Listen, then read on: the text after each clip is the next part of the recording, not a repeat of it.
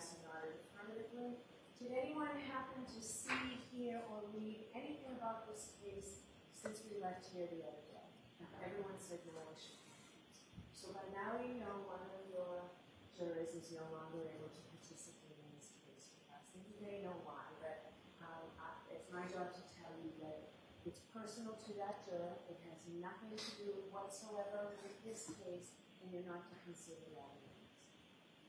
And there's one instruction I need to give you. You'll remember that when digital evidence or text messages were introduced earlier, I gave you an instruction. I'm required to give you this instruction again.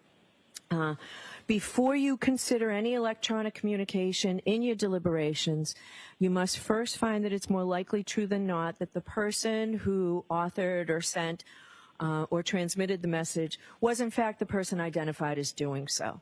If you do not find that it's more likely true than not that the witness or the other people in the text message thread was the person who authored or created or transmitted the communication, then you may not consider that communication in deciding that case. So it's an instruction I'm required to give you. I should have given it to you on Monday.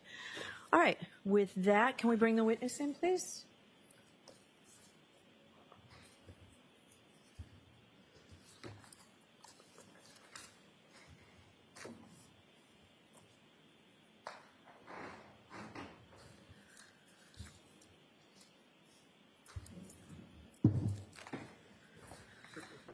Step and remain standing, face the clerk to be sworn in. He's almost been the evidence of the court and jury in the case now. We're going to the truth, the whole truth, and nothing but the truth, so help you God. Good morning, Trooper. Yes, sir. All right, whenever you're ready, Mr. Jackson. Your Honor, as a matter of housekeeping, I would move to admit the packet of text messages with date stamps inclusive of 02680, 02685 that was referred to on Monday. Is there an objection to the written one coming in? Same objection, Your Honor. Why don't I see you at sidebar on this?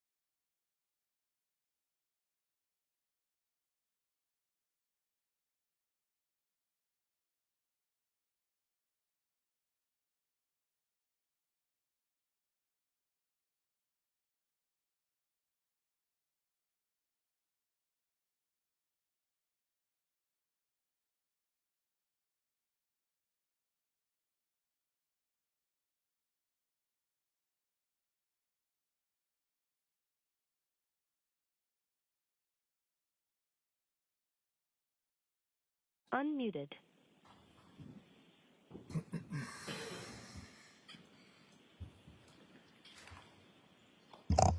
May I, Your Honor? Yes. One more matter of housekeeping. I have another set of iOS messages that are inclusive of pages 2527 through 2545. I'd like to have these marked as for identification as next in order. All right. If you have any others, let's have them all marked for identification at the same time.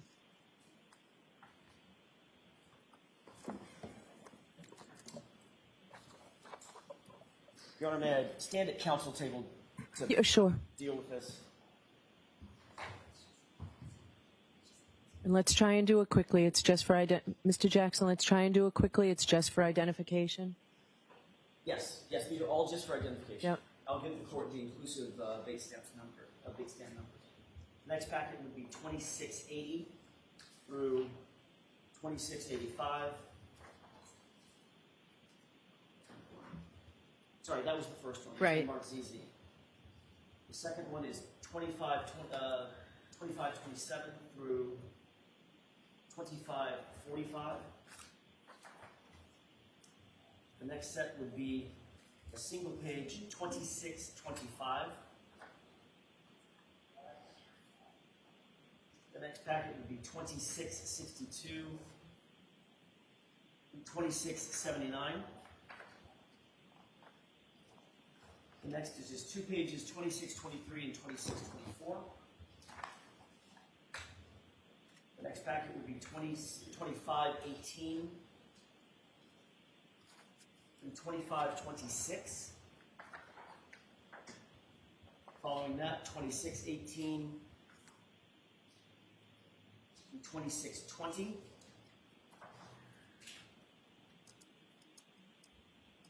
Then packet 2628 and 2634, and finally a packet inclusive of 2583 to 2617. All right, Madam Court Reporter, if you'd be so kind, please. Thank you.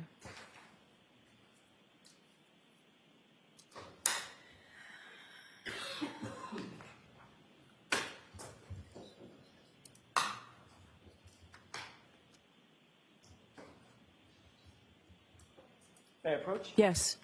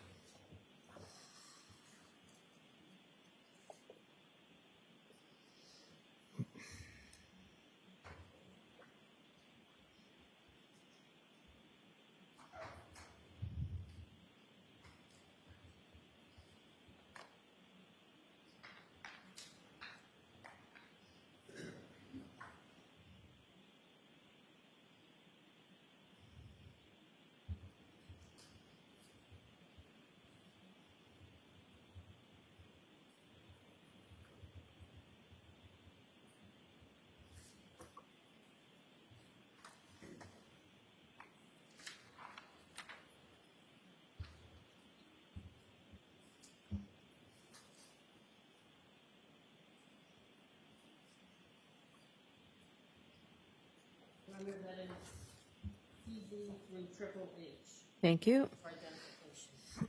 Thank you. All right, go right ahead, Thank Mr. you, Your Honor. Jackson. Trooper Proctor, I'm going to ask you if you wouldn't mind to turn to tab 2 in the binder in front of you.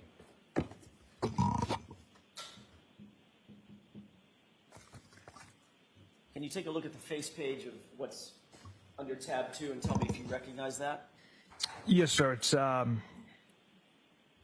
private text thread with high school friends. And this includes 9 participants, 9 chat participants that you engaged with? That's correct. Those participants include people by the name of Bird, Whitey, and Doc, correct? Correct. And then there's some other folks in there that are identified by at least the last 4 digits of their phone number, correct? Yes.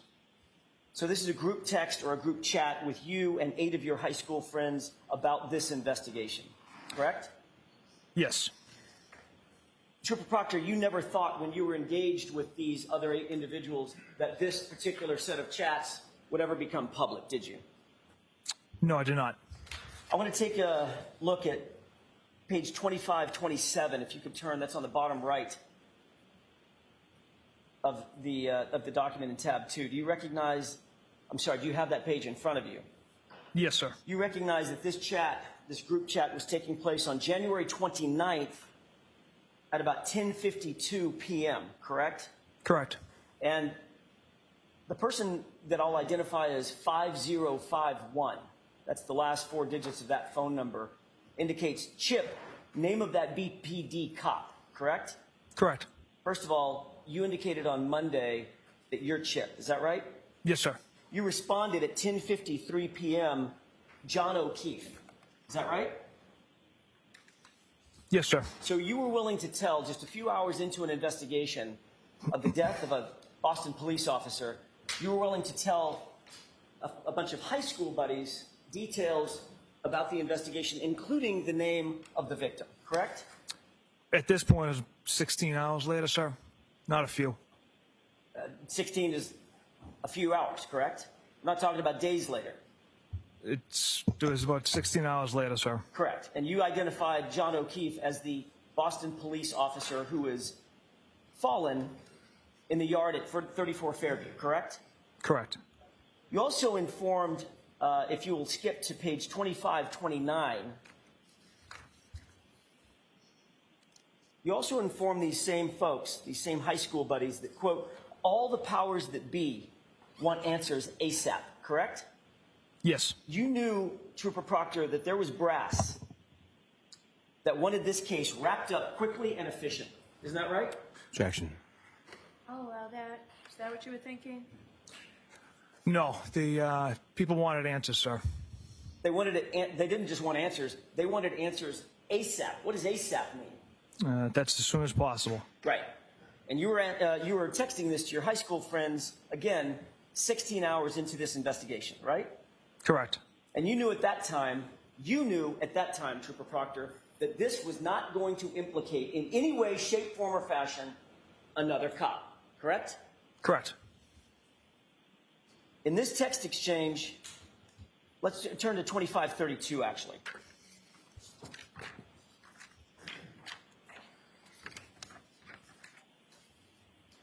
You have that in front of you? I do. In this text exchange at 10:56 p.m., your buddy Bird writes, I'm sure the owners of the house will receive some shit, correct? Correct. How did you take that to mean? Did you take that to mean that he could get in trouble? Yeah, I'm not sure exactly what my friend was getting at. Well, you had some idea. Yeah, maybe. The owners of the house isn't going to get any shit for this, right? That's how I interpreted it. Yeah, you interpreted it like he's not going to get in any trouble. He's not going to be a suspect, correct? Correct. And he's not going to be implicated in any way. Is that right? Correct. And your answer was one word, correct? Yes. What was that word? Nope. And then you followed that up with an explanation as to why you said no, didn't you?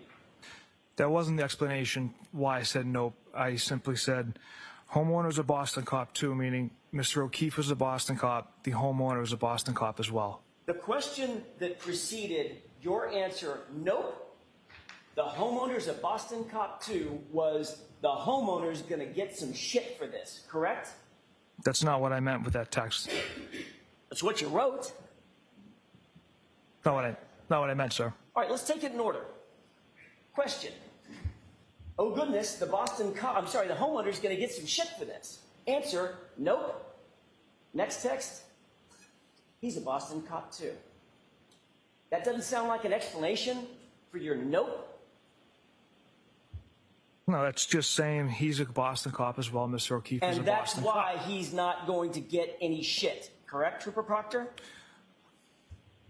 Well, he's not going to receive any shit, sir, because Mr. Albert, the homeowner, had nothing to do with Mr. O'Keefe's death. And you knew this 16 hours into your investigation. Yes. Less than a day. Yes. To your satisfaction. To my satisfaction And and you to the hadn't members been of my to the unit. crime scene? So let him finish. We didn't get the finish your answer. To my satisfaction and to all the members of my unit who investigated that day. Objection. Calls for speculation. So I'm going to let it stand. Trooper Proctor, you have to keep your voice up, okay? Jurors need to hear you way back there. Yes, ma'am. The fact of the matter is, you hadn't been to the crime scene by the time you wrote this text, correct? Correct. You hadn't been inside the home, correct? No. You had you had questioned a grand total of 3 percipient witnesses at this point, correct? Yes. And 2 of the 3 were named McCabe, right? Correct. And 1 of the 3 was named Albert, correct? Yes. And it's against that backdrop that you wrote, nope, the homeowner's not going to get any shit because he's a cop, right? That's not what I meant by that. At 10:57, Bird goes on to write, he, the homeowner, must have been a puddle to accomplish that. And then he writes, who's the homeowner? And then he writes, I hope not, but I can see it. Correct? Yes. A puddle means drunk, correct? That's a term for it, yes. In other words, Bird wrote that the homeowner must have been so drunk, so wasted to have killed him. Correct? Objection. Do you know what that means? Do you know what that text means? Just the puddle part, Your Honor. That term. All right, so he can answer that. And the puddle part means drunk or wasted, right?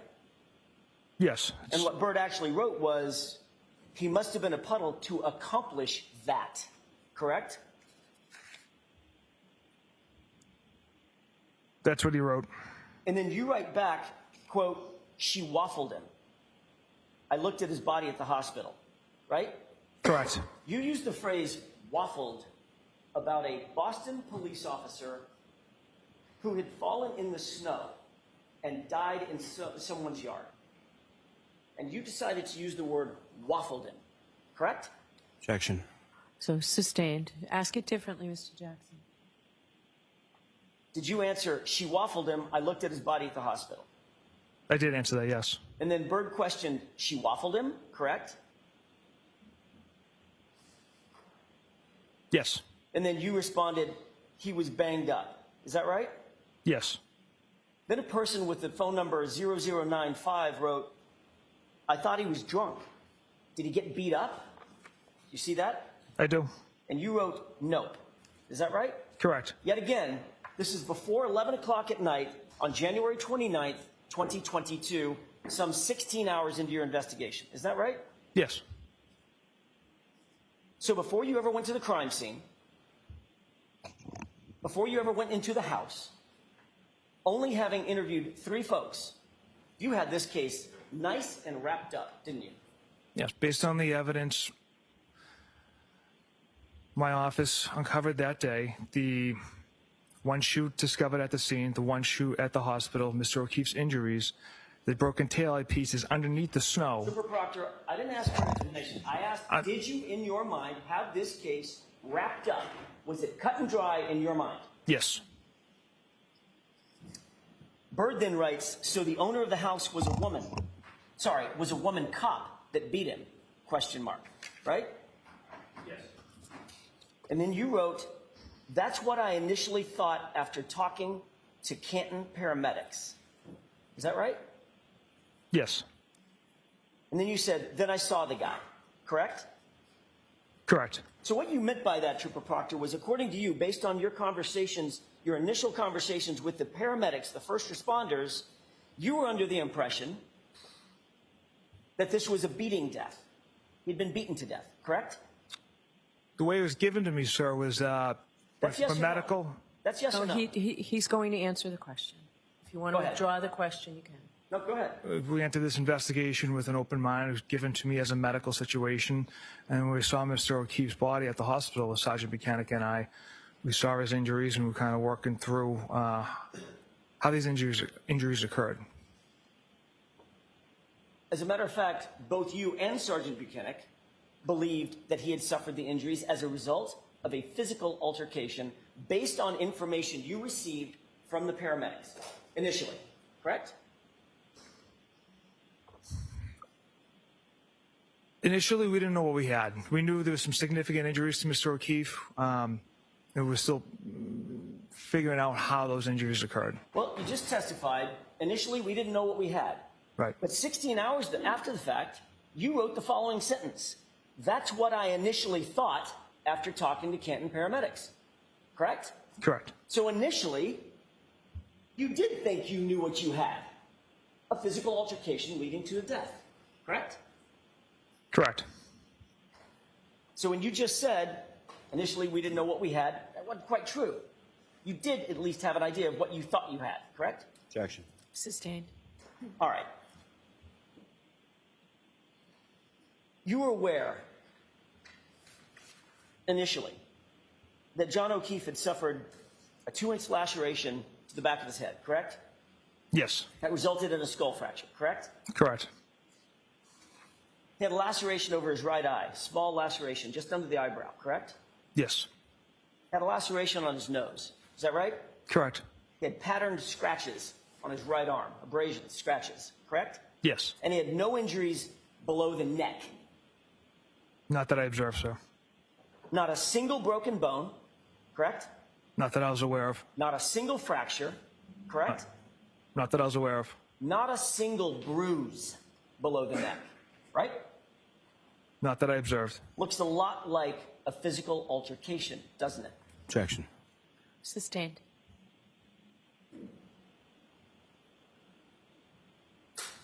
Bird writes, Bear, let's focus, correct? Yes. Who's Bear? That's another nickname I have. 0095 writes, what does she waffled him mean? And then Bird writes, what's the story, correct? Correct. And you wrote, she hit him with her car. Is that right? Yes. Have you ever seen, in your experience, have you ever seen a pedestrian who's hit by a 6,000-pound car with no bruises? Ever?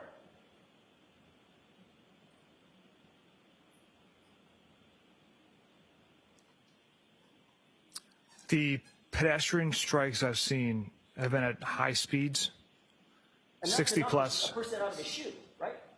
60 plus miles per hour. So I can't recall right now off the top of my head as far as injuries in the past pedestrian strikes I've attended. Okay. So someone, you indicated on Monday, under examination by Mr. Lally, you've seen a shoe missing. Correct. Pedestrian strikes, correct? Yes. Those are high-speed, extremely high-speed incidents, correct? Yes. 60 plus miles an hour, right? I can't recall all the pedestrian strikes I've been to as far as the miles per hour the vehicle is traveling. Trooper Proctor, let me ask you the question again. Have you ever, yes or no, have you ever, in your experience, seen a vehicle pedestrian incident in which the pedestrian has no bruises? Objection. Have you seen that? I can't recall.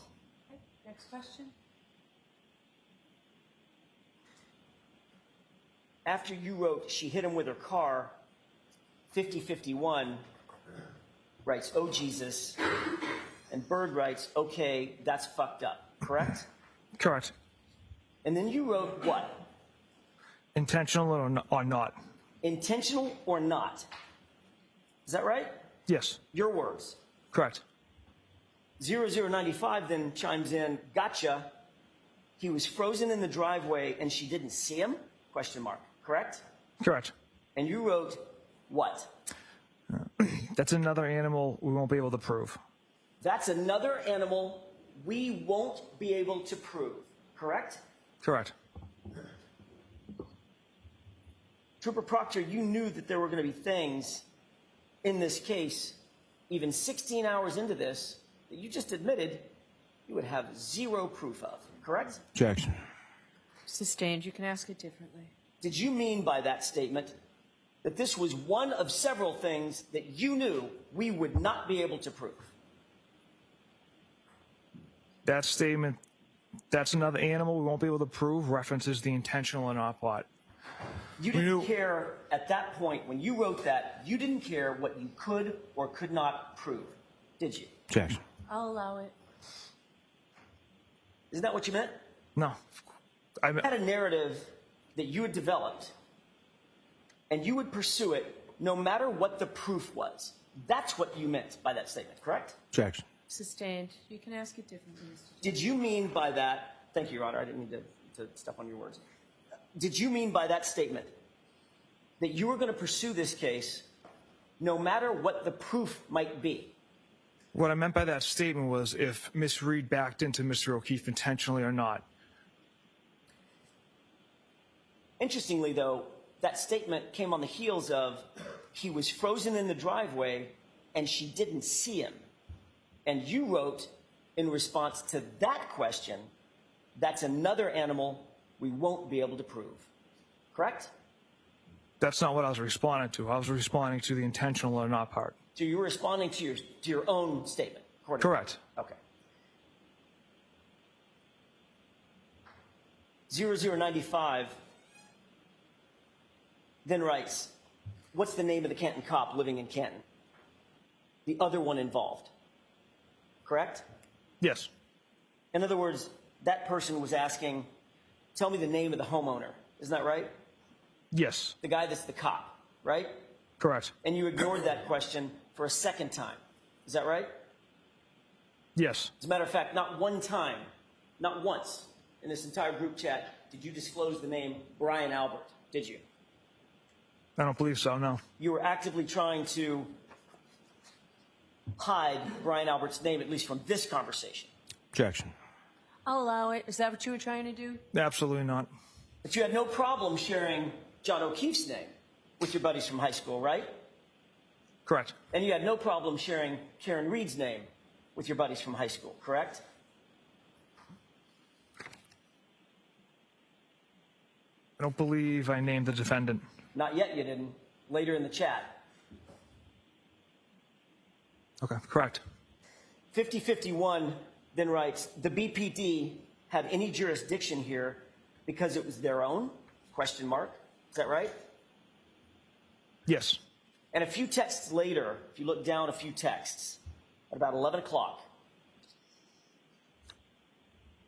you see a text that starts, nah, cat.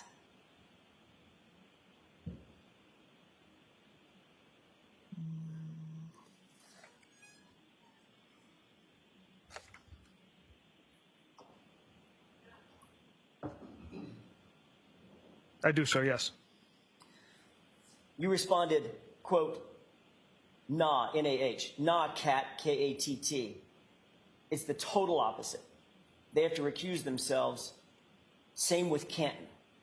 Correct? That text ends as they have to recuse themselves. You then text back, I'm sorry, hang on a moment. Yes. Flip the next page. I see where you're at, sir. How did you end that text? Same with Canton. Meaning Canton has to recuse itself also, correct? That was my understanding. So by 11 p.m. on January 29th, 2022, there was no question in your mind, Trooper Proctor, that the Canton Police Department was recused from this investigation in all particulars, correct? That they had taken a step back from participating, yes. Right. Well, there's one way to put it. They've taken a step back from participating. Another way to put it is they recused themselves completely, correct? Correct. They were not going to be, at least in your mind, they were not to be involved in any way, just like Boston PD was not to be involved in any way. Is that right? Objection. Is that what you were thinking? It was my understanding they were not going to be involved. Now, if we could turn to page 2537.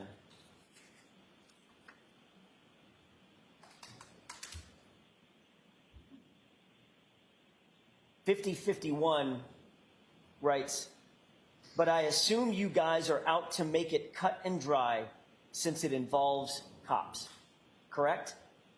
Yes. And Berg writes, something stinks, correct? Correct. And then Trooper Proctor, you responded, yeah, but there will be some serious charges brought on the girl. Isn't that right? That's right. So in that text exchange, you were saying, yeah, we're out to make it cut and dry, correct? No. You didn't write, yeah, we're going to follow the evidence wherever it takes us. You didn't, did you? I did not write that. You didn't write, yeah, we're going to make sure that we investigate this thing fully and thoroughly before making any decisions. You didn't say that, did you? I did not. You wrote, yeah, but there will be some serious charges brought on the girl. Isn't that right? Correct.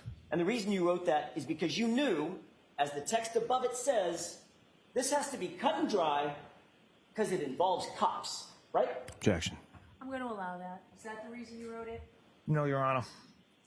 And then you indicated, we're going to put serious charges on the girl. Who did you mean by the girl, by the way? The defendant. Karen Reed? Yes, sir. So the way that you were going to make it cut and dry, pretty simple. Just pin it on the girl, right? Objection. Is that right? Absolutely not.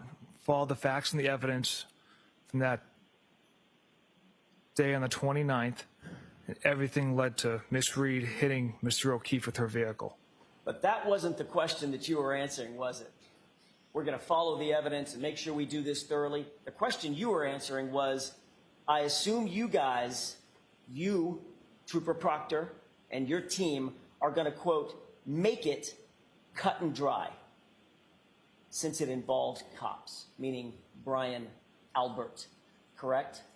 Incorrect. Doesn't matter to me if the homeowner's a cop, if the victim's a police officer. Myself and everyone in my office investigated this case that Saturday, had an overwhelming amount of evidence that Miss Reed struck Mr. O'Keefe. So it didn't matter to us what their occupation was. We'll see. Let's keep reading, shall we? 5051, a little further down, says, gotta be, I could only imagine what internal affairs at BPD are trying to get out there. Correct? Correct. Meaning, this person, 5051, was opining, at least in your mind, you interpreted that as being Boston police are going to have a lot to answer for, given the fact that another Boston police officer was found dead on that officer's lawn. Correct? Objection. What were you thinking? Can't speak to the mindset to that comment. I wasn't sure how to interpret that one. All right, next question, Mr. Jackson. Then 5051 changes gears. And he writes, she hot at least? Correct? Yes. And what was your response to that? From all accounts, he didn't do a thing wrong. She's a whack job cunt. From all accounts, he didn't do a thing wrong. She's a whack job cunt. That's what you wrote, correct? Correct. 16 hours into this investigation. Yes. Into your objective and unbiased, thorough investigation, correct? Correct. But sir, you didn't have all accounts, did you?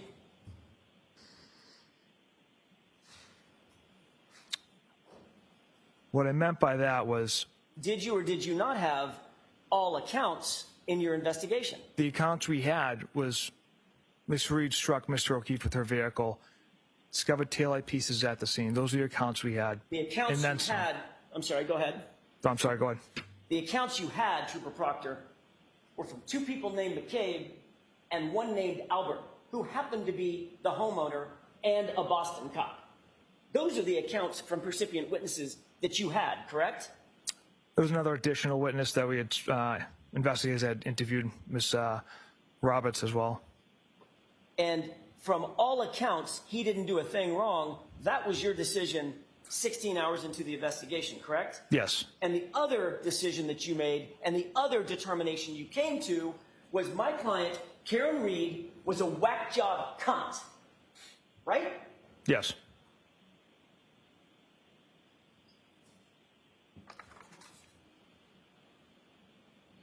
What else did you say in response to, she's hot at least?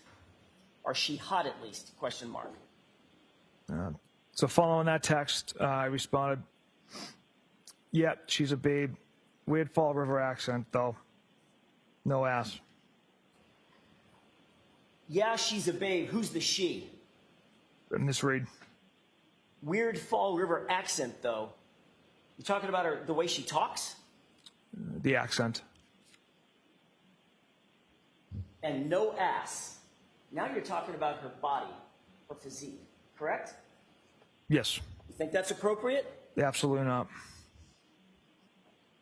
Then Bird chimes in with a little comedy. Not newsworthy then, correct? Correct. In other words, well, if she didn't have an ass, nothing to see here, correct? Objection. Sustained. And then 5051 says, oh, she's skating, right? Correct. And what did you write after that? My response was zero chance she skated. And then what did you write? She's fucked. Zero chance she skates. She's fucked, right? Correct. You decided on the 29th of January, 17 hours into this investigation, you decided individually, Trooper Proctor, you're not only going to put it on the girl, you decided you're going to make sure this is cut and dried, and the way you're going to do it is to make sure that she's fucked. That's what you were saying. Objection. All right, so that's sustained. You can, the content's fine. You have to ask it differently. 17 hours into this investigation, Trooper Proctor, you made the decision that you were going to put it on Miss Reed, didn't you? Put the case on Miss Reed. She was going to catch the case, correct? No, absolutely not. What did you mean then when you said she's fucked? After the day's investigation with multiple troopers conducting multiple tasks and a debriefing at Canton PD amongst detectives in my office who went through the overwhelming amount of evidence against Miss Reed that she struck Mr. O'Keefe with her vehicle. That's what I meant by that comment. What you meant by that comment, Trooper Proctor, was you were going to make sure, because 5051 had said she's going to skate. She's skating. When you said zero chance she skates, she's fucked, what you meant was, I am going to make sure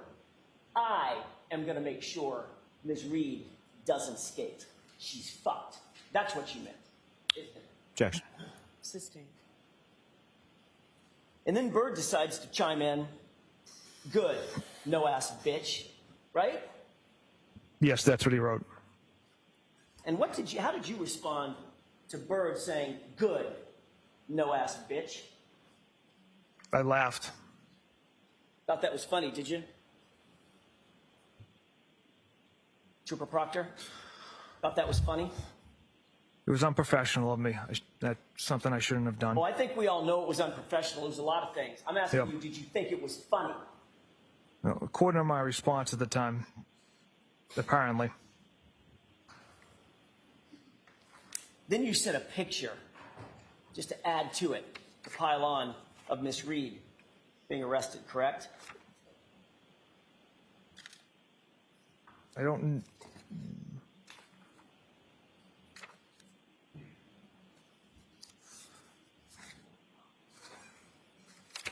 I'm not sure if that came from me, sir. Let's skip to 2543. Are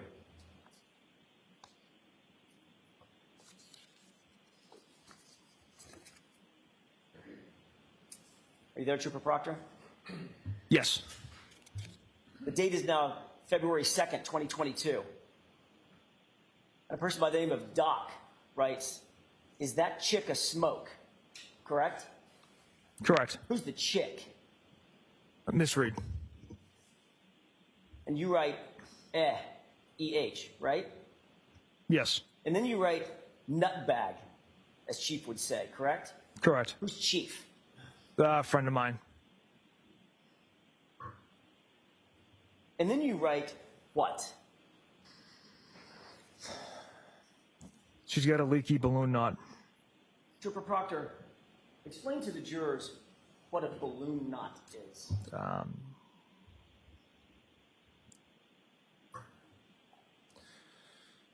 Your essentially, I guess, your rectum area. Your anus? Yes. That's what you were referring to about Miss Reed? Yes. And you were making fun of her because you believed at that time that it leaked? That's how you were treating Miss Reed? Yes or no? Yes. And then you followed that up just to make sure you cleared up any mistake about what you meant with leaks poo, correct? Objection. All right, so I'm going to strike that. You could get this in, but do it the right way, Mr. Jackson. You followed that up with the phrase leaks poo, didn't you? I did. Again, another reference to Miss Reed's medical issues and medical conditions, correct? Correct. Specifically focused on her anus, correct? In reference, yes.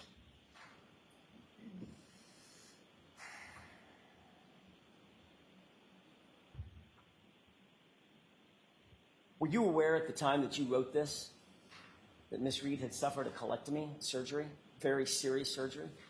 I was not, sir, no. Were you aware that she had had 10 surgeries in 18 months, several years prior? 10. I was not aware of that.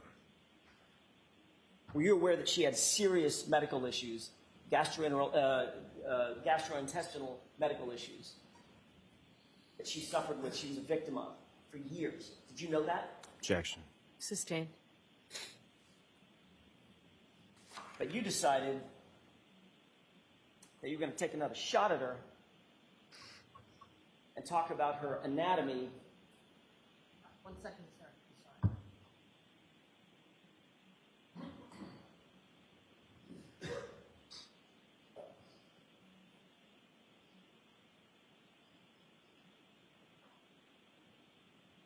I'm sorry. All set. I'm sorry. Christine.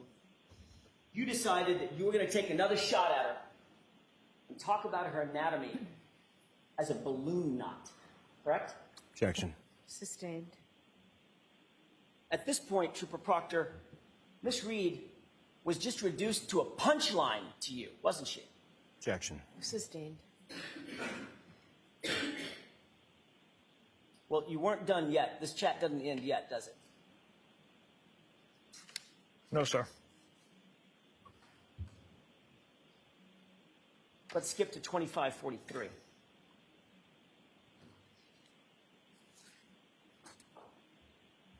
On the same date, February 2nd, 2022, about 4:15 p.m., a person by the name of Whitey wrote, "What are you guzzling on?" Correct?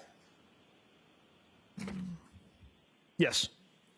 And you wrote, "Nothing, writing a warrant." Is that right? Correct. Whitey then shares some sort of a video, correct? Yes. You remember that video being of the 1980s band Warrant? I don't recall the video he sent.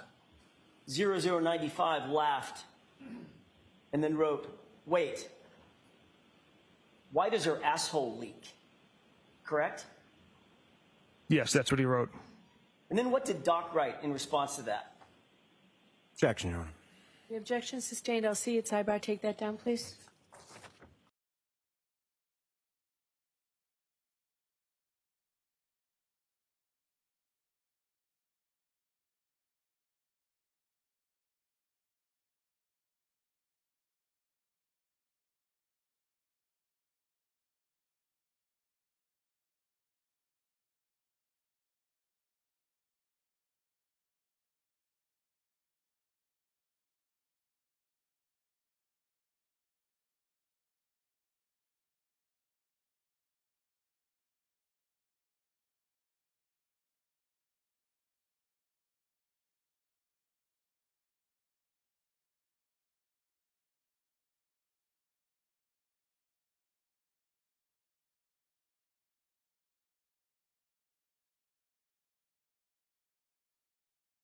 You are unmuted.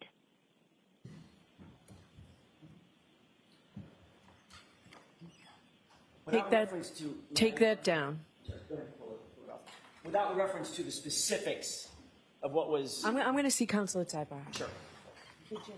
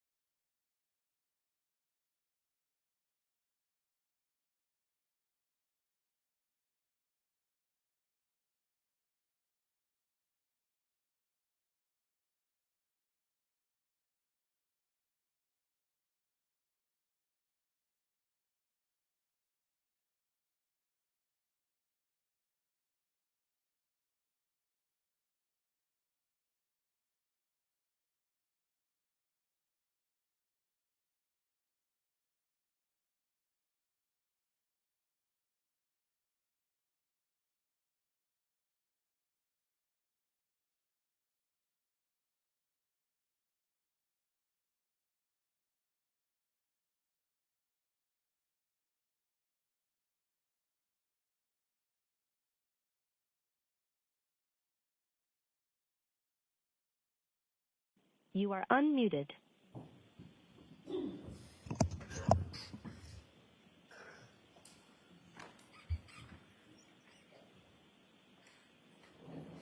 Trooper Proctor, without getting to the specifics of the words used in the following, in the next exchange that you're looking at, it's fair to say that your high school buddies then continue to discuss Ms. Reed's medical issues, correct? Objection. That's sustained. Come on, Mr. Jackson. That isn't what you said you'd ask. Go ahead and ask the question you said you'd ask. Was there a continued discussion that finished on this subject matter? Yes.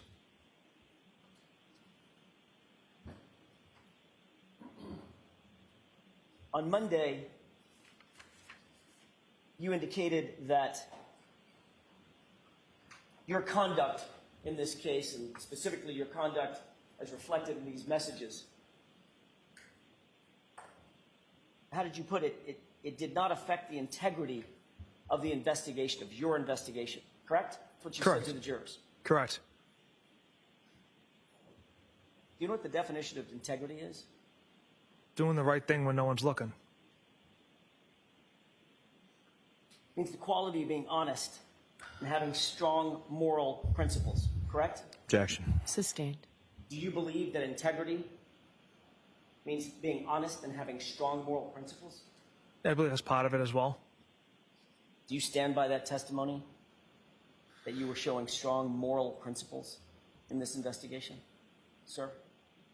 In the investigation part, absolutely. Through these text messages, absolutely not. They were juvenile and regrettable. When you say they're juvenile and regrettable, it sounds like you're almost apologizing to the jury for your conduct. Is that what you're doing? For those texts? Objection. Sustained. Trooper Proctor, have you ever apologized to Ms. Reed? Objection. Sustained.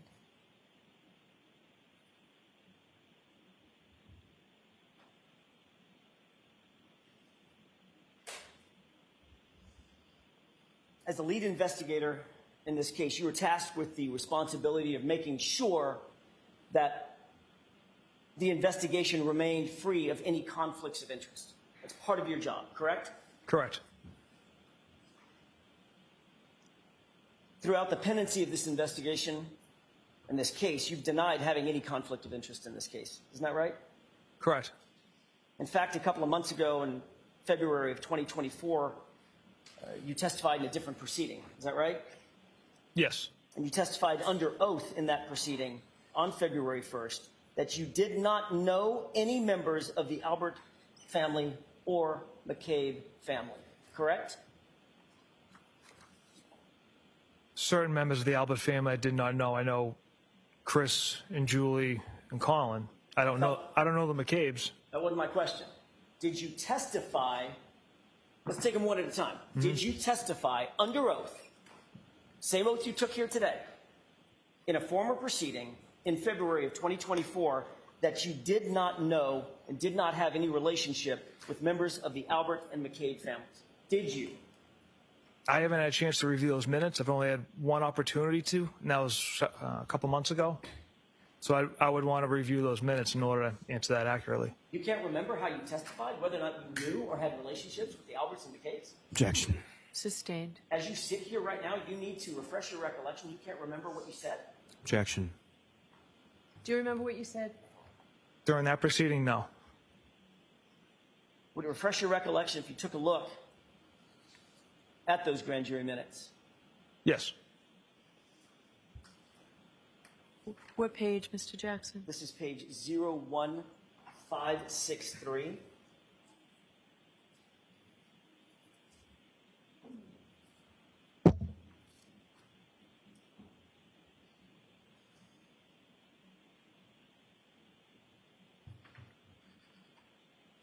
If I may have just a moment, Your Honor. Yes.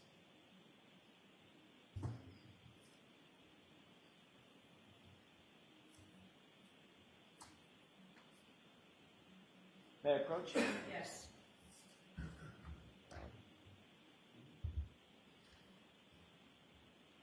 If you'd review that and look up when you're finished.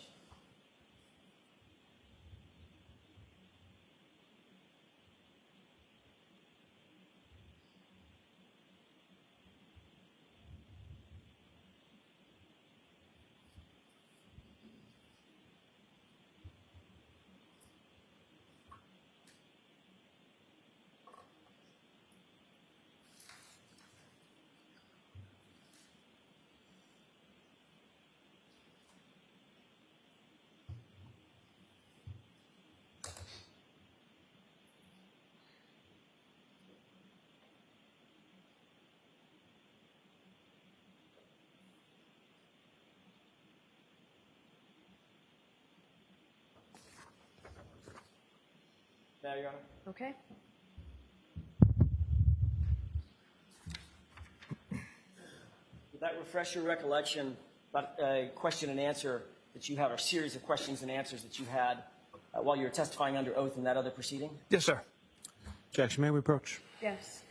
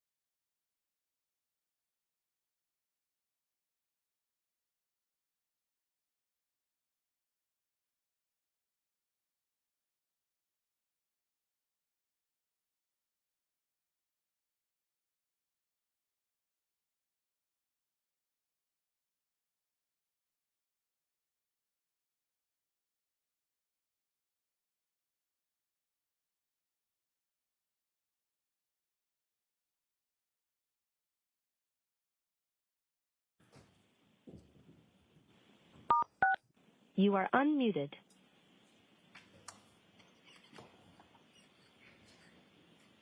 May I, Your Honor? Yes. Thank you. You were asked the question, quote, did you communicate with First Assistant DA Beeland that you did not know and had no relationship with the Albert and McCabe families? And you answered, quote, to the best of my recollection, the same conversation took place with everyone I talked to about this, because it's the same answer. It's the facts that I shared with everyone.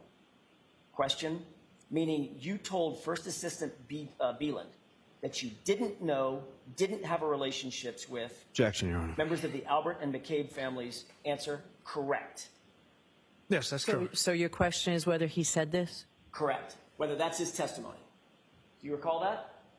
Yes. And that's your testimony that you, in fact, told members of the DA's office that you did not know and did not have a relationship with the Alberts or McCabe's. Is that right? I did not know the McCabe's. I don't know most of the Alberts, and I have little to no relationship with Chris and Julie. So that's what I meant by that answer. Well, the question wasn't, did you know most of the Alberts? The question was, did you have a relationship with, or did you know the Alberts? And your answer was, no. No, I don't have a relationship with the Alberts. Or know them. I don't know the McCabe's. I don't have a relationship with the Alberts. So you do Who know asked- the Alberts, correct? I know some of them, Julie and Chris. And Colin, correct? Correct, and Colin. And you knew the Alberts when you gave this testimony in February of 2024. Is that right? Yeah, they asked if there was any relationships. And let's try this again. Meaning you told First Assistant Beeland that you didn't know, didn't have relationships with members of the Alberts and members of the Albert and McCabe families. Answer, correct. Mm-hmm. Was that ambiguous in your mind? The way I interpreted relationships was basically being like friends or, communications, frequent communications. That's how I interpreted Well, that might have relations. been a good time to pipe up and say, well, I know Chris and I know Julie and I know Colin, correct? Objection. Sustained. That might have been a good time to answer the question, I know these three individuals from the Albert family, right? Objection. Sustained. But your answer was one word, correct, right? Yes. You further testified that you never have gone to any supervisor at Massachusetts State Police to disclose even a potential conflict of interest in this case that you might have, correct? Correct.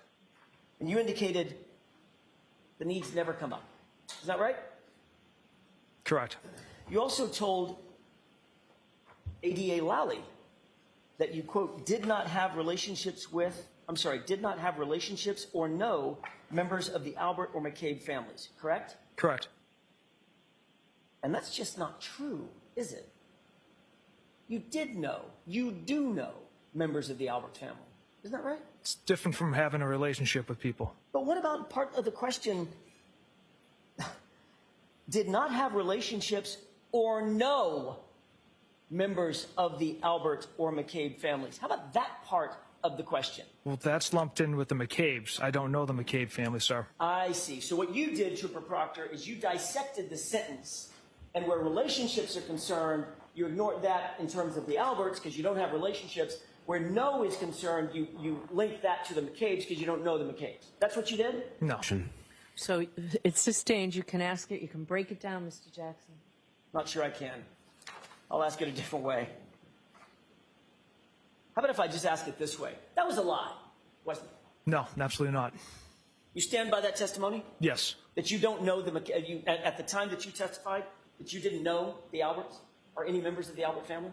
They don't have relationships with them. Okay. My question is, you keep going back to relationships. I'm asking you, did you testify that you didn't know them? Objection. I'll let him have it. Do you understand the question, Trooper? I knew Chris, Julie, and Colin. So if you were to say, I don't know any members of the Albert family, that would have been a lie, correct? Objection. Sustained. Your Honor, this is the point at which I intend to turn to tab 3, and I believe we need to approach. Okay. Jurors, feel free to stand.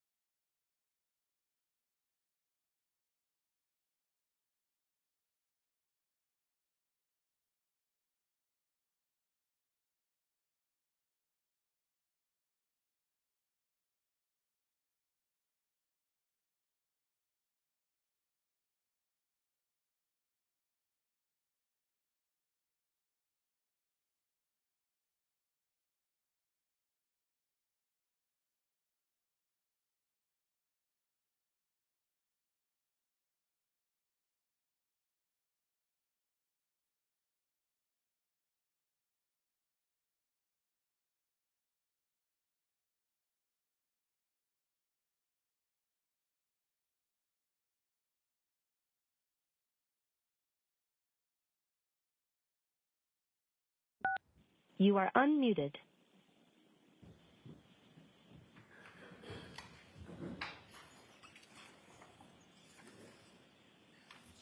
May I have just a moment, Your Honor? Yes.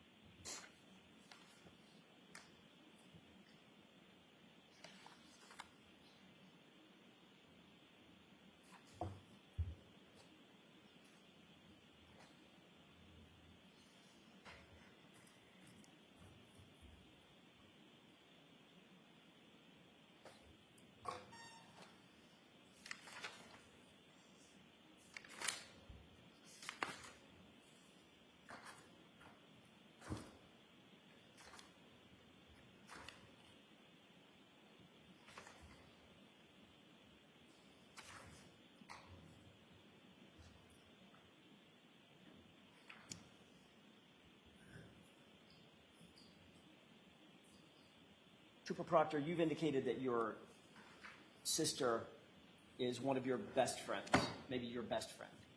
Yes. Courtney Proctor, that's your name? Courtney Correct. Proctor. Elberg? I'm sorry? Her last name? Elberg. Elberg, with an L. And you're aware that she is also very, very good friends with Jillian Daniels, Julie Albert. Correct. Are you aware of any circumstance in which any of the Alberts have been over to your parents' house? Yes. Have you ever been over at your parents' house when any of the Alberts have been at your parents' house? Yes. Those Alberts include Chris Albert, Julie Albert, Colin Albert, correct? Correct.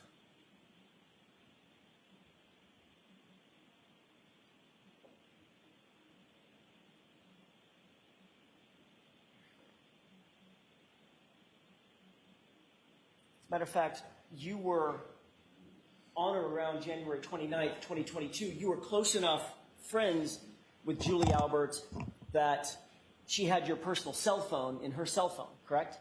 And vice versa. I wouldn't classify us as close friends at all.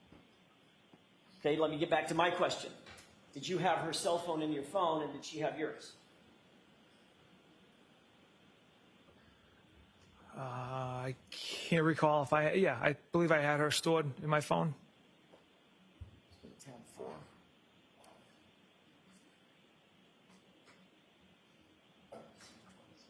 All right. If you would turn to tab 4.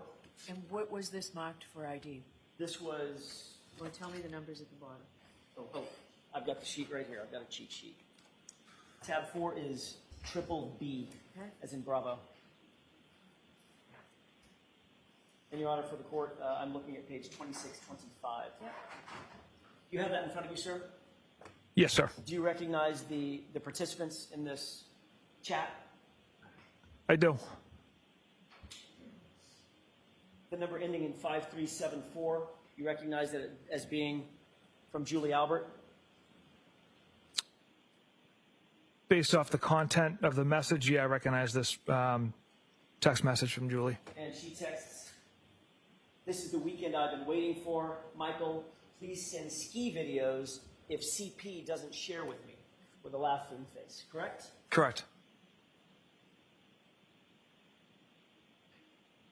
That text was sent on February 24th, 2022, wasn't it? Yes. That was less than a month after Mr. O'Keefe's death, isn't that right? Correct. And less than a month after you had been assigned to the investigation in which Julie Albert was a witness, correct? Correct. And her husband, Chris Albert, was a witness, correct? Correct. And her son, you knew, Colin, was involved as well, correct? Yes. Who is CP in that text message? It's a nickname I have for my sister. Courtney Proctor, correct? Correct. Your Honor, if I may have just a moment. Okay.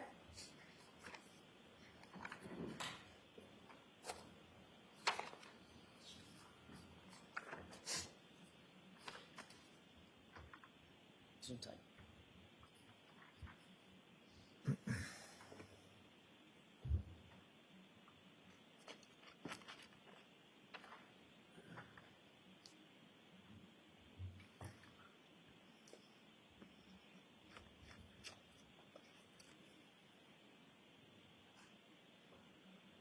Can we move to Trooper Proctor to tab 5, please? That's triple C as in Charlie. Do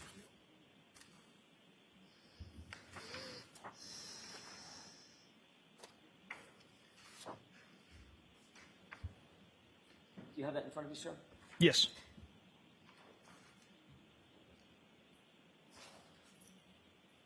And this would be page 2664. If you return to that page, please.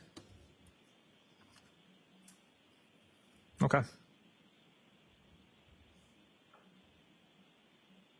Trooper Proctor, on January 19th, 2022, 10 days before Mr. O'Keefe's death, you were texting with your sister about whether Julie Albert might be available to babysit for your own son, correct?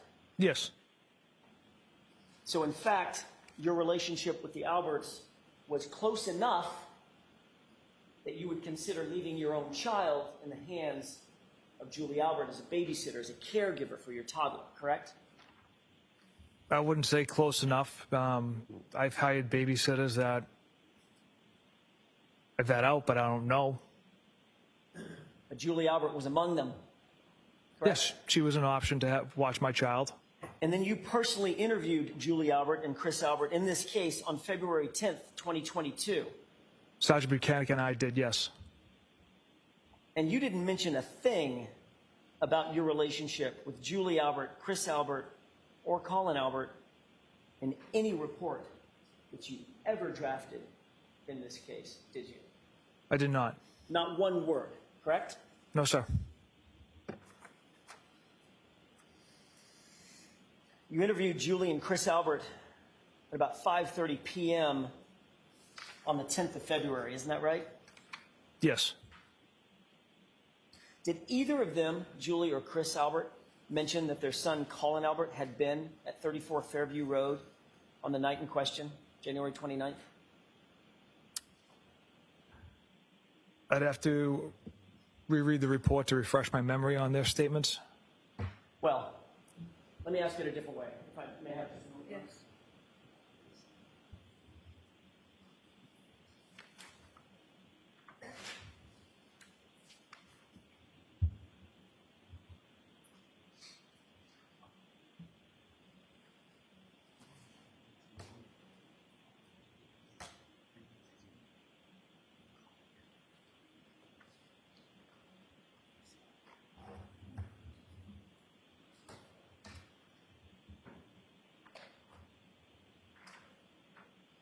You wrote a report on October 12th, 2022, correct?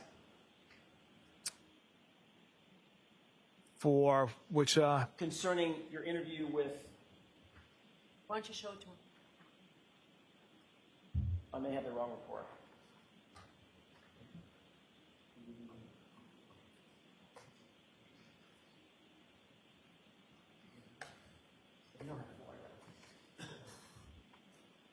Do you recall, Trooper Proctor, ever mentioning that whether or not Julie and Chris mentioned to you that their son had been at 34 Fairview on January 29th? Do you recall that as you sit here?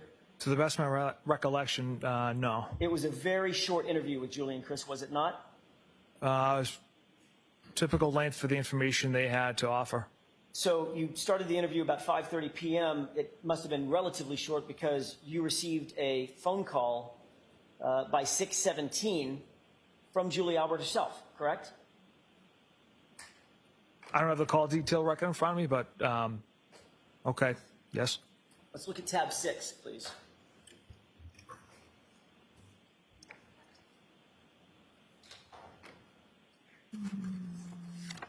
Oh, it may not be in your book. It's not, sir. Okay, fair enough.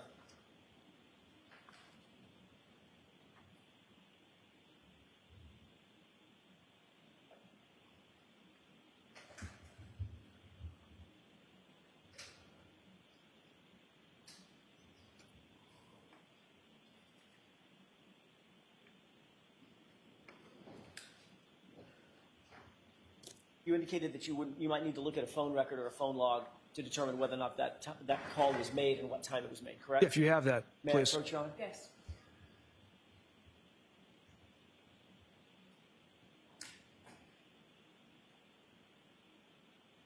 Thank you. There's a highlighted portion, Trooper Proctor. Just focus your attention on that and let me know if that refreshes your recollection. It does, sir. Thank you. May I approach? Yes.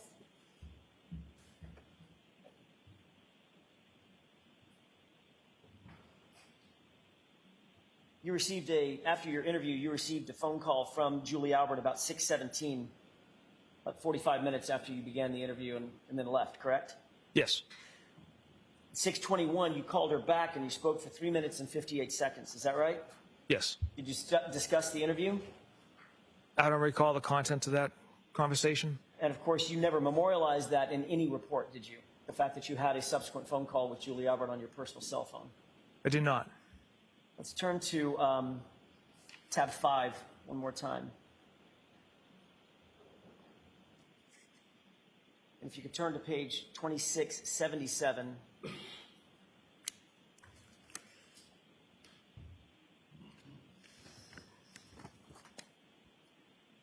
Trooper Proctor, after your interview with Julie Albert, your sister, Courtney, texted you, "How did it go at Julie's? She was so nervous."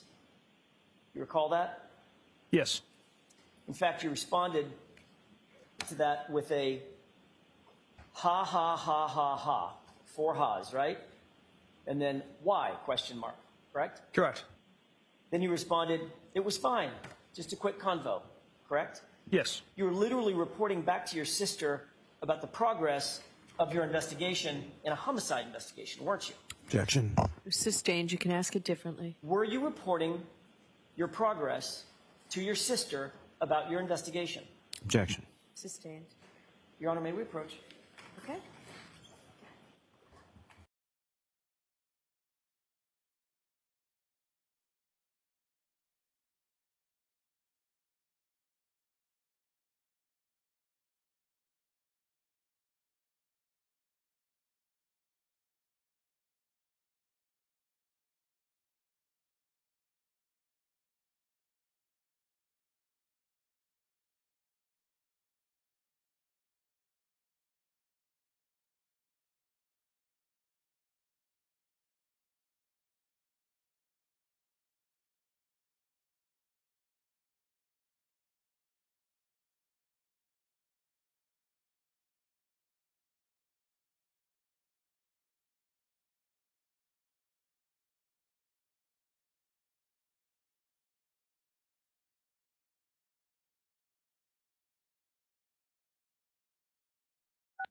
You are unmuted.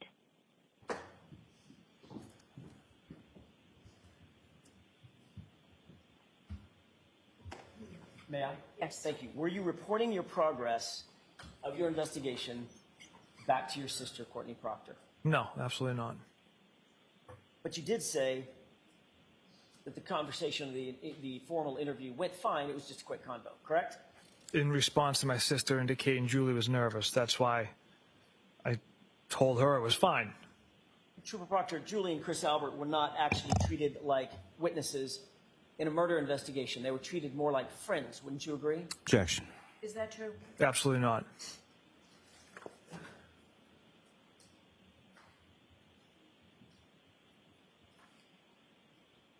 We've established that you're very close with your sister, Courtney, correct?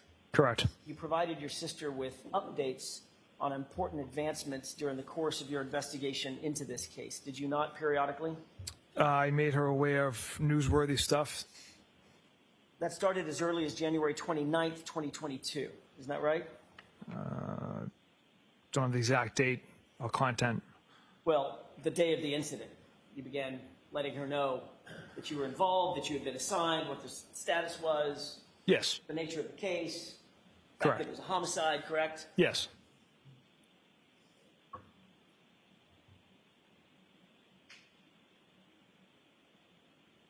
Matter of fact, you discussed who the players were, who the people were that were involved. Isn't that right?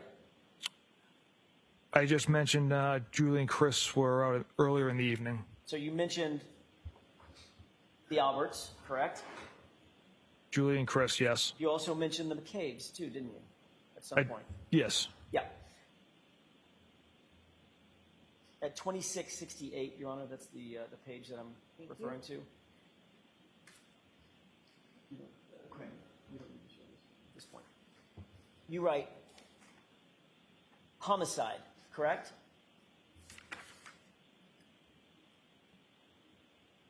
So I said 2668. Correct. If I have my page number correct. You're on the right page, Mr. Jackson. Thank you.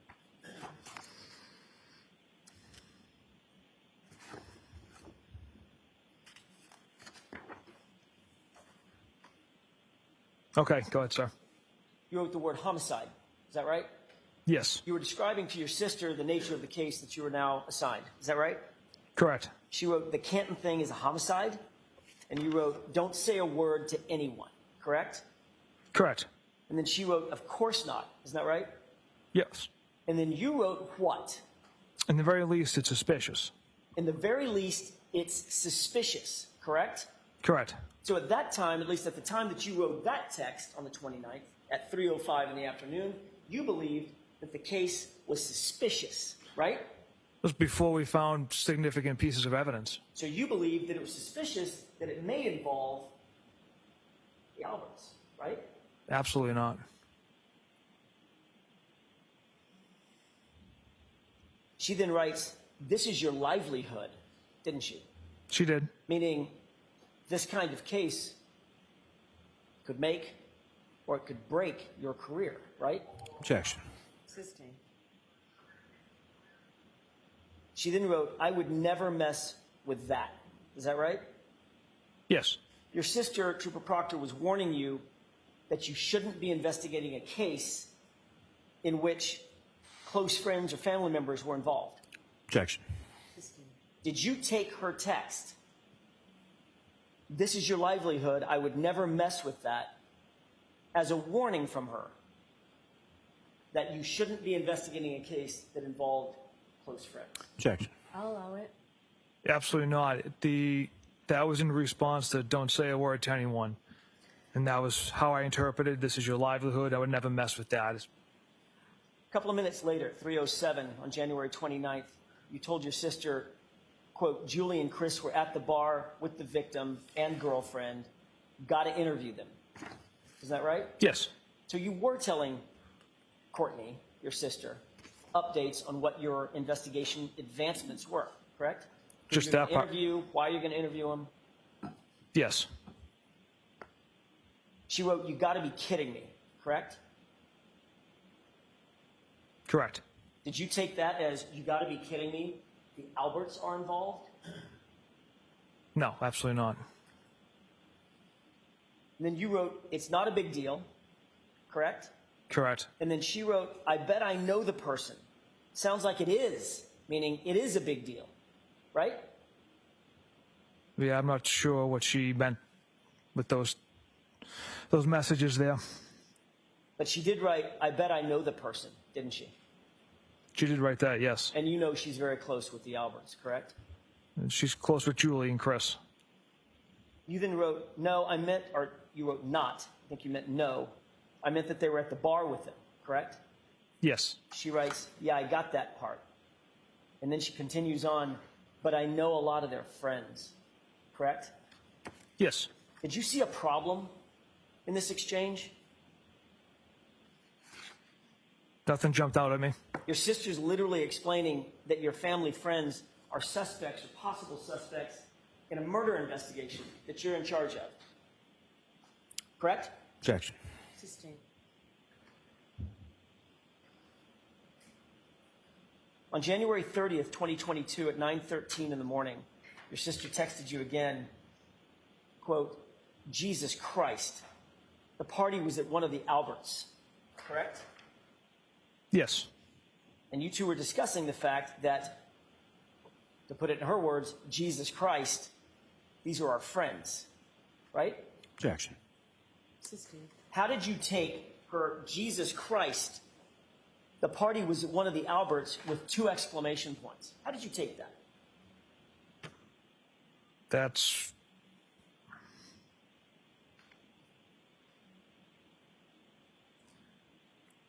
her, the way I'm interpreting my sister's text messages was that surprised and shocked that this is where Mr. O'Keefe was found on the front lawn of that residence. Could it be Jesus Christ We know these people.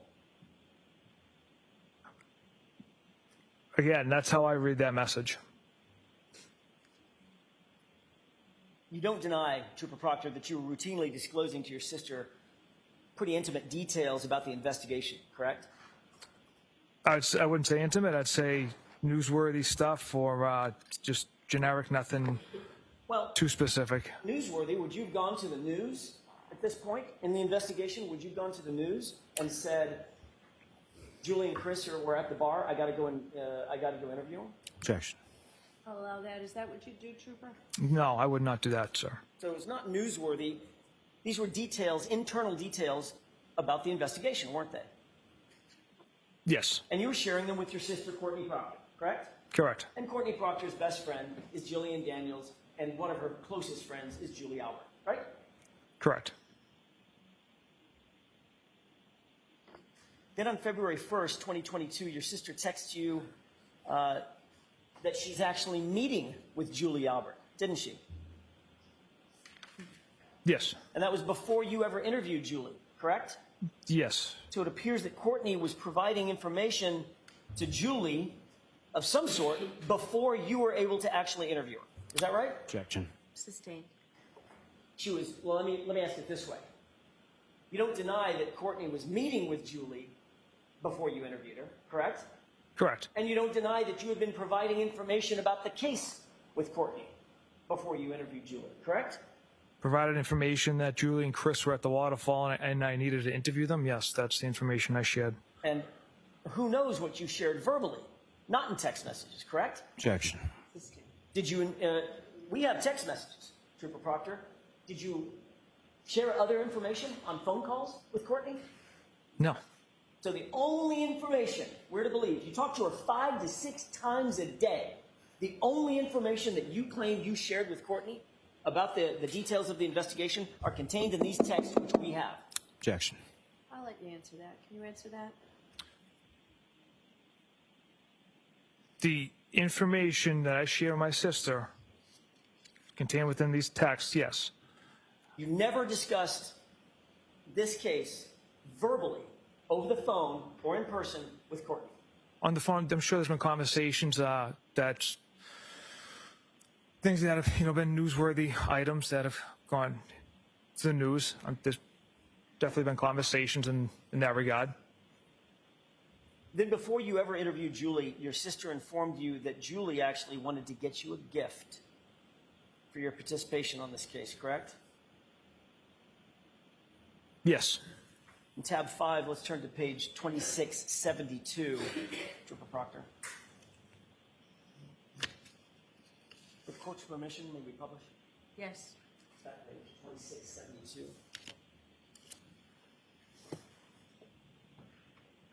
You see the text from you, what's up? Yes.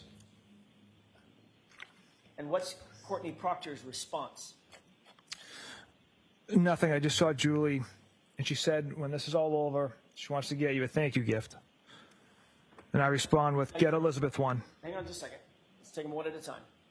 You were asked about this on direct examination by Mr. Lally, right? Correct. And you looked at the jurors, paused, and said, I never asked for a gift. I never received a gift. Elizabeth never asked for a gift. She never received a gift. You remember that? Correct. You said you never asked for a gift, correct? Correct. What's your next text? Get Elizabeth one. Get Elizabeth one what? Referring to a gift. Right. So you did, in fact, ask for a gift, didn't you? For my wife who had been home with my children for the last 10 nights. From Julie Albert Yes. for your participation on this case. I don't know if that's yes. Well, Courtney Proctor answers that question by saying, because I guess her and Chris were friends and John, and she's so proud of you for leading this investigation, correct? Correct.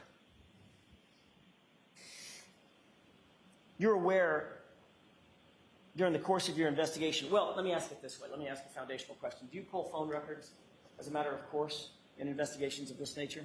Yes. Did you pull phone records in this case, variously? The phone records of, Of anybody? Witnesses, suspects, not witnesses, individual people, whatever? we didn't do We didn't pull full phone records of witnesses. Victim? Victim and Miss Reed. During the course of your investigation, did you become aware that there were 67 calls between Julie Albert and your sister, Courtney, in the months following John O'Keefe's death? Objection. I'm going to sustain that objection. Did you become aware during the course of your investigation of the level of communication between Julie Albert, one of the witnesses on the case, and your sister? Objection. I'm sustaining that objection. You can come try and convince me otherwise if you want, Mr. Jackson. I can ask it a different way, Your Honor. Thank you. Did you ever seek information about phone calls and communications that Julie Albert may or may not have been having with anybody else? No. Didn't download her phone, didn't seek her phone records? No. Did Courtney ever tell you that she had consistent communications with Julie Albert? Or did you know that otherwise? Objection. During the months, let me ask it this way, during the months following John O'Keefe's death, you did continue to have consistent communications with Courtney, though, didn't you? Yes, I speak to my sister every day. Trooper Proctor, were you using Courtney, your sister, as an intermediary between you and Julie Albert? Absolutely not. You were well aware from the very beginning of your investigation that Colin Albert was, in fact, at 34 Fairview on the night in question, right? Yes. Matter of fact, you testified at the grand jury, the state court grand jury on this case, that you knew that Colin Albert was at the location, right? Yes. Did you make any concerted efforts to keep Colin Albert's name out of this investigation? No. Why is it, Trooper Proctor, that Colin Albert's name fails to appear in a single police report until July 18, 2023? Colin Albert was not at the home. He left at approximately 12:10 a.m. before anyone from the waterfall had arrived back there. Let's look at, obviously, part of the job of an investigator is to be as complete and thorough as possible, correct? Yes. You don't just take someone's word for something. You look for corroborating evidence, don't you? Yes. Matter of fact, you wouldn't take a witness's word for almost anything in a reasonable investigation, would you? Objection. Would you? No, If- you can have that. If I find that witness to be credible and have no reason to lie, then yes, I would take their word. Would you try to support a witness's statement, or witnesses with an apostrophe, S apostrophe, their statements with corroborating evidence? Yeah, potentially. That corroborating evidence might be talking to other witnesses, right? Yes. It might be looking at cell phone data, correct? Correct. It might be looking at geolocation data, correct? Yes. You're trying to find out where someone is. You might pull information from their phone concerning geolocation data, right? Yes. You might pull cell tower information, right? If there's a need for it. There's myriad ways that you can find out whether someone's telling the truth about where they were and when they were there, right? Right. Let's take a look at your handwritten notes from your interview with Juliana Nagel on October 5th, 2022. This should be tab 7. Proctor.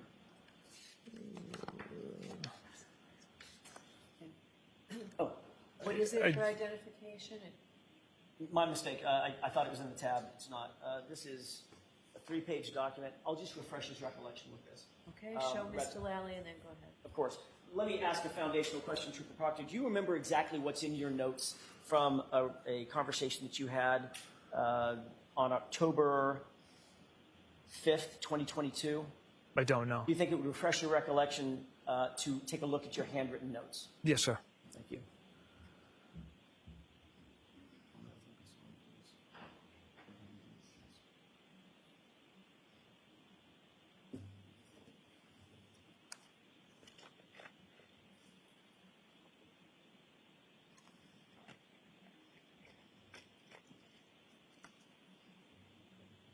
Take a look at that. And first, let me just ask you if that refreshes your recollection.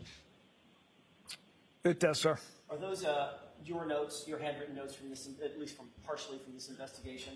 Yes. Does that reflect your handwritten notes based on a conversation that you had with Juliana Nagel on or about October 5th, 2022?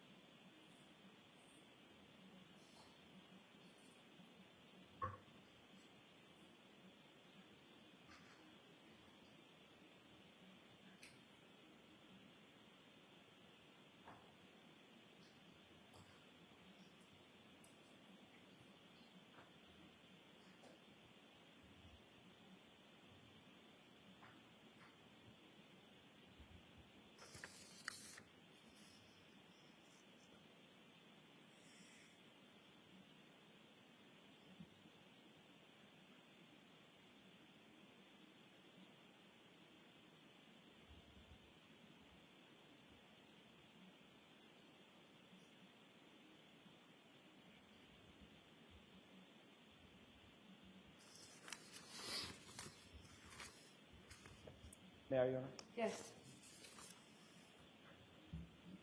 Does this appear to be an accurate representation or an accurate copy of your notes from your interview with Juliana Nagel? Yes. Your Honor, with the court's permission, I changed my mind. I would like to have this marked as next. Introduced into evidence? Correct. Is there an objection? Yes, Your Honor. And the objection sustained. Is it true that in your handwritten notes, you list the following individuals based on Juliana Nagel's conversation with you as being at 34 Fairview? Brian, Juliana, Mary Kent, Emily Fabiano, Courtney Alba, Colin Albert, and Sarah Levinson. Correct? Correct.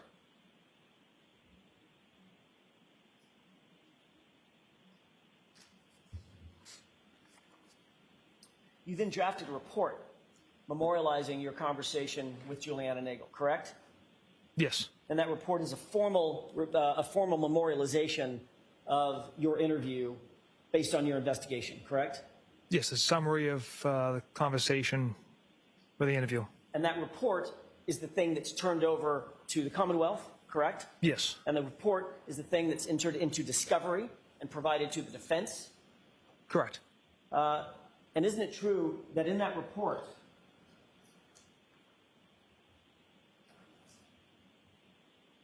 you list the individuals that were at 34 Fairview as Brian, Mary Kent, Emily Fabiano, Sarah Levinson. Is that correct? Yes. What's the one name that was left out of your report on that list? Objection. I'll allow it. Was there one name left out? The, Break that down, Mr. Jackson. Sure.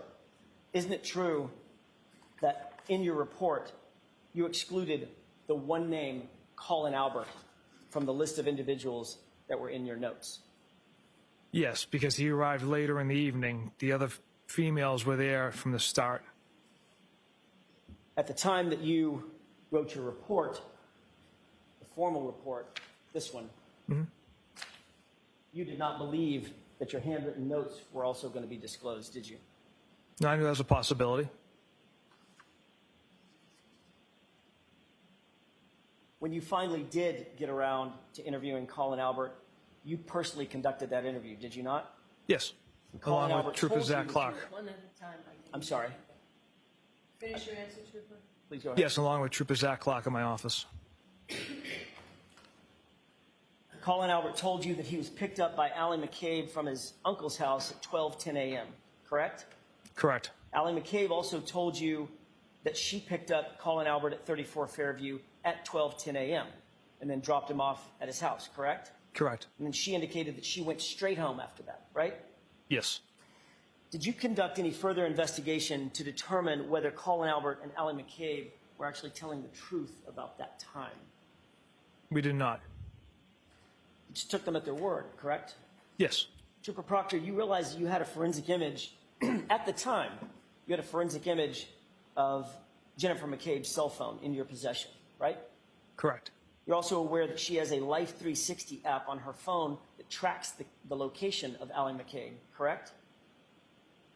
I was not aware the app tracked her daughter. I knew of the Life 360 app, but I wasn't aware of the capability of her tracking her daughter. Did you bother to look at Jennifer McCabe's Life 360 app to determine whether Colin Albert and Allie McCabe were telling the truth about the time that they supposedly left 34 Fairview? Objection. Did you do that or allow it? I did not. Can we take a look at tab 8?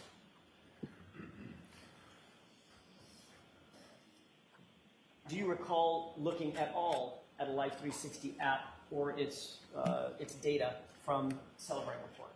Objection. Sustained. Did you or did you not look at any data from Life 360 from Jennifer McCabe's phone? Objection. All right, so this is a good time to take the morning recess, and I'll see council in 15, 20 minutes, Julie.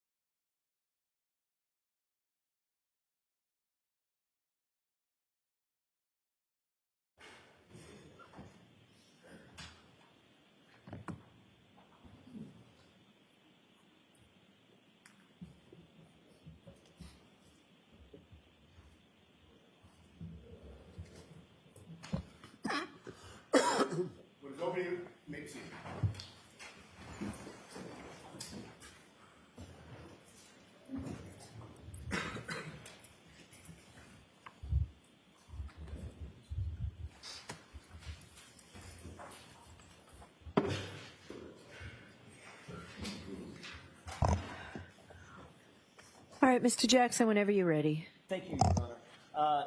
Trooper Proctor, did you include in your investigative file any Celebrite report related to the Life 360 app that was on Ms. McCabe's phone that you earlier testified to? Trooper Garino was our cell phone expert, kind of handled that, so I'm not positive if that report, if he generated that report. Okay, so it goes without saying, I shouldn't say that because if it goes without saying, I shouldn't say it. Did you review a Life 360 report in an effort to determine whether or not Colin and Allie were telling the truth? No. You grew up in Canton, did you not? Yes. I don't want an address, but just generally as a crow flies, how close would you say you live from the Albert residence at the former Albert residence at 34 Fairview in Canton? 2-3 miles. How about from the McCabe residence? And again, don't give me any addresses. Maybe a mile.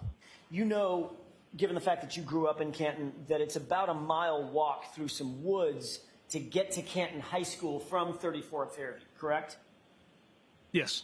Did you have any Canton police officers canvass the area around the high school or filling stations around the high school, gas stations around the high school for video surveillance footage? No. Did you have any conversations with anybody from Canton about video surveillance concerning the high school and or surrounding gas stations? Yes. Who is that? It was Officer Galanis. Can you turn to tab 9, please?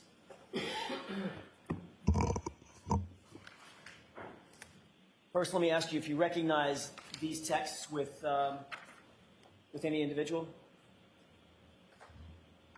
Yes, I do. How do you recognize those texts? That was a text communication between Officer Galanis and myself. Taking a look at those text communications, do you see the inclusive dates of those on the face sheet Yes, document? I do. What are those inclusive dates? First message sent, date and time, February 18th, 2022, 1:02 p.m. Last message sent, date and time, February 18th, 2022, 2:05 p.m. These are texts on a single day, correct? That's correct. If you would look at page 2623.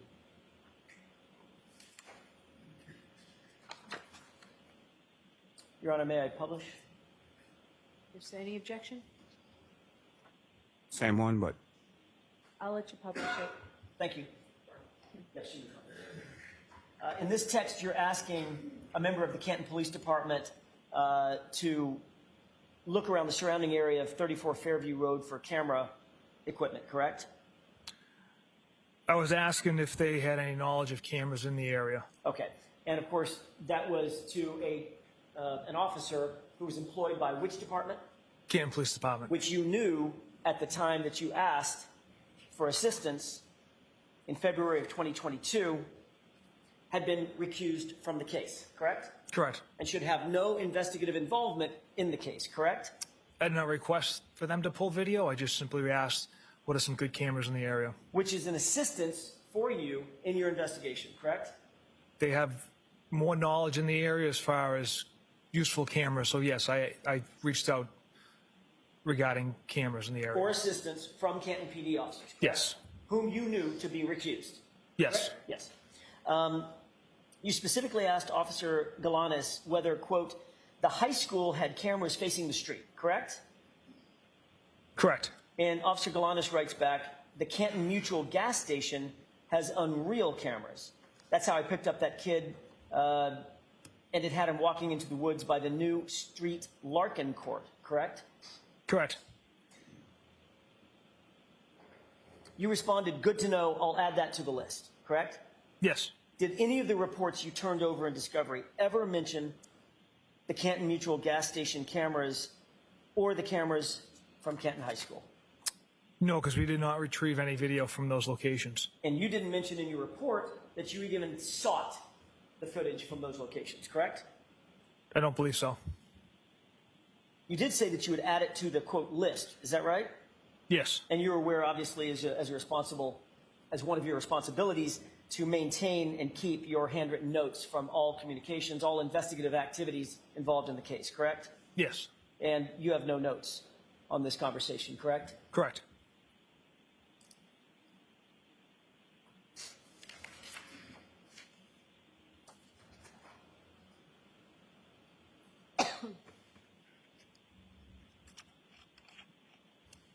As the lead investigator, Trooper Proctor, you are responsible ultimately for deciding which witnesses will be interviewed and which witnesses will not be interviewed, correct? Like I mentioned yesterday or Monday, it's a collaborative effort within the office, so we bounce ideas off each other as far as what witnesses need to be interviewed, etc. So it's more of a group effort, a group decision. But as the case officer, you make some of the final decisions on who's going to be investigated, who's going to be interviewed, things of that nature, right? I facilitate certain areas, yes. I want to talk about some of the witnesses that you interviewed in the days and weeks immediately following Mr. O'Keefe's death. You interviewed Brian Albert, correct? Correct. Nicole Albert, yes? Yes. Chris Albert? Yes. Julie Albert? Yes. Jennifer McCabe? Yes. Her husband, Matt McCabe? Correct. All those individuals are related in one way or another, either through marriage or otherwise, to each other, correct? Yes, that's my understanding. And you also interviewed Brian Higgins, is that right? Yes. I want to talk for a second about the individuals that you did not immediately choose to interview. Julie Nagel wasn't interviewed until October 2022, correct? Correct. That's 7 months after the incident, right? Correct. Sarah Levinson was not interviewed until October of 2022, also 7 months later, correct? Correct. Caitlin Albert was interviewed July 6th, 2023, correct? Yes. That's 16 months after the incident. Is that right? Correct. Brian Albert Jr., July 6th, 2023, right? Yes, sir. Allie McCabe, August of 2023, correct? Yes, sir. That's 18 months after the incident, correct? Correct. Heather Maxson, she was not interviewed until September 21st, 2023, 17 months later, correct? Correct. All right, that's actually, my math is off, that's about 18 months later, is that right? Correct. Richard D'Antano, September 2nd, 2023, is that right? Yes. So you waited more than 18 months to interview him as well, is that right? Yes. And then Brian Loughran, snowplow driver, August 2023, 17 months after the incident, correct? Correct. I want to talk for a second about this last individual, Brian Loughran. He also goes by the name Lucky, is that right? Yes. Lucky Loughran. You testified under oath on April 21st, 2022 in the state court grand jury proceeding that no snowplow traveled down Fairview Road on January 29th, correct? Correct. Why did you say that, Trooper Proctor? That was based off interviews with Mr. Trotter, that the plows weren't out until they met up at 2:30, and then it was my understanding they were focusing on the main roadways. You're aware that Michael Trotta testified in this case? Okay. Were you aware or not? No. Okay. You did, in fact, interview Michael Trotta, did you not? Yes. And isn't it true that Michael Trotta told you that, in fact, Brian Loughran was plowing 34 Fairview that morning? Objection. Is that what he told you? I don't recall that statement from him. Michael Trotta testified that that's what he told you. Do you have any quarrel with that? Objection. That's sustained. In reality, Trooper Proctor, you did not want to speak to anybody in the weeks and months following this incident who didn't fit your narrative, correct? Objection. I'll allow it. Is that true? That's simply not true. Absolutely not. Certainly, you didn't want to talk to anybody who could say that there was no body on the lawn at 2:30 in the morning. Is that right? No, it's not true. Are you aware that Lucky Loughran, in fact, did report that there was no body on Objection, the Your lawn Honor. at 2:30?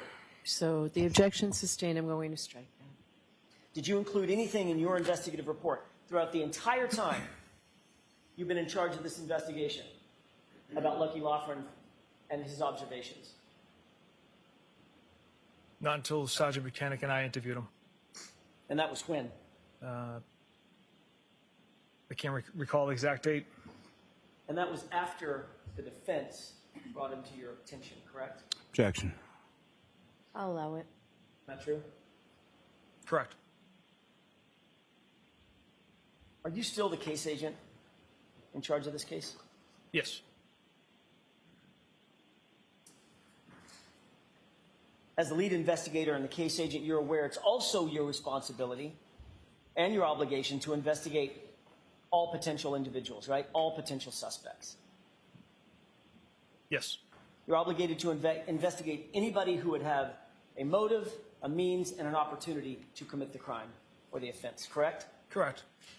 Motive includes anything from financial gain to could just be revenge, right? Yes. Could be a lover's quarrel, correct? Yes. Or it could be someone who's interested in someone romantically, correct? Could be an argument inside of a vehicle. Sorry, I didn't hear that. Could you? What I was your didn't hear answer? him. So, or it could be an argument contained inside a vehicle as well. Ah, yeah, which is the conclusion you jumped to 17 hours into your investigation, right? Objection. Is that right? It's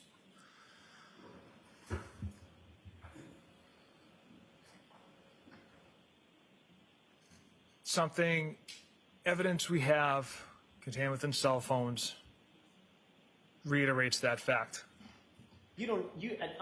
When you decided that you were going to make sure that the girl, I think that's what you called her, the girl was going to have serious charges brought against her 17 hours into your investigation, you didn't have any evidence whatsoever that there was an argument inside the vehicle, did you?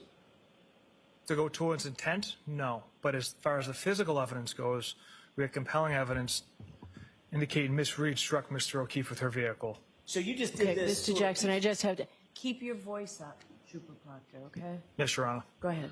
You just did this piecemeal.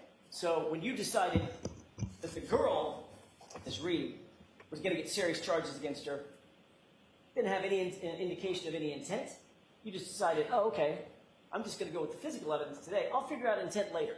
I'll figure out motive later. Right? Yes.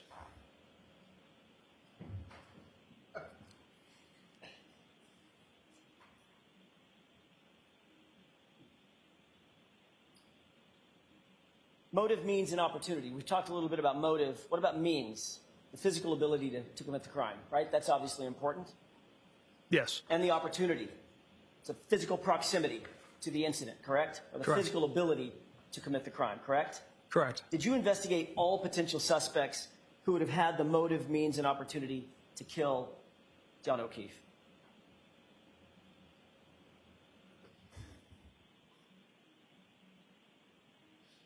Yes, and that motive, means, factored in with the physical evidence pointed directly at Miss Reed. There's no one else had any motive. Mr. O'Keefe never went inside Fairview Road. And you got all that, of course, from the Albertson case, right? Yes. Objection. I'll allow it. Let's talk about Brian Higgins for a second. You know that name? I do, sir. You personally interviewed Mr. Higgins, correct? Sergeant Buchanan and I did, yes. You keep adding other people into the interviews. I'm asking what you did, not what you and somebody else did. Did you personally interview Brian Higgins? Objection. I'll allow it. Yes, I did. He's a fellow law enforcement officer, and you knew that, right? Yes. He was a colleague of yours, correct? He worked in a different agency, yes. You waited until February 10th to conduct a pre-scheduled interview with Mr. Higgins, didn't you? Yes. And you interviewed him in the presence of his attorney, correct? Correct. He told you that he was engaged in a flirtatious relationship with Miss Reed. He did. As a matter of fact, he told you that he was engaged in a flirtatious relationship with Ms. Reed over text messages, but on at least one occasion that resulted in a kiss, correct? Yes. And then he also told you that he had taken the liberty to extract certain conversations from his own cell phone, right? Correct. And he brought you a hard copy of those text messages, right? He did. And you knew that those text messages were messages that he curated to give to you, right? Yes. He's the one that made the determination of what was important, what was not important to give to you, his interviewer, right? Objection. Was that your understanding, Trooper? It was my understanding Mr. Higgins was being very forthcoming by providing those messages. It's not uncommon for witnesses to take screenshots or send us emails or send us text messages, so he just had a different means of producing text messages. Well, you were actually asked that question in a different proceeding, under different questioning, and you were asked whether or not in your career as a law enforcement officer has any person or witness ever brought a self-extraction of text messages to an in-person interview, correct? Objection. I'll allow it. Correct. Most And your answer was, civil. your answer was, Trooper Proctor, you had never experienced that in the history of your career, correct? Correct. So you became aware pretty early on that Mr. Higgins at least had a motive to want to visit harm on John O'Keefe, correct? Objection. I'll allow it. No, absolutely not. Well, you knew he had this flirtatious relationship with Karen Reed, is that right? Yes. You became aware that he ignored, you saw the text messages, you became aware that Karen Reed actually ignored text messages from Mr. Higgins while at the Waterfall Bar and Grill with John O'Keefe, correct? Objection. I'll allow it. Yes. And you're aware that at 12:20 a.m., Brian Higgins sent a text message to John O'Keefe, coaxing him to 34 Fairview, correct? Objection. I'll see you at Sidebar on this.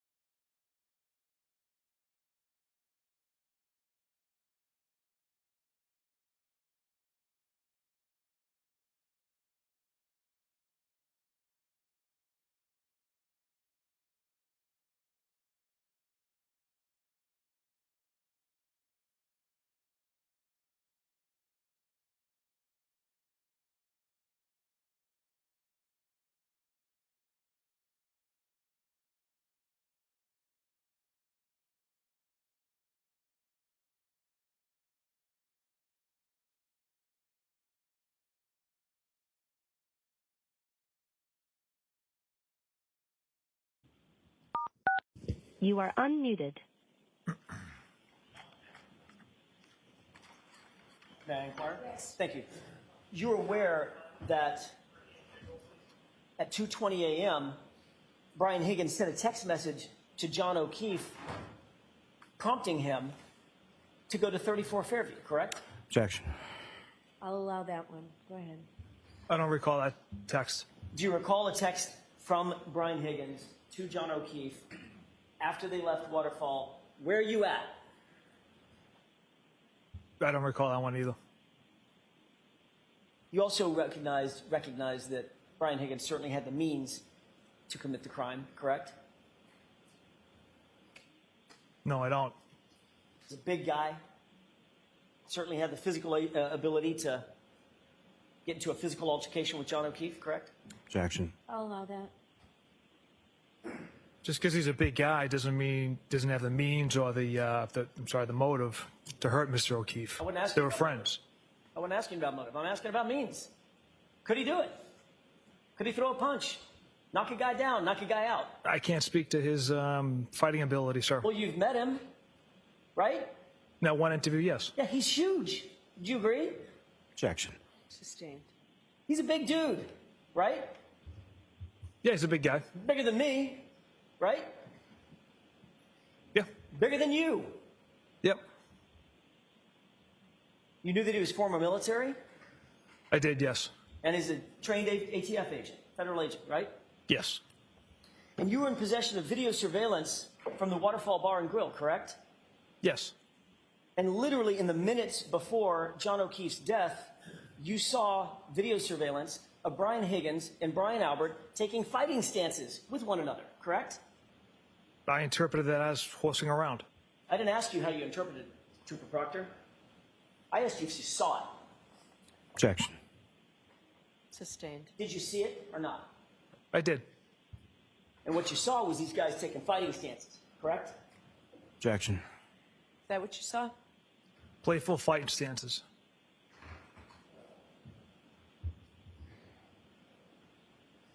But you waited until February 10th to interview him, correct? Yes, And you decided not to image his phone. Is that right? correct. You didn't ask for consent to search his phone or to take his phone, correct? No, You didn't seek a search warrant to get his phone. Is that right? no, sir. Did you know that on January 29th at 2:22 a.m., there was a call between him and Brian Albert that morning? I was not aware of that. Might have been important to your investigation, don't you think? Objection. I'll allow it. Depends what I don't know what the call was Oh, about. sorry, finish that. Depends. I don't know what the call was about. I don't know if they actually connected and communicated what the length of the call was. So Right. And you never asked, did you? I was unaware that call took place. And you were unaware that that call took place because you didn't get his phone, Trooper Proctor, right? Typically, we don't get witnesses' phones, sir. You were unaware of that call at that time because you didn't seek his phone, correct? Objection. Overruled. Correct. Right.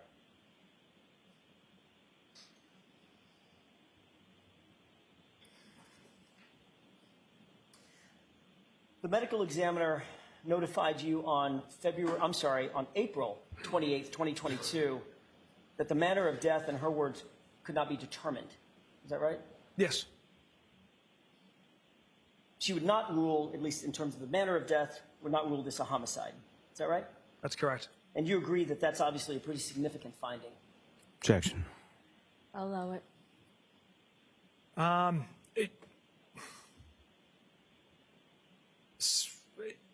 Her finding doesn't alter how we conduct our investigation, whether if it's undetermined or ruled a homicide. We're still going to continue to investigate one way, regardless of her determination. You obviously were not pleased with that you were not pleased with that determination, right? It didn't matter one way or the other because, like I said, we continue on with the investigation. On April 28th, that same day, you received a text message from Trooper DeChico, correct? Yes. You turn to tab 11, please. What's the ID number? This is 2618. I'm sorry, tab 11 Triple is F. GGG. Triple G is in golf.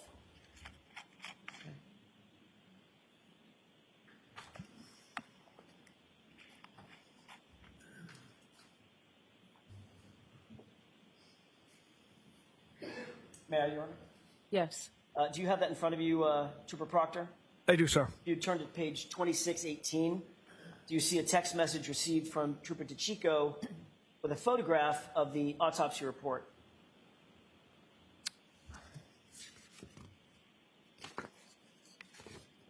Yes. And that autopsy report indicates undetermined. Is that right? For manner, yes. In response, you wrote a text message to DeChico, correct? I did.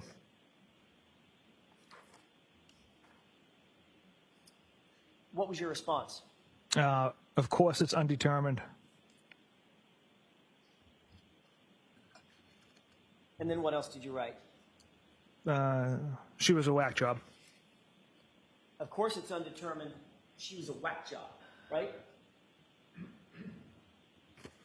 Those are your two responses, correct? Yes.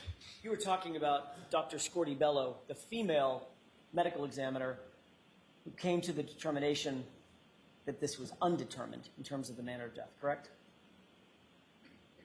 I'm not sure who I'm referencing as far as she was a whack job, but the "of course it's undetermined" is a sarcastic response from me.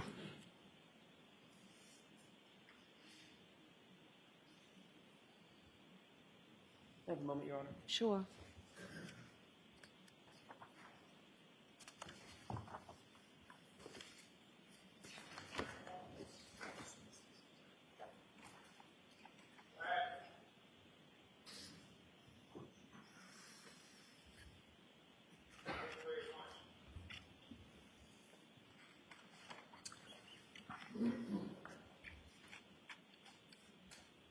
The reason you referred to Dr. Scortibello as a whack job is because the cut and dry case that you had hoped for wasn't really going your way, right? Objection. Sustained. When you referred to she's a whack job, were you referring to Dr. Scortibello? I don't recall. Were you displeased with the undetermined finding instead of a homicide finding because that was an obstacle in your investigation? Objection. You can break that down. Were you displeased about the undetermined finding? No. Would you have rather had a determined finding that it was a homicide? At the end of the day, it doesn't matter to my office. We still investigate the same exact way if it's ruled determined, undetermined, or homicide. Well, then why would you say, of course it's undetermined? She was a whack job, sarcastically. It's a sarcastic remark I made to Trooper DeChico. Right, which sort of suggests displeasure rather than the reverse, correct? Objection.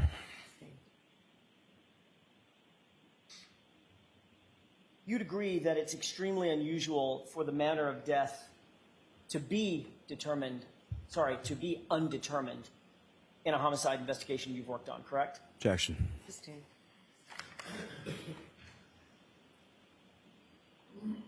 How many murder cases in the history of your career have you worked on in which the medical examiner made the determination that the manner of death could not be determined?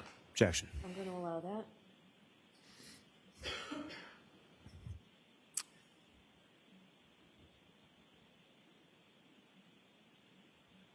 I wouldn't feel comfortable putting a number on it. It's not a lot. I couldn't ballpark it for you, but I know it's not a lot. Well, Trooper Proctor, you were asked this exact question in February of 2024 at another proceeding. Mm-hmm. And you indicated that you had never seen it in your entire career, correct?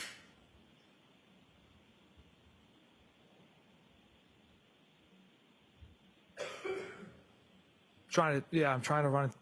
Well, you were asked the question, so first, what do you mean by, of course it's undetermined? And your answer was, I said it at the time, it was kind of like, not like figuratively, of course, it's an of course, like I had never really seen that before in a homicide, end quote. Correct? Yes. Your statement in February of 2024, under oath, was you'd literally never seen that in any homicide you've ever worked, right? Yes. After she reached that conclusion, you discussed this with one of your colleagues about how you tried to put pressure on her to change her or alter her opinion, correct? Objection. I'll allow it. Is that that what right? you did? Pressure? Absolutely not. Let's turn to tab 12.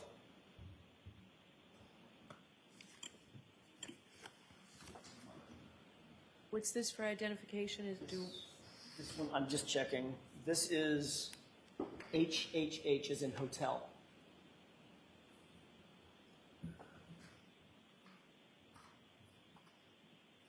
Your Honor, for this one, may I publish? So I've got them mismarked. What's the bottom? What's the base Sure, stamp it's number? 2632.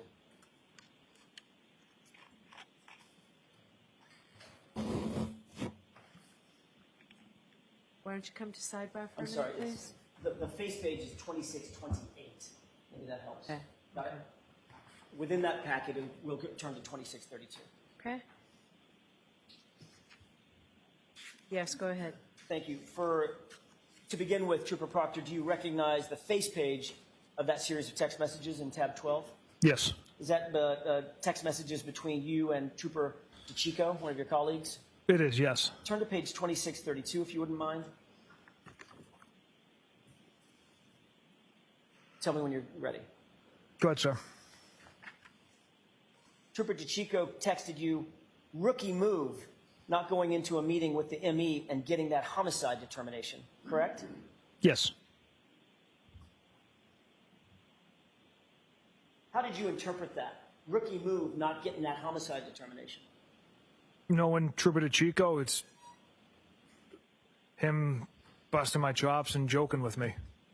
Because you see it as your job, you and Trooper DeChico, to go in and get the homicide determination. That's your job, right? Not at all, sir. You're not looking so much for her opinion as looking to give her your opinion, right? Absolutely not. You responded, Yuri and I, who's Yuri? Sergeant Buchanan. Yuri and I had 2 conference calls with her, sent her numerous photos, etc. We laid out the entire case for her. That was your response, correct? Yes. You were explaining how much effort you went to try to get her to change your opinion to homicide, right? Objection. No, not at all. DeChico then responds, not good enough. Should have had me and Jeff do it, right? Yes, that was his response. Busting your chops that you didn't meet the standard of getting her to change her mind to make it a homicide, right? That's what he was busting your chops about. We would never try to change the mind of a medical examiner. The doctor who conducts the autopsy often has questions. They want to know the facts, kind of what had transpired leading up to a victim's death. It happens not only in homicides, but the unattended deaths we also attend to, a suicide and overdose. So it's common to have these conversations with doctors. Right, but in response to getting the information that she made the determination and held on to it, that this was undetermined, your answer was, of course it's undetermined. She was just a whack job, right? With sarcasm. Ultimately, did the doctor change her opinion? No. But the determination of the medical examiner, that didn't matter to you, right? Because you had already decided you were going to charge Miss Reed with murder anyway. Objection. I'll allow it. Yeah, the determination did not matter as we continued on with the investigation. Notwithstanding the medical findings in the case, correct? That it was not determined to be a homicide, right? Considering the manner, but... And that's because even though in the words of the prior group chat that this whole thing stinks, you were going to make it cut and dry by putting it on the girl, putting serious charges on the girl, notwithstanding what the medical examiner said, right? Objection. Sustained.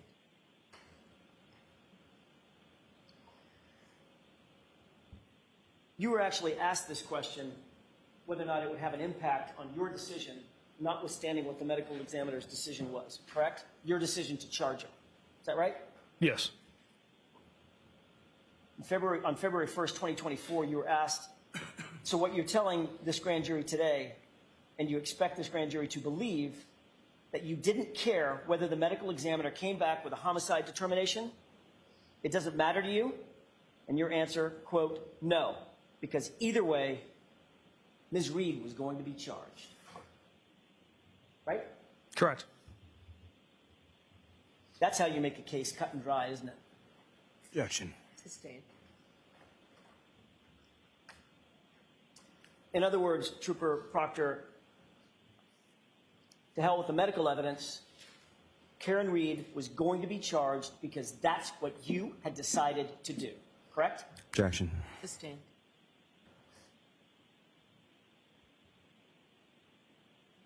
I want to change gears for a second and ask you about some electronic data specifically as it pertains to Jennifer McCabe. You're aware that Jennifer McCabe deleted texts and calls from her phone before she turned it over to you? Objection. I'll allow that. Are you aware of that? I'm not aware of that. Are you aware that there were texts and calls missing from her phone before having that phone turned over to you? I'm not aware of that. Did you look at the extraction report, the Celebrite extraction report from her phone? I have, yes. And you didn't see the columns marked deleted, deleted, deleted, deleted? No, not that area, no. No, I'm sorry, I didn't hear you. Not that area, Not that area, meaning? no. What does that mean? I don't know what you mean by not that area. I went through the Celebar report, but clearly I didn't review that tab. So as you sit here, you're unaware of whether or not multiple texts and multiple phone calls were deleted from her phone that you have in your possession? Objection. I'll allow it. Yeah, I'm not aware right now, sir.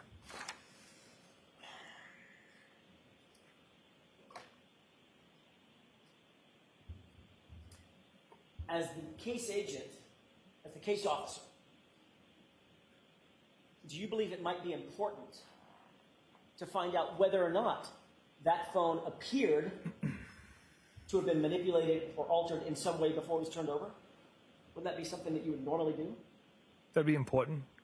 But you didn't do it with Jim McCabe's phone. I didn't personally handle that, no.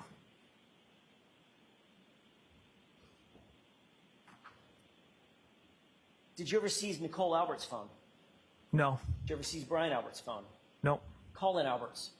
no, Chris Albert's? no, Julie Albert's? no.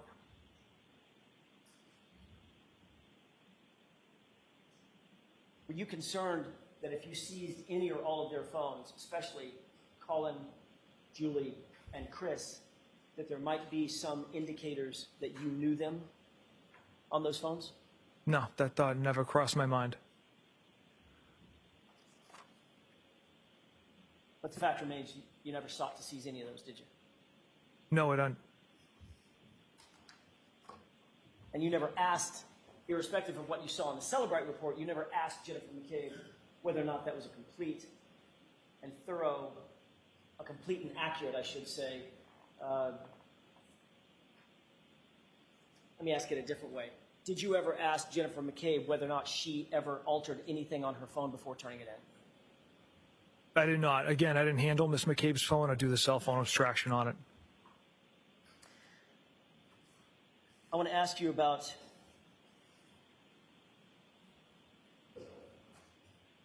another issue concerning a potential conflict of interest. You were well aware that Canton PD was supposed to be, we talked about this at some length, conflicted off the case as of January 29th, 2022, right? Correct. And you even put it in that text message, not Cat, it's total opposite. They have to recuse themselves, BPD. Same with Canton, right? Yes. Those are your words on January 29th, right? Yes. And you knew that the reason for, one of the reasons for Canton PD to recuse itself is because of the relationship between the Alberts and one of the detectives on Canton PD, Kevin Albert, right? Correct. You knew that Kevin Albert was the primary source of the conflict, correct? Yes. And you knew that he, above everybody else, should be completely removed from any contact with the investigation or the investigators, right? Correct.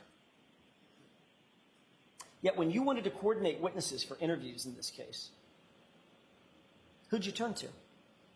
I texted Kevin Albert to see if he could secure a conference room for us to conduct interviews at the station. The same Kevin Albert to help coordinate these witness interviews, who's the brother of Brian Albert, right? Yes.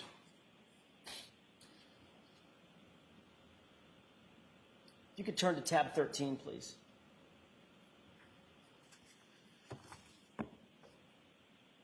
Your Honor, for the court's edification, it should be III. All right, thank you. Then India. Thank you. Do you have that in front of you, Trooper Proctor? Yes, I do. If you'll turn to page 2591. With the court's permission, I'd like to publish. Okay?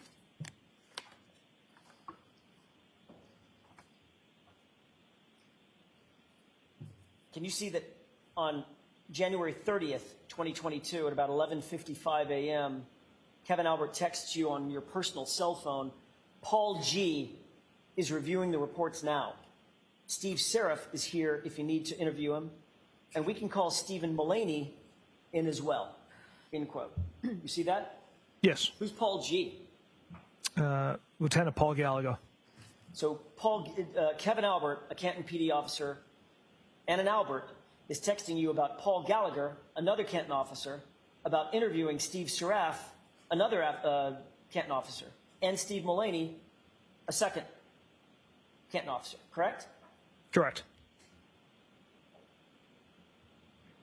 What investigation was Kevin Albert referring to in the text? The death of John O'Keefe. This investigation. Right? Correct. Did you tell Kevin Albert it's completely inappropriate for him to be involved in this case at all? I did not. Did you tell him he shouldn't be having any contact with any of the witnesses, and he shouldn't even be having contact with you? Did you tell him that? I did not. What you did write back was, quote, okay, you and I are coming in at 1 to interview a firefighter, Katie, correct? That's right. So not only did you tell him that you were engaged in the process of obtaining interviews, you told him the name of the interviewee, right? Yes. And you were going to do it at Canton PD, correct? Correct. So you're sharing information about the identity of witnesses that you intend to interview with Brian Albert's brother, right? Yes. Then you asked Kevin Albert to actually contact the witnesses in order to schedule their interviews, didn't you? Yeah, I believe it was Officer Mullaney and Seraph. Turn to page 2592.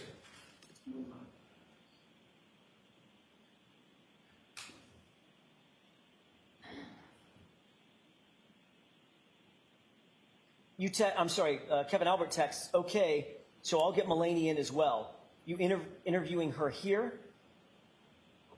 And you respond, yeah, if we can line them up for 1:30 and 2, that would be great, correct?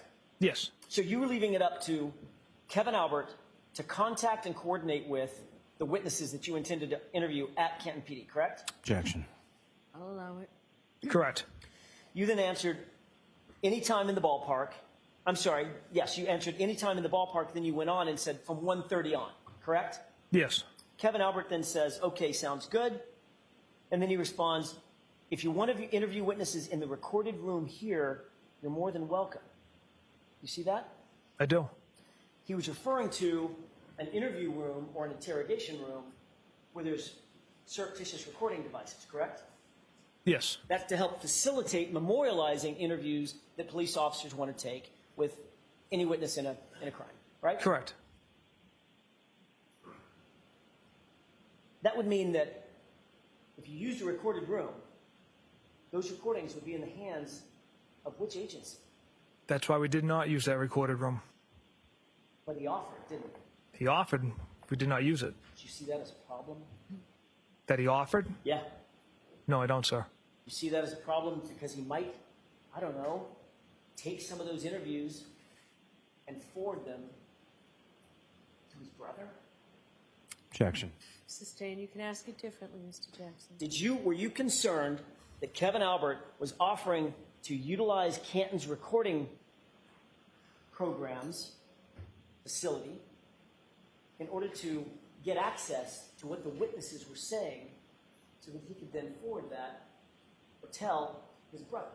No. Never crossed your mind? Never.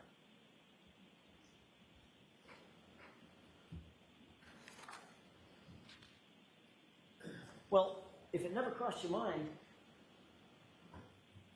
why didn't you go ahead and use the recording you were? Typically, don't record our interviews. That's not what you said a second ago.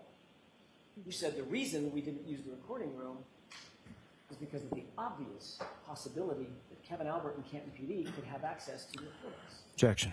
Sustained. Didn't you say that's why we didn't use it? No. That was your answer, right? No. What did you say? That we didn't use it. Right. When I said, if you made a recording, it would be in the hands of which agency? Obviously Canton PD.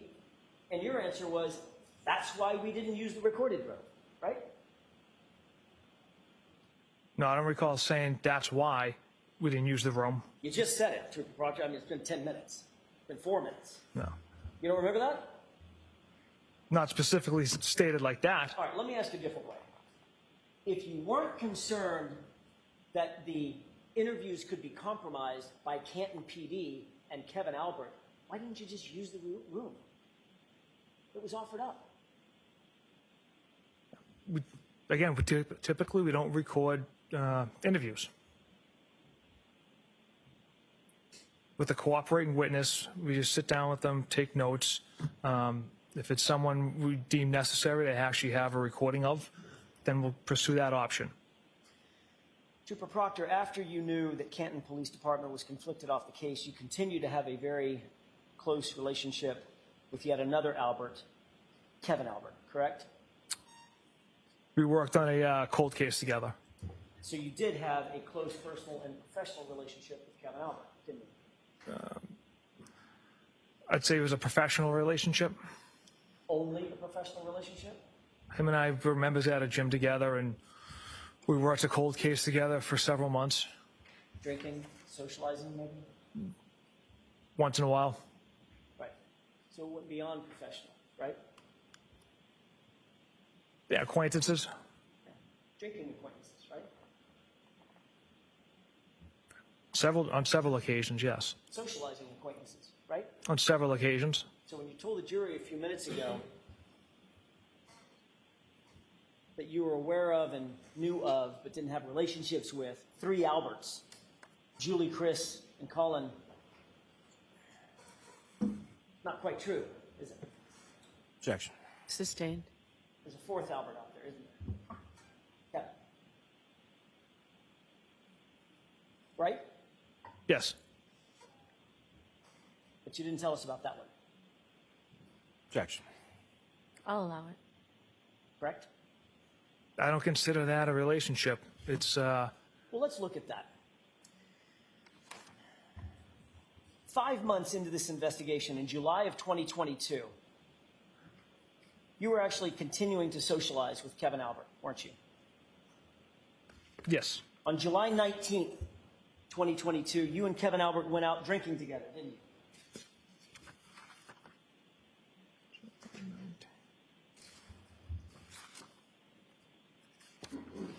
Trooper Proctor, I'm not asking to look for anything in the binder at this point. I'm asking for your memory.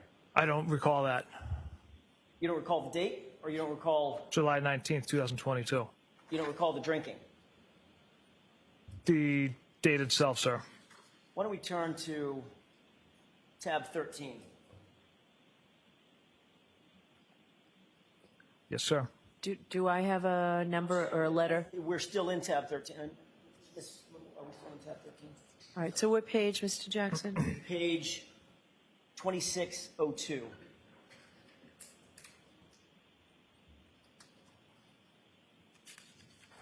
May I? Yes. Thank you. Trooper Proctor, are you on 2602?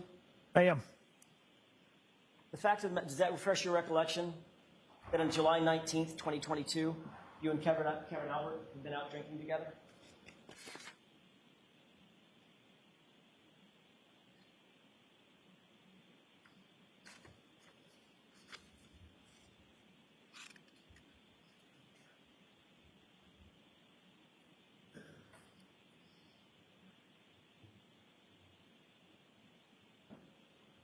It does.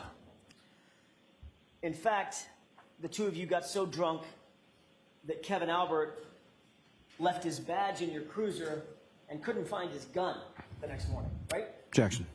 Overruled. I can't speak to any level of intoxication, but I don't recall either of us being intoxicated. Got it. So, isn't it true that at 7/20, July 20th, 2022, the day after, at 8:39 in the morning,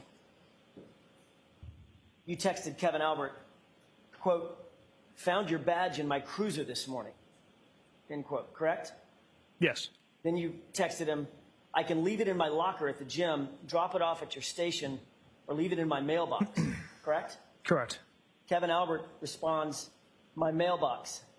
Did I take my gun? And then included a wince face emoji. Correct? Correct.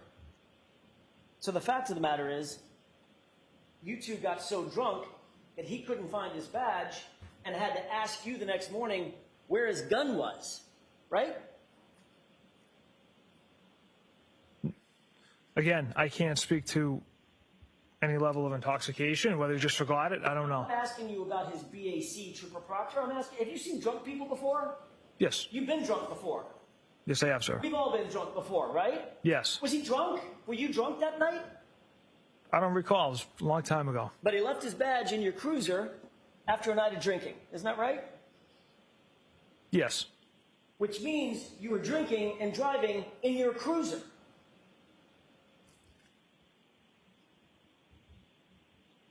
Right? From what I remember, we were down the Cape working on the cold case together and stopped for dinner, had a few beers, and then dropped him off.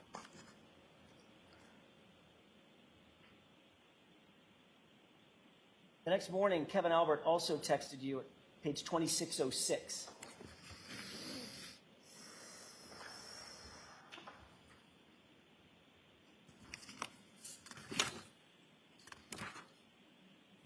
Starting with "It's bad." Tell me when you see that. Okay, say it. You know, may I publish? Yes. 2606, please. Kevin Albert responded, "It's bad!" Exclamation point, exclamation point. I was hungover for sure today. Exclamation point, exclamation point. Couple tonight to make me feel good. End quote. Correct? Correct. You can take that down. Does that refresh your recollection that the two of you had been out drinking the night before? He got so drunk that he couldn't find his badge and he couldn't even find his gun.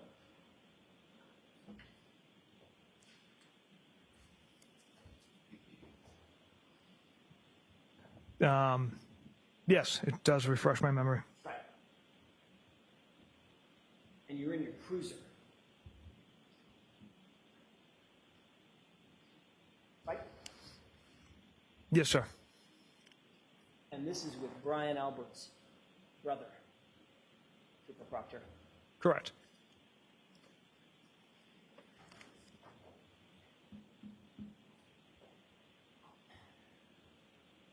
I'm going to change gears, Trooper Proctor. You personally collected John O'Keefe's clothes from the hospital at Good Sam in Brockton, did you not?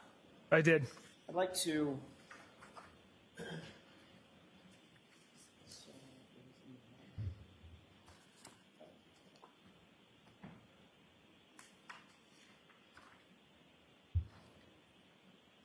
At the time you were at Good Sam, you actually had the opportunity, you had the occasion to see Mr. O'Keefe in the hospital, correct? Yes.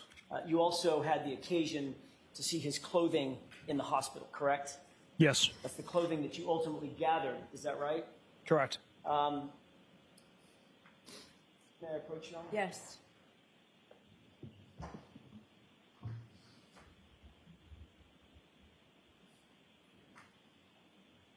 If you could take a look at that. Mm-hmm.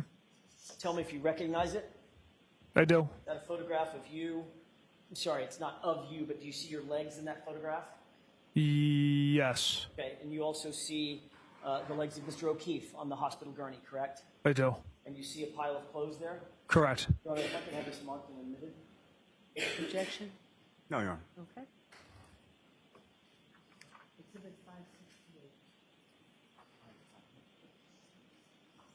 568? Yes, sir. Thank you. Thank you.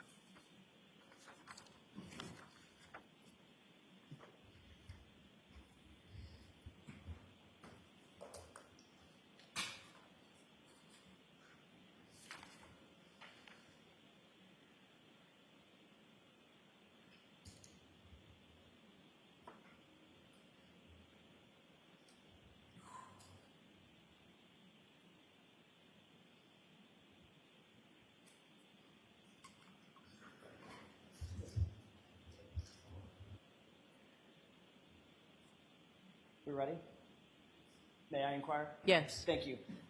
Request the court's permission to publish. Okay. Do you see this? Do you see the photograph in front of you? Is that the same photograph that's been published up on the television screen? Yes, sir. Directing your attention to the leftmost portion of the photograph, do you see the clothes? First, the clothes on the ground. I do, yes. Okay, that appears to be what? What items or articles of clothing do you see? The T-shirt, possibly the jeans. Gray shirt as well? Yes. Okay. And those are your legs to the uppermost part of the screen, correct? I believe. In the blue pants? Yes, And do you see to the leftmost portion of the screen a chair? I do. You see what's on that chair? My binder. That's your portfolio? It is. Okay.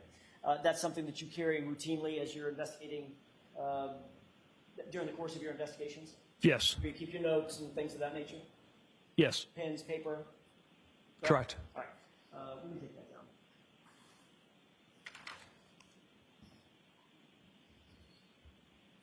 You indicated that you took possession of those clothing items from Good Samaritan Hospital, correct? Correct. You bagged them? Bagged, B-A-G-G-E-D, bagged them? Correct? Yes. And then what did you do with them after that? We secured them in Sergeant Buchanan's pickup truck. And then what happened to them after they were secured in his pickup truck? We traveled to Dighton to Mr. Reed's house. Once you ultimately got back, I don't want to have to take you through the entire, everybody knows where you went. Okay. Sergeant Buchanan's already testified. You get back to Canton at some point, correct? Yes. Ultimately, were the clothes transported into your facility Yes. at the DA's office? Correct. Okay. What did you do with them after that? We brought them to the I'm processing. going to ask you what you did, not what we did, what you did. Sergeant Buchanan and I brought them to the evidence processing area, laid out butcher paper so the clothes could dry, put them on there in that area, and then I brought 2 cell phones to Trooper Garino so he could try to attempt to extract the phones. What did you do with the clothing after it was dried out? So the next day, Trooper DeChico arrived and brought them into the permanent evidence area where only him and another trooper in my office have access to. So they were secured from that at that point. So you didn't book them into evidence? I did not know. When they're booked into evidence, there's supposed to be a log of that, correct? I'm sorry? There's supposed to be a log of that when they're booked into evidence, correct? Yes. You're the case officer on the case. One of your responsibilities is to make sure that chain of custody is maintained throughout the entirety of the investigation, all the way up to a courtroom, correct? Yes. Where's the log of those items being booked into evidence?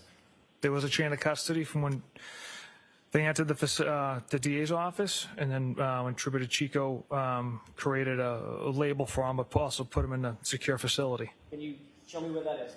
I'm not the evidence officer. I don't have that. I see. So you didn't bring a log with you of any sort concerning the chain of custody of these items, correct? No. As a matter of fact, the reason you didn't bring that chain of custody log is because none exists. Isn't that right? Objection.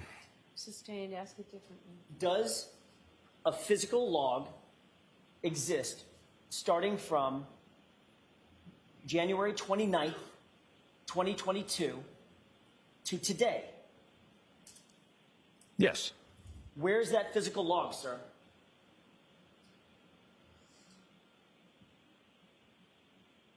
Who?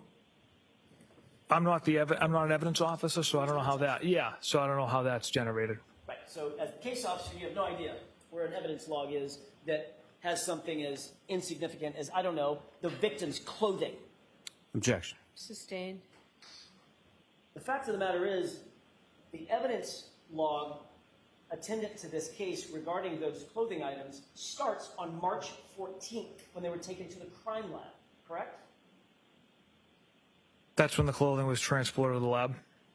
And that's the only log we have of what happened to those clothes between January 29th and today. Objection. Overruled. Do you know that? I don't. I'm not off the top of my head, ma'am. I want to talk for a second about the searches in Brian Albert's front lawn that took place on and after January 29th, 2022. As the case officer, Trooper Proctor, you also took control of the taillight pieces that were ultimately claimed to have been found at that location, correct? Not in all searches. Which of the pieces that were found were you responsible for taking control over? 8th, 11th, and 18th. So who had control over the items that were found before the 8th? You said the 8th, 11th, and 18th, right? Those are items that I had found on those days and that I had processed and essentially bagged and tagged them and handed them over to our evidence officer. There was multiple days that troopers were out there looking for more evidence. So there would be a log of that too, right? Again, how the system works as far as the evidence comes in, I can't speak to that. So you have no idea what the chain of custody of any of these items are, the clothing or the taillight material, from January 29th until March 14th, when the evidence log starts. Is that what you're saying? Objection. I'll allow it.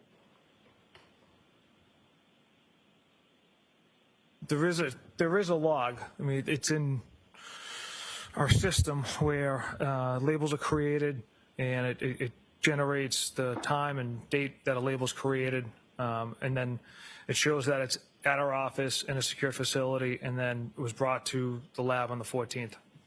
Well, what happens if the label is created and says something like, I don't know, February 4th? What happens to the items before February 4th? They were stored in a secured facility, a secured room. Says who? Where's the log? Objection. Sustain. Is there a log of that? Not to my knowledge.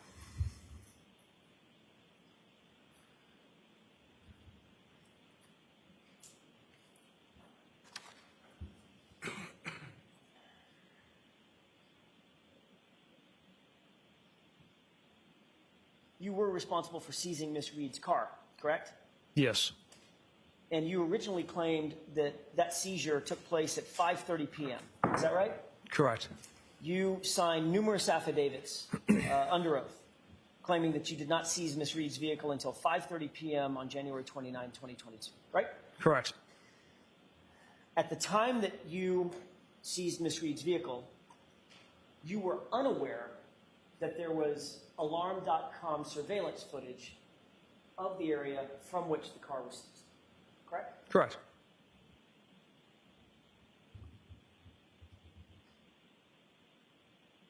The fact of the matter is, that was false.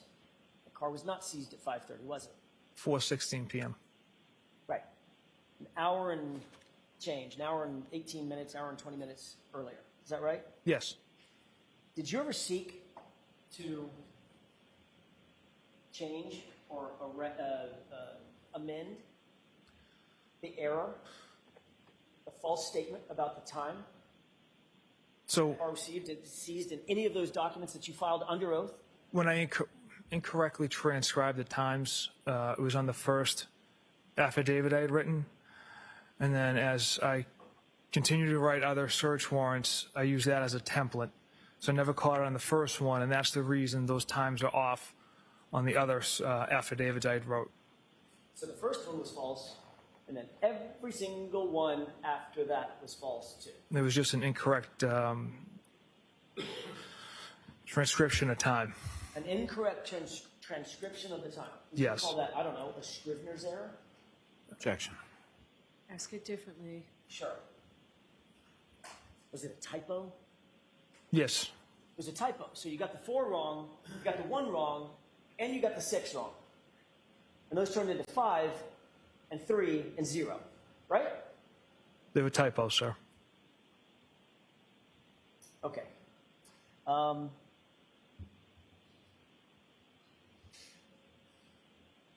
Fact of the matter is, you delivered that car to Canton PD, to the Sallyport garage, before a single piece of taillight material was ever found in this case, Trooper Proctor. Is that correct? Correct. It arrives at 5:31. And you also towed it to the Canton Police Department because that was conveniently close to the location at 34 Fairview, to the crime scene, right? That was not my decision. Whose decision was it?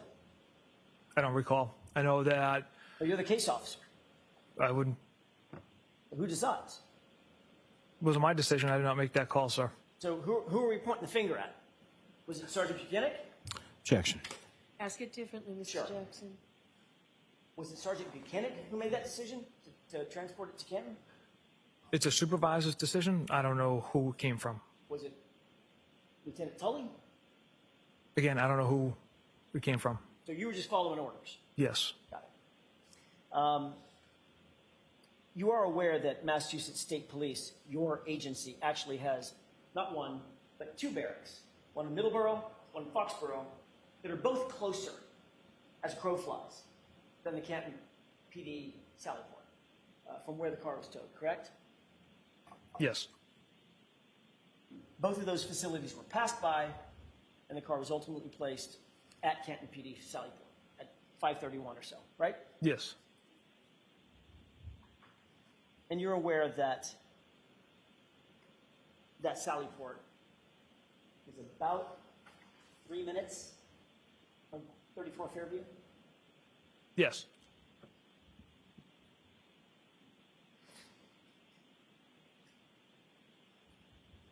Ma'am, just a moment, Your Honor. Yes.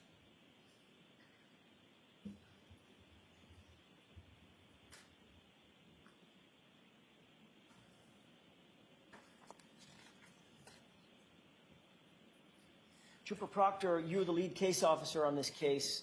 That means that you are required to collect and maintain all the videos that were pulled in connection with this investigation, correct? Correct. And you obviously are aware of your legal obligation to turn over any and all exculpatory information that you were to come in, that you might come in possession of, correct? Objection. That's sustained. You did pull a lot of video in connection with this case, did you not? Yes. About 290 videos from the Ring camera located in the driveway at One Meadows. Does that sound about right? I don't expect you to have counted every single one, but just under 300. Correct. A ton of them, right? Yes. Another 140 videos or so from the front door Ring camera of that same location, One Meadows, right? Yes. 9 videos from the Waterfall Bar and Grill. Yes. 8 videos from the Temple Beth Yes. facility. 5 videos from CF McCarthy's. Yes. 4 dash cam videos. Correct. 2 videos from Canton Town Library. Correct. 2 videos from Cassie's Corner Store, right? Yes. 2 videos from the cars test on Miss Reed's vehicle, is that right? Yes. And 2 videos from the location at 34 Fairview where individuals were using leaf blowers. Correct. All of those, I did some rough math, 360 odd videos were handed over to the defense in or about June of 2022. Is that your understanding? Objection. That's sustained. They were provided in discovery to the defense ultimately, right? Okay. Yes. Does it sound like, I don't expect you to have the date down pat, but spring of 2022, sound about right? Spring, early summer? Yes. All right. But there was additional video surveillance footage that you chose to hold back from that discovery, correct? Objection. Did you hold back videos? I did not, Your Honor. Okay, next question. There's surveillance video from Canton Police Department's Sallyport garage that wasn't turned over, right? That video was discovered later on and then handed over. The first time you revealed the existence of that footage was in that separate proceeding in February of 2024. Isn't that right? Yes. You were questioned about it, and you knew you were under oath at the time, correct? Correct. And that's when you disclosed, yes, there is Sallyport footage, and I've seen it. The video I was referencing was the exterior Sallyport camera where you can't make out anything. Well, let's talk about that for a second. The exterior, you said, exterior, outside, Correct. meaning the one of the driveway. Right. And you say you can't make anything out in that. There's two different ones. There's the main driveway camera, and then there's this exterior sallyport camera.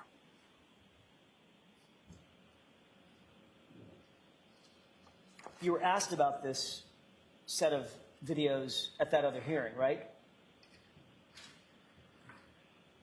Yes. Some. And you indicated at the time that there was one grainy video, looked sort of mainly black and grainy, Yes.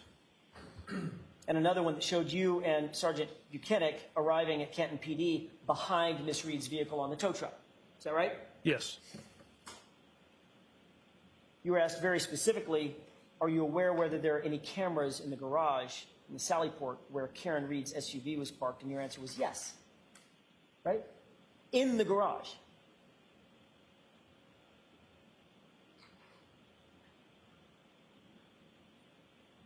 Yeah, I don't recall. Do you recall being asked that question? No.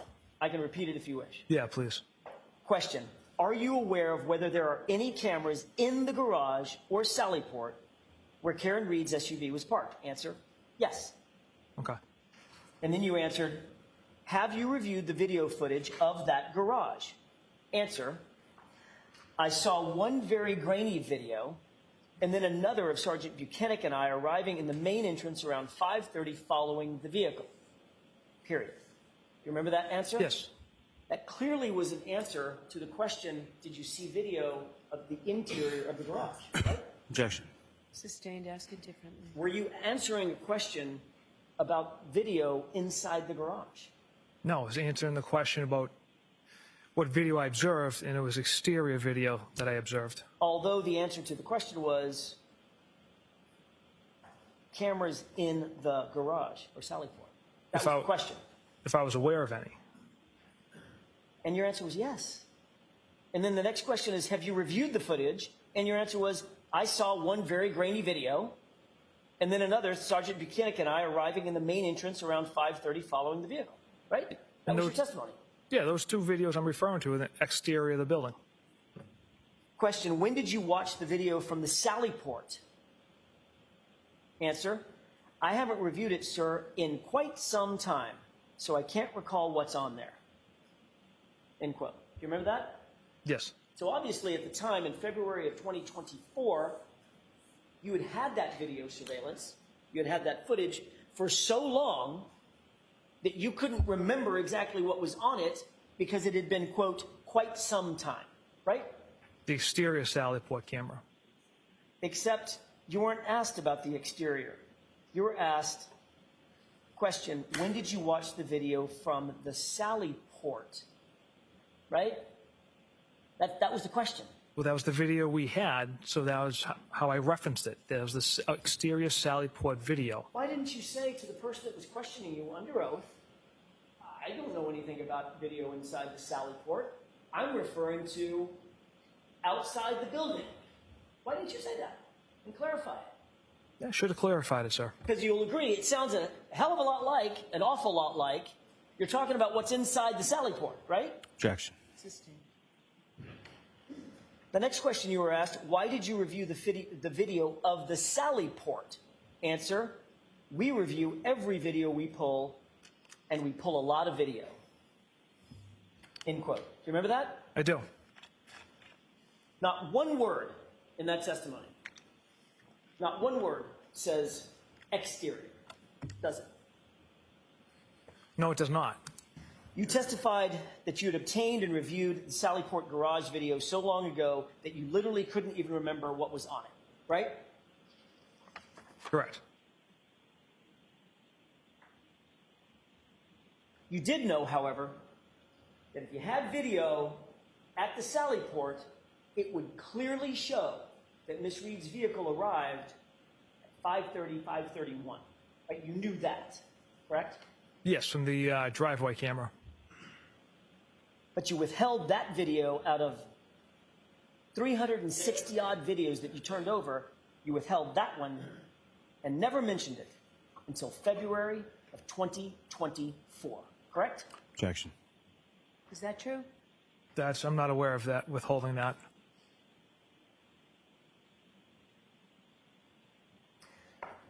On April 4th, 2024, it's getting late. On April 4th, 2024, you turned over one video from the interior of the Sallyport garage, correct? Yes, sir. The interior, not the exterior, right? Correct. And that, remarkably enough, was a grainy video, right? Yes. And that video is missing the precise time that that vehicle was delivered to the Sallyport, correct? Objection. Was it? I'll allow it. I don't recall. It's missing 42 minutes at the beginning, and it jumps from 5:08 p.m. to 5:50 p.m., correct? Objection. Sustained. Have you reviewed the video? Yes. Did you see that the timestamp jumps from 5:08 to 5:50? Objection. Sustained. Your Honor, how's it? I'll see you at sidebar if you want. Okay, please.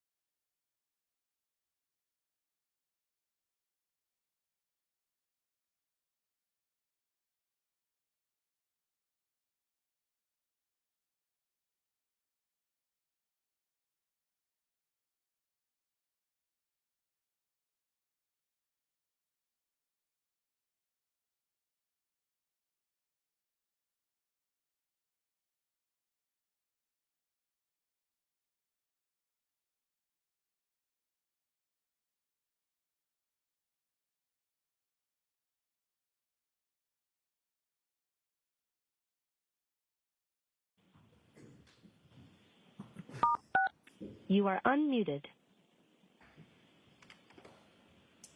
Ma'am? Yes. Thank you. You've reviewed the video, the grainy video, correct?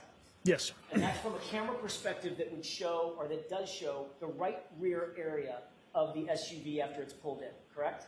Yes. Did you note that the time jumps from 5:08 to about 5:50 at the beginning of the video? Yeah, I observed a jump in video. And that was about 42 minutes, correct? Approximately, yes.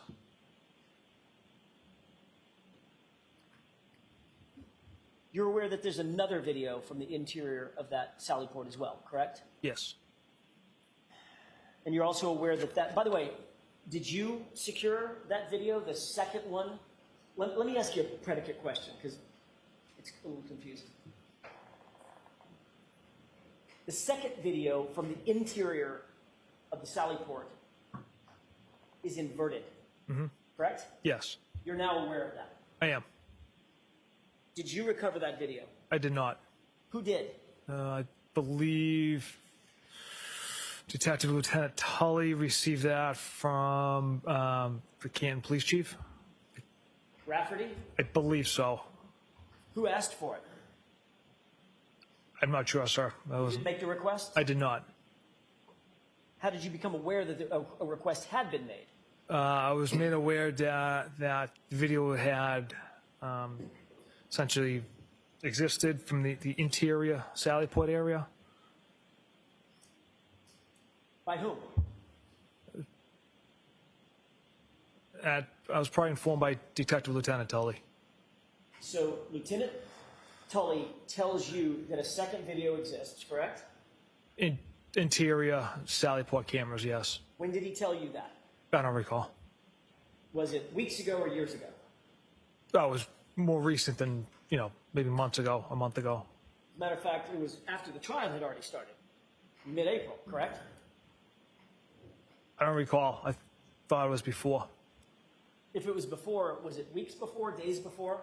I don't recall. I'm just trying to pin down, are we talking about 6 months ago or are we talking about 6 weeks ago? It wasn't. Yeah, it wasn't 6 months ago. Okay, so a few weeks ago you were told about the second video from Lieutenant Tully, right? Yes. Did he tell you he had already seen it? I'm sure he watched it. Did he tell you he needed you to go get it? Objection. I'll allow that. No. Okay. So when was the first time you saw it? A few weeks ago, a month ago, What were the circumstances in which you saw that video? just reviewing the video Where? at my desk. So you pulled it, pardon me, you had access to the video. Yes. It was on your system somehow. It was on thumb drives and a disk. You put that in your computer and just decided on your own to watch it, correct? Yes. And what did you notice? One of the SUV being brought into the garage. You're in the video, right? That's you toward the back of the truck. Yep, I'm in the video. Some Canton PD members there as well. Tow truck guy drops the vehicle off. He's in the front driver's seat. Exits. Sergeant Mechanic's there. I believe Chief Berkowitz, the retired police chief. Where was he? He was kind of like mulling around the area. I feel like he was towards like the back open garage gate there. The back Towards like the rear. Yeah. Where you were. Yes. Was he the person, did you note that there were certain individuals that just seemed to apparate out of nowhere, just appear? Yes, there was one individual in like the top left corner of the video pushing a broom that kind of just appeared. And also toward the back of the vehicle, somebody just, while you were at the back of the vehicle, just sort of appeared and walked out of the sallyport, correct? Yes. And was that Chief Berkowitz? Yeah, it looks like him, yes. Okay. So you and Chief Berkowitz are both toward the rear of the vehicle. He just apparates out of thin air because the video is missing some footage, correct? It appears that way, And you're or it holding skips. I'm sorry, I didn't mean to interrupt you. Or it skips. I don't know that system at all, so. Okay. And you're holding what appears to be that same black portfolio that we saw in the hospital. Yes. So, anything else you noticed that was odd about the video? Other than the time skips?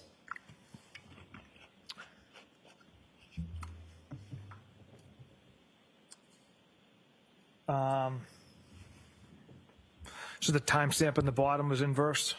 Was it reversed? I beg your pardon? Yeah, the timestamp on the bottom of it was backwards. Was it blue? So instead of reading left to right, it was right to left. Okay. Was it blue? I believe it was yellow.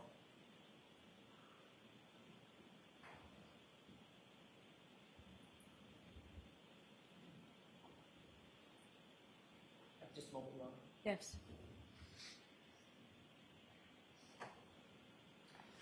So the video you saw had a timestamp that was inverted, correct? Yes. How about the video itself? Is that inverted? No, from the video I saw, the way the vehicle was brought in relation to the garage and the doors into the PD, it wasn't reversed or inverted. It was or was not? Was not. So as you saw the video, the portion of the vehicle that purported to be the passenger side was in fact the passenger side, and the vehicle, the side of the vehicle that purported to be the driver's side was in fact the driver's side. Yes, so I reviewed video yesterday just to rewatch it, and the one that I watched had the correct angle, it wasn't reversed, the car was brought in, tow truck driver gets out from the driver's side, it wasn't reversed. The only thing reversed on it was like the timestamp on the bottom. Well, were you watching video that was produced in this trial? Yes. So were you aware that the defense presented a piece of evidence? Objection. I'll allow it. Thank you. Were you aware that the defense presented a piece of evidence where we inverted the video back to the correct, No, it's not. and that timestamp was inverted? I was not aware of that. When did you watch that that video? Just the other day, I was reviewing it. Okay. Mr. Jackson, we'll take our luncheon break. Okay, that's fine. Thank you. All right, jurors.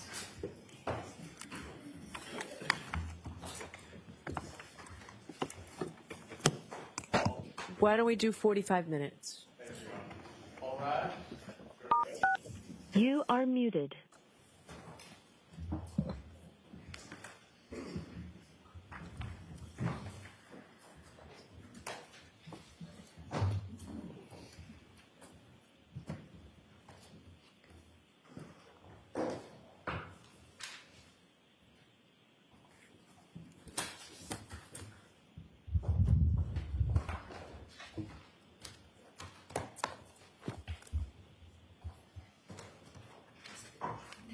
I think I'm.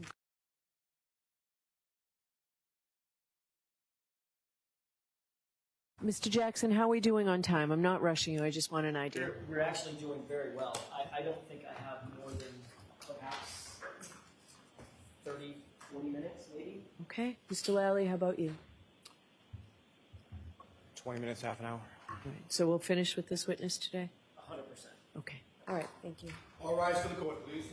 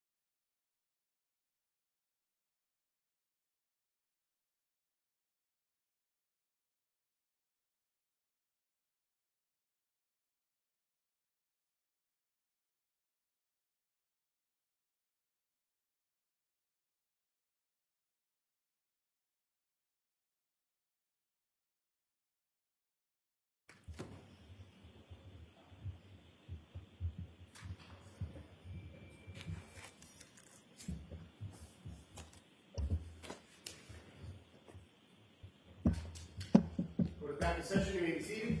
Okay, let's bring the witness in, please.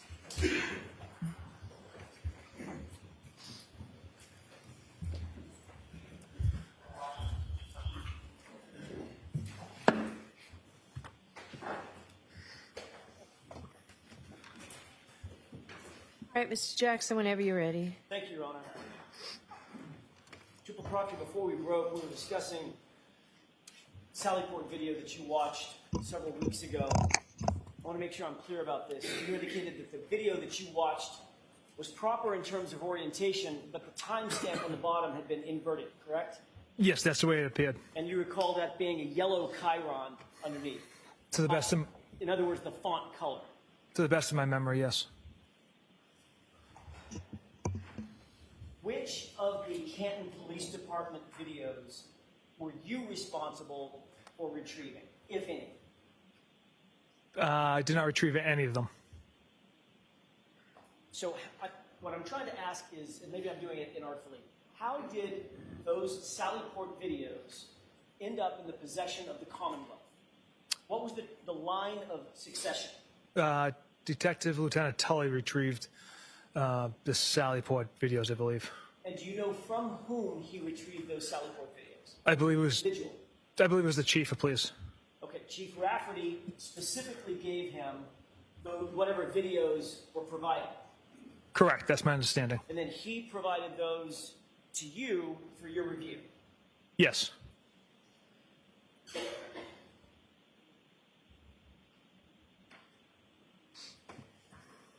I want to stay on the subject of videos for a second, but shift gears to the ring video footage. You've already testified that there were several hundred ring videos from One Meadows, from both the facing the driveway and the front door camera, correct? Yes. As the case officer, you obtained and controlled those ring videos from One Meadows from the moment that they came into Massachusetts State Police custody until they were handed over to the Commonwealth, correct? Yes, they were archived. You drafted the search warrant for the ring video access records, correct? I did. You obtained the warrant returns once those search warrants were executed, correct? I did. You took possession of Mr. O'Keefe's cell phone, physically, correct? Yes. And you had access to Mr. O'Keefe's ring account in that cell phone, is that right? Correct. You indicated that you reviewed several of the videos on his ring app on his cell phone, is that right? Yes. So you obviously had not only possession of his cell phone, you had possession of his login account information to get into the app on his cell phone. Is that right?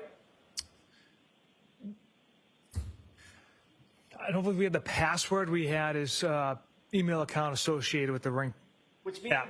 some So way you- or another, you could get access to the ring videos Correct. and watch those ring videos on his app on the phone. Yes. Which means you had full access to the app. You could keep videos, you could save for later, you could delete videos, you could do anything you wanted to within that app, correct? Yes, those are the capabilities within that app. Trooper Proctor, did you delete any of the ring videos ever from John O'Keefe's phone? Absolutely not. Did you delete a video of Miss Reed arriving to One Meadows at approximately 12:41 a.m. on January 29th, 2022? Absolutely not. You will agree, Trooper Proctor, that the video of Miss Reed returning home from 34 Fairview at approximately 12:41 a.m. is not there. Correct. As the case officer, you're aware that Trooper DeChico also reviewed some or all of those videos, correct? Yes. And he did that at your request. Correct. He took notes of his review of those videos, correct? Yes. And then he provided those notes to you so that you could then memorialize those notes and your notes in a broader report that you then drafted in November of 2022, correct?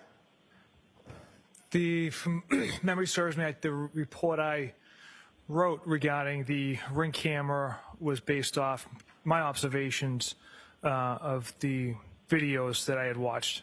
But you certainly did have, as you just indicated, you did accumulate his notes and review his notes as well as your own notes, correct? Best of my recollection, I wrote that report off of my notes. Did you actually, at any point before writing your report, did you note or did you review his notes? I can't recall.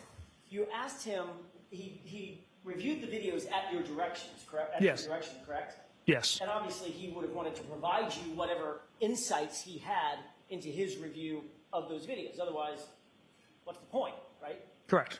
So when you reviewed his notes, did you see that they were on some sticky pads? You remember that? That sounds about right.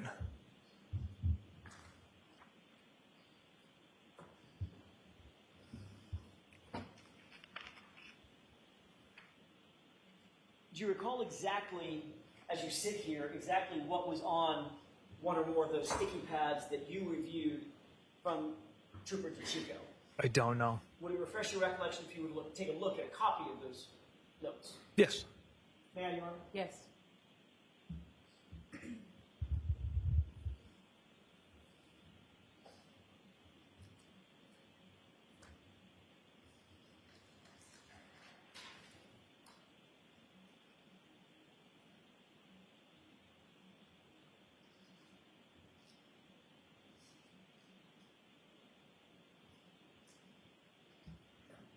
May I? Yes. If you would mind taking a look at the top or the uppermost top note that's highlighted with a sticky note next to it.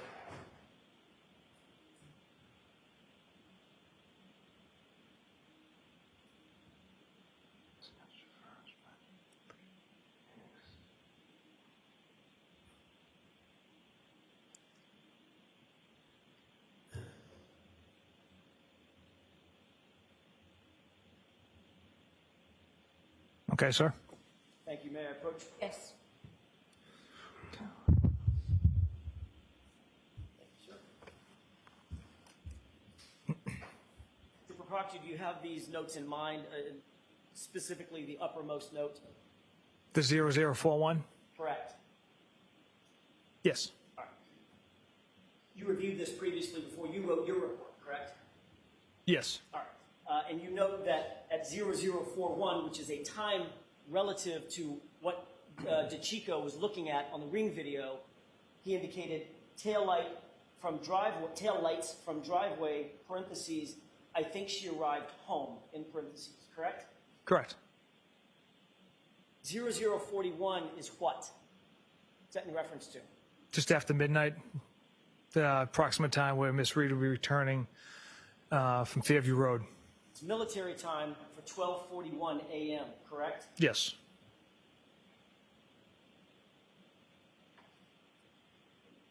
You wrote a report on November, I'm sorry, I earlier said November, it's actually June 1, 2022, memorializing the times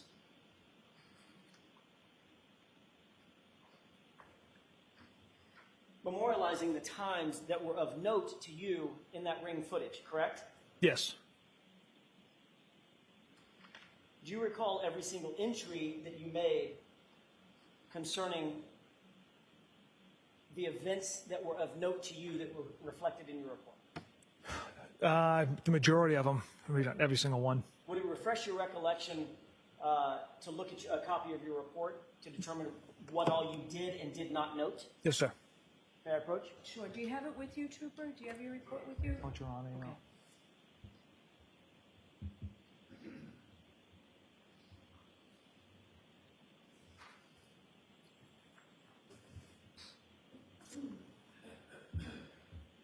I'd ask you to review that report, especially as to page 2 and 3.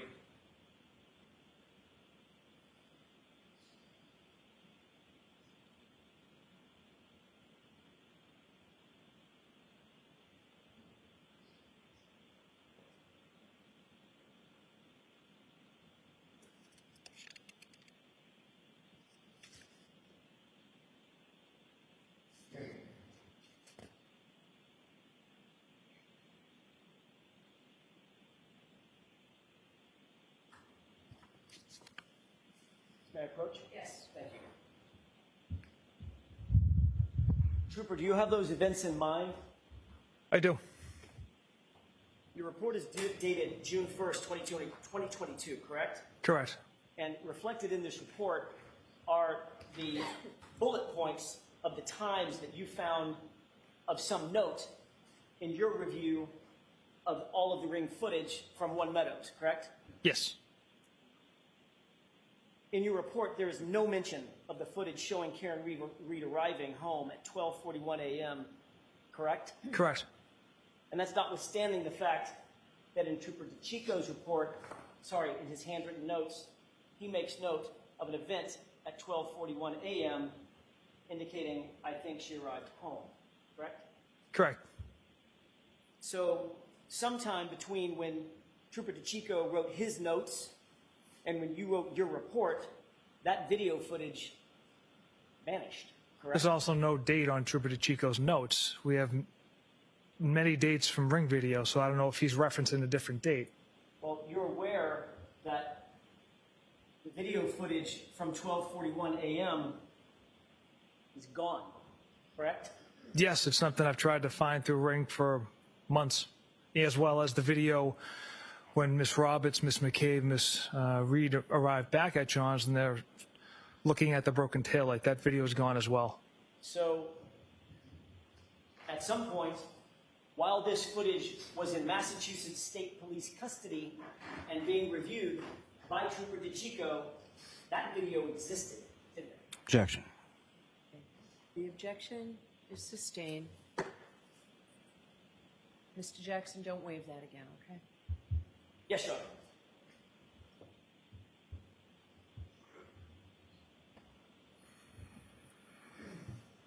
The fact is, notwithstanding Trooper DeChico's handwritten notes, there's no video of 12:41 and January 29th, is there? No, there isn't.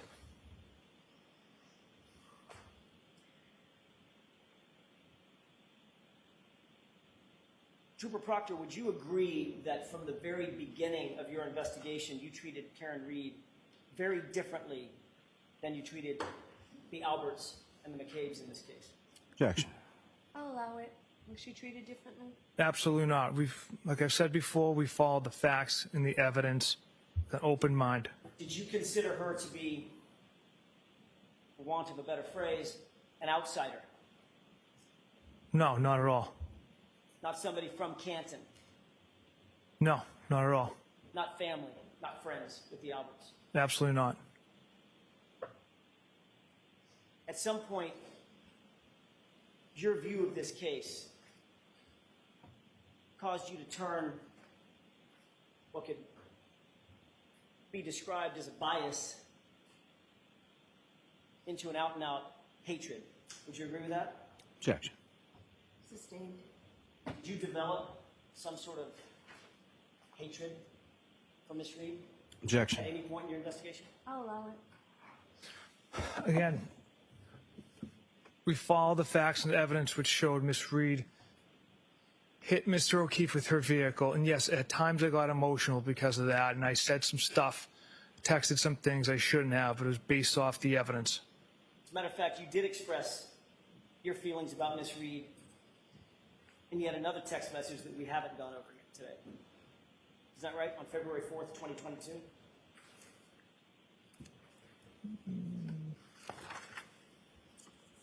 Might as well turn to tab 10.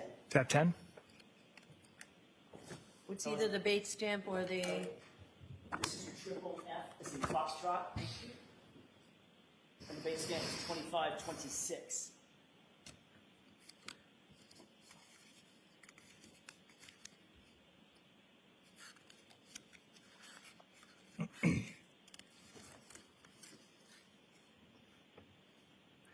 Yes, sir. You see an entry from Courtney Proctor, a text starting, I didn't give my. Yes. Request permission to publish, Your Honor? Yes. 2526, Mr. Bates.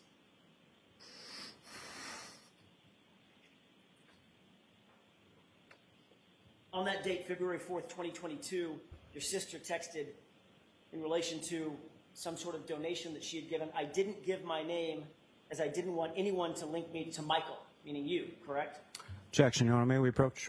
Okay, take that down.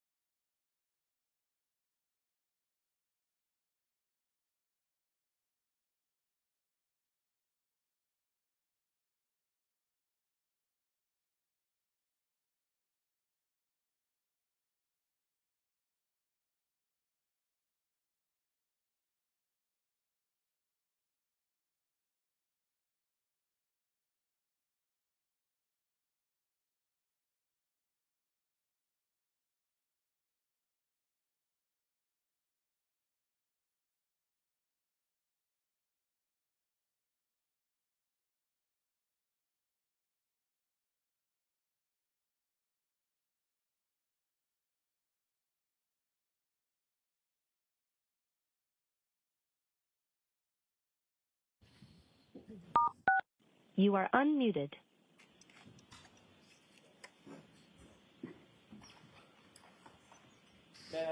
Yes.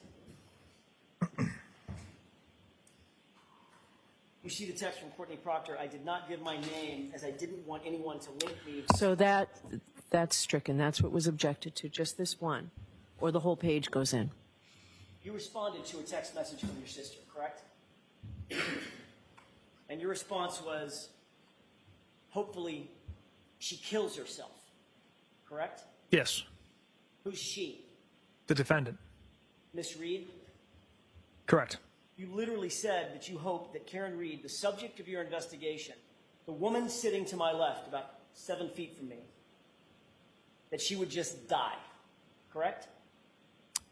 The figure of speech. You wanted her to, the figure of speech is you wanted her to kill herself, No. right? No, it's not. Trooper Proctor, Karen Reed, in your investigation, had quickly become a very serious problem for you, hadn't she? Objection. Sustained. Did you believe that Karen Reed was a problem or an issue for your investigation? Objection. I'll allow it. No, absolutely not. In your words, quote, all the powers that be want answers ASAP. That's what you texted on January 29th, right? Yes. That put a lot of pressure on you, didn't it, Trooper Proctor? There's a lot of pressure in every case, sir. This case involves a Boston cop whose family you were actually connected to, correct? Loosely. Chris L, loosely. Yes. Julie Albert, loosely. Yes. Colin Albert, loosely. Yes. Kevin Albert, loosely. Yes. Loose enough to leave his badge and his gun in your cruiser when after a night of drinking, right? Objection. Sustained. You agreed in your group chat that you needed to, quote, make this cut and dry because another cop was involved. Those are your words, right? Objection. Where is this? This was referred to in earlier text messages, group chats this morning. So is that right? Did you say that, sir? I did text that. I don't know if it's in the exact context. But yes, those were my words. Group chat. Yes, that was in the group chat. Your friends wrote this whole thing, in their words, stinks, correct? Yes, I interpret that as a joke. You believed, Trooper Proctor, that your life would be much easier if Karen Reed was just dead, didn't you? Objection. I'll allow it. No. Like it said, it was a figure of speech. My emotions got the best of me based on, the fact that Miss Reed hit Mr. O'Keefe with her vehicle and left him to die on the side of the road. So my emotions got the best of me with that figure of speech. Well, let's talk about your figures of speech. During the course of your investigation, your figures of speech include the following. She's a bitch. Objection. Is that right? Yes. A whack job, correct? Yes. A retard, right? Yes. Her balloon knot leaks, right? Yes. No ass, correct? Yes. She's fucked, according to you, right? Yes. Ass leaker. That was the word you used, a figure of speech, right? Correct. A girl who shits herself, right? Correct. And then fuck her, correct? Correct. Would you agree, Trooper Proctor, that you have dehumanized Karen Reed during the course of your investigation with comments and words like this? Objection. I'll give you this one, Mr. Jackson. Would you agree with that? I would say based off that language,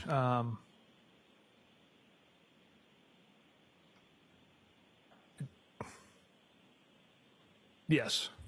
And you admitted, in your own words, that the cop homeowner wasn't going to, quote, catch any shit, right? Correct. Because you were out to quote, make this cut and dry. Isn't that right? The homeowner wasn't going to catch any shit because Mr. Elba had nothing to do with Mr. O'Keefe's death. Because you were going to make sure that the case was cut and dry. Those were your words, right? Objection. Sustained.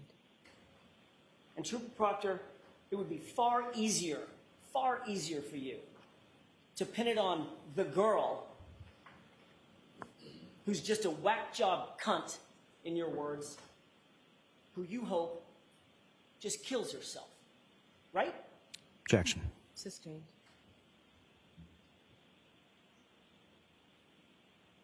Shame on you, sir.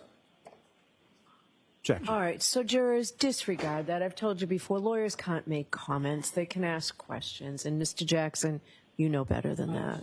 That's all I have. Mr. Lally? Thank you.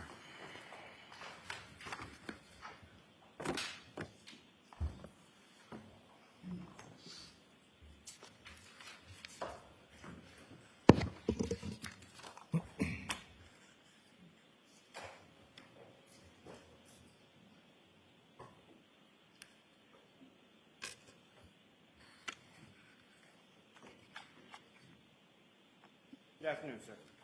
Good afternoon, sir.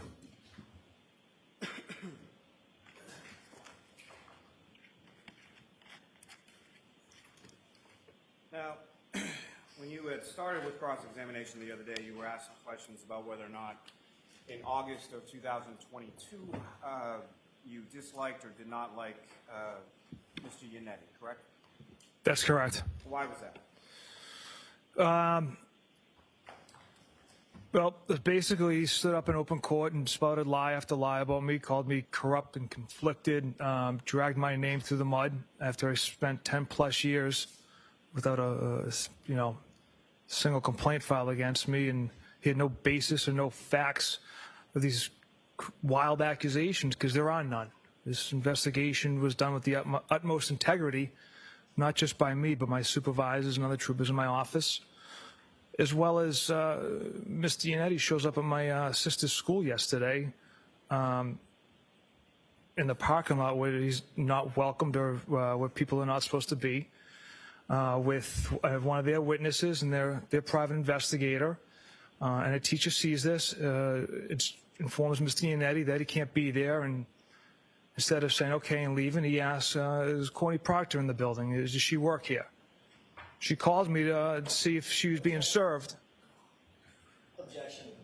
Can we approach? Yes.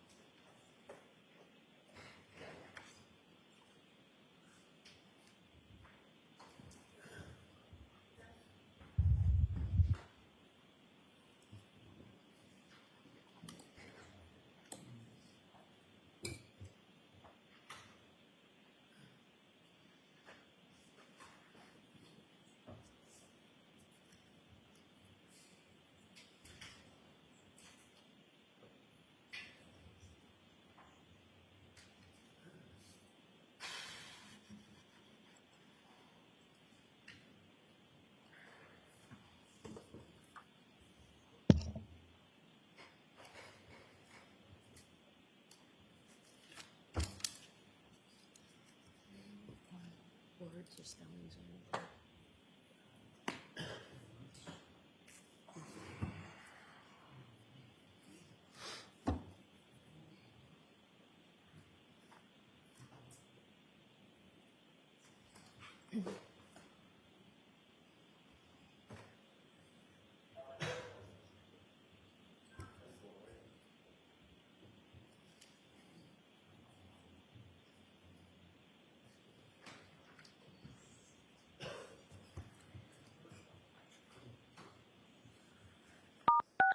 You are unmuted. Please rise for the jury.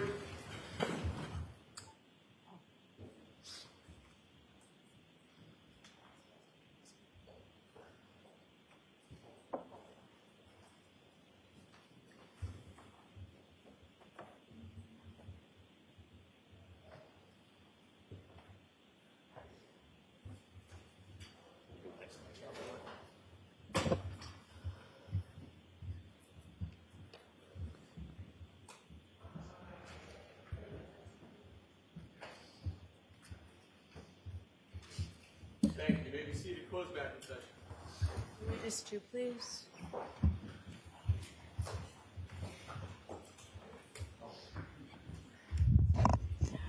Jurors, I am striking that last answer. It was probably a partial answer cut off. I'm striking it completely, disregard it. If you took notes, cross the notes out. You're not to consider it in any way. It is completely stricken from the record. And Trooper, I'd suggest you listen to the question being asked of you before you answer it. My apologies, Your Honor. Keep your voice up, Mr. Lally. Trooper Proctor, let me try that again. As far as you were asked about text messages that occurred in August of 2022 in which you indicated that you did not like Mr. Yannette, correct? Correct. And so at the time of that text message, it was sent in August of 2022. Why was that? In August of 2022, why was that? Yes. The reasons I laid out, the false accusations of being conflicted and corrupt spouted in an open court, which there's zero evidence of. Like I said, I stand by the integrity of this investigation, as well as every trooper and supervisor in my office. Were there also motions filed by Mr. Yannette or by counsel containing photographs of yourself and some children? Yes. And what, if anything, were the allegations in regard to the children that were depicted in those photographs? So the photograph was taken in my parents' backyard.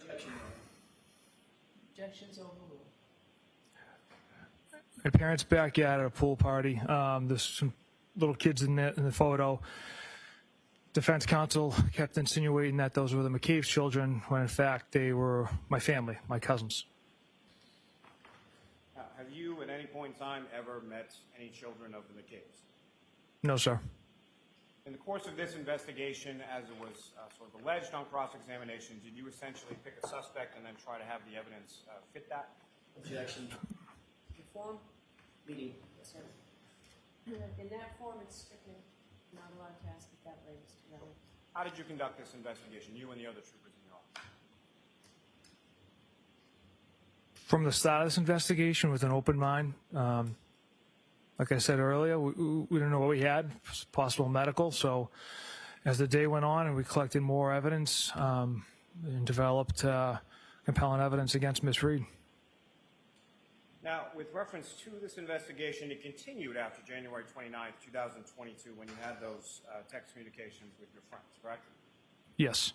Was there additional information that you compiled over the course of that investigation following January 29th, 2022? I'm sorry, say that again, please. Following that date of those text messages on January 29th, 2022, Yes. Was there additional information that was gathered over the course of your investigation by yourself or other troopers involved in the investigation? Yes. And from that additional information that was gathered, what, if any, information that was gathered throughout the course of the investigation indicated that anyone besides Ms. Reed had anything to do with Mr. O'Keefe's death? all the information gathered after that date indicated no one else was responsible for Mr. O'Keefe's death. Now, sir, you were asked some questions on cross-examination about testimony in a prior proceeding and shown specifically at page 01563, correct? Yes. Okay. Your Honor, may I approach? Yes.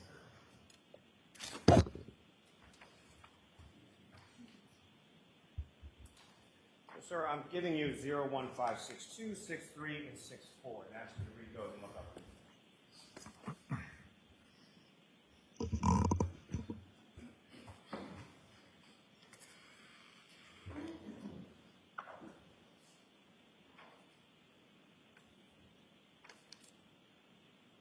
What were the numbers again, Mr. Lally?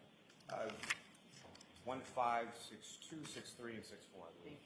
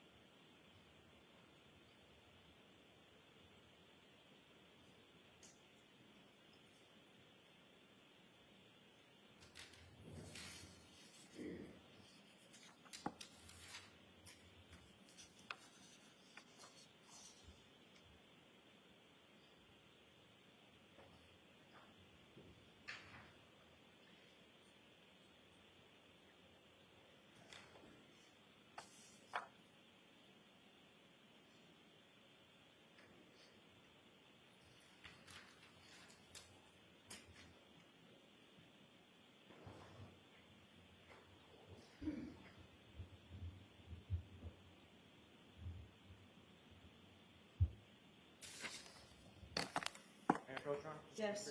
Thank you.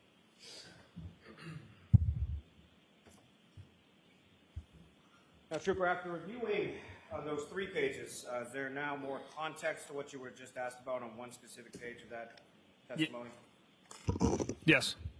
And those were questions related to what you had told and what you had informed other people within the office or your supervisors in relation to relationships with both McCabe's and the office, correct? Correct. And in the course of that testimony, did you relay to that body the same testimony you just relayed to this jury in regard to photographs of children and defense counsel attributing those to being the McCabe's children, which they were not? Yes. Now, you were asked some questions by Mr. Jackson in regard to what you knew or why your focus was not on Brian Alberts later on in the evening of January 29, 2022, correct? Correct. And why was that? Why was your focus not on Brian Albert at that time? There was just no evidence that Mr. L was involved anyway. Like I said before, from witness interviews, the statements Ms. Reed provided to witnesses, the one shoe left at the scene, the taillight pieces found underneath the snow that were dug out by the CERT team, the injuries to Mr. O'Keefe, the one shoe at the hospital that was observed, her statements to us, Sergeant Mechanic and I, while we interviewed her, clearly the broken taillight, and the fact that leaving Brockton, instead of going to Dighton, she backtracked to go to Canton to retrieve her vehicle and then go double back to go to Dighton, which I found odd. Now, if at any point in time over the course of your investigation you had evidence which led to led you to believe that Mr. Abbott was involved in the death of Mr. O'Keefe, what would you have done? Objection. Ask it differently. With regard to, again, you testified beyond January 29th. At any point in your investigation, did you find any information or evidence leading you to believe that Brian Albert was involved in the death of John O'Keefe? Objection. I'll allow it. No. Now, if you had found information leading to that conclusion or evidence leading to that, what would you have done? Objection. Then I'll allow it.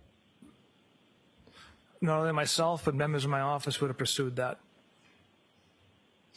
Regardless of his position, correct? regardless of what he does for a profession. Your Honor, may I approach? Yes.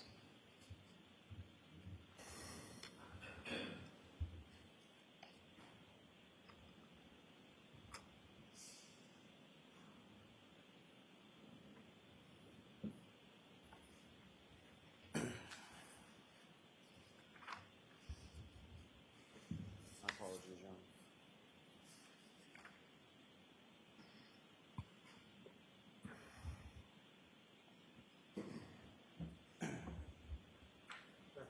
You, document I showed you the other day, do you recognize that? That is text communications between me and my high school buddies. And, sir, if I could direct your attention within there to page 2535.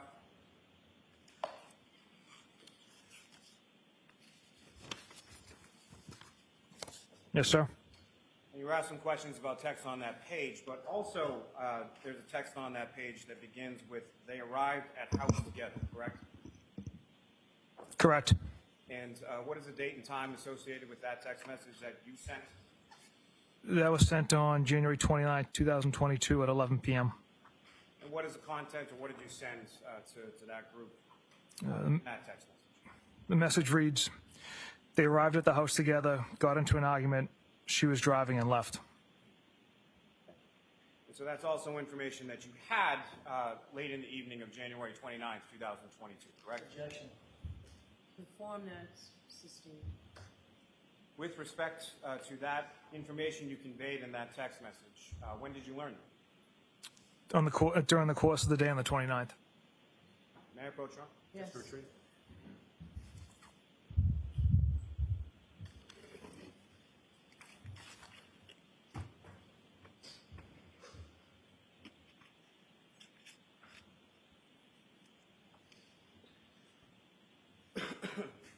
Now, you were asked some questions about people that you spoke to on the 29th, correct?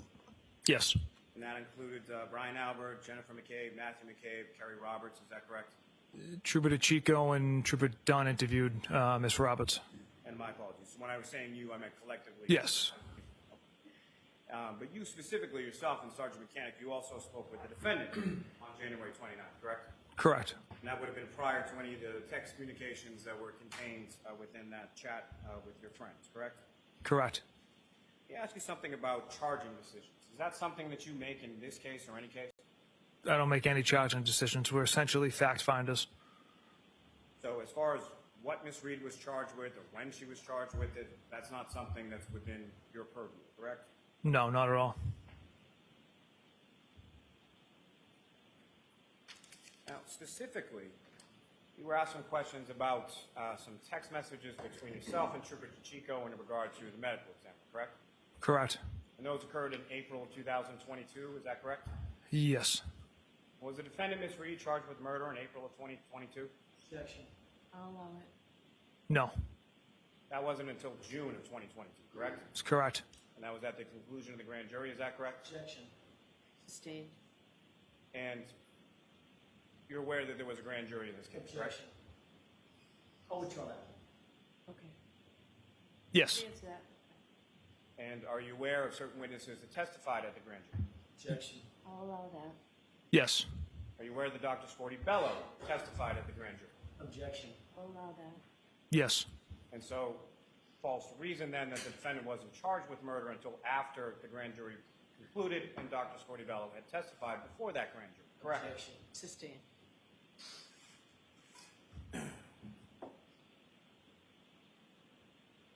Now, the Albert family that you were familiar with some members of, that's not an entity, correct? No. Individual members of a family, some you know, some you may not know, correct? Objection. Sustained. Watch your phone, Mr. Malley. Certainly are. How many members of the Albert family did you know when you started this investigation in January, or when you received this call on January 29th, 2022? Julie, Chris Albert, Colin, and Kevin Albert. Now, you were asked some questions about interviewing Julie Albert and Chris Albert at their home on February 10th, correct? Yes. Now, with respect to that date, had you ever been to that home prior to February 10th? I'd not been to that, that's kind of their new home. I'd never been to their new home or the previous home either. Now, as far as conversations with either Julie or Chris Albert, when was the last time you talked to them before you interviewed them on February 10th?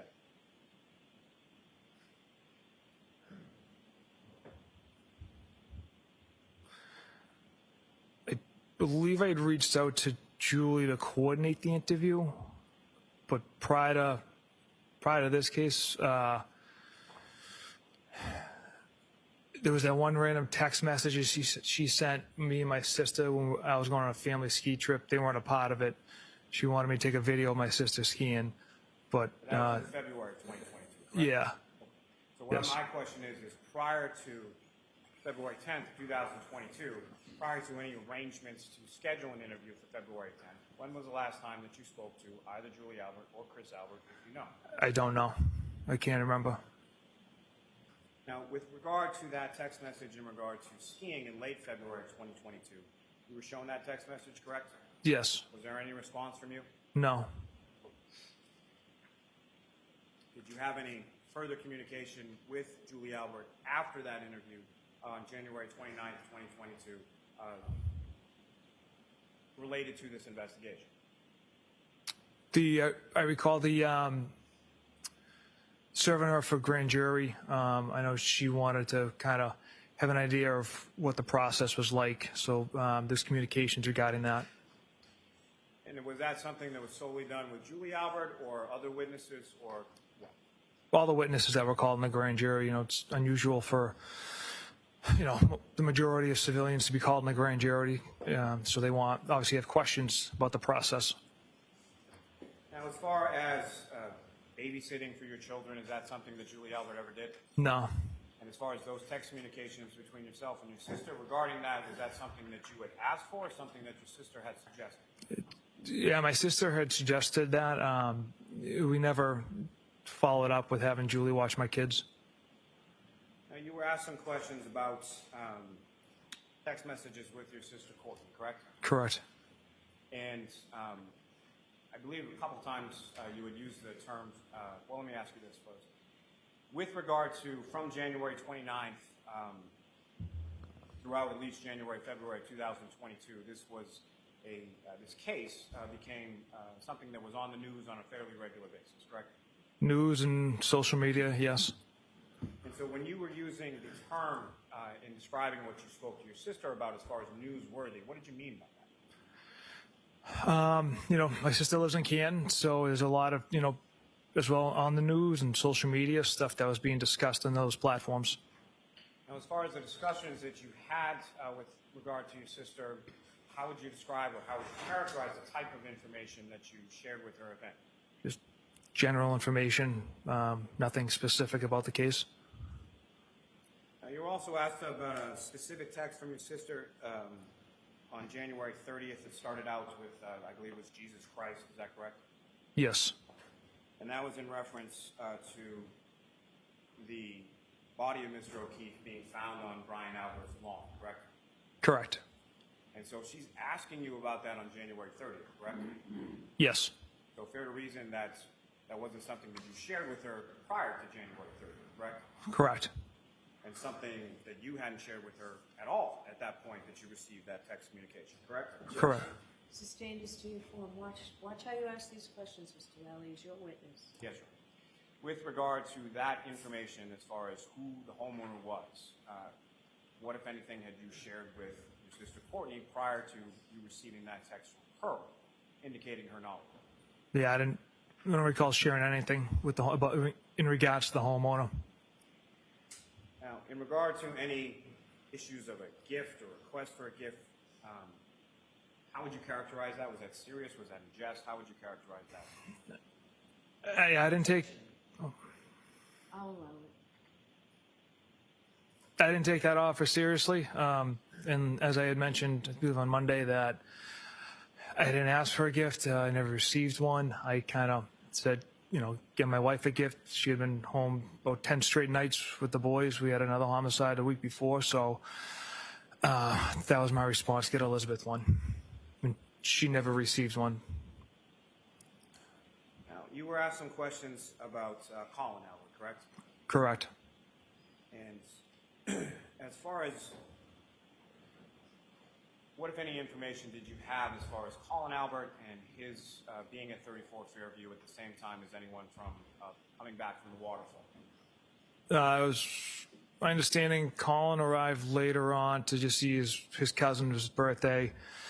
He didn't stay that long, maybe an hour, a little over an hour. And as he was leaving, I think he ran into his aunt and uncle as his ride had arrived out front and left at sometime around 12:10 a.m. Was that information that you had prior to your interview with Colin Albert? We knew Colin wasn't at the house. The timing was provided by Colin. And at any point in time in your investigation, what, if any, evidence did you ever receive that Colin Albert was at 34 Fairview at the same time as Mr. O'Keefe or the defendant? Based on Mr. O'Keefe's cell phone location data using his Waze app, Colin Albert is leaving around like 12:10 a.m. Mr. O'Keefe is about a half a mile away at 12:20 a.m. So they did not cross paths. Now, Mr. Jackson was asking you about some people as far as interviews or later in October or so of 2022 or beyond. You were given 5 names as far as Brian Albert Jr., Julie Nagel, Ms. Kent, Ms. Fabiano, Ms. Alba, and Ms. Levinson, and Colin Albert, correct? Yes. And then you were asked about 3 people that you had interviewed, and then were asked if there was only 1 person left, that being Colin Albert, correct? Correct. Does that math match up as far as 5 people, 3 given, and only 1 person not interviewed? No. Now, with reference to Ms. Kent, Ms. Fabiano, and Ms. Alba, to your knowledge, have they been interviewed at any point in time? No. And why not?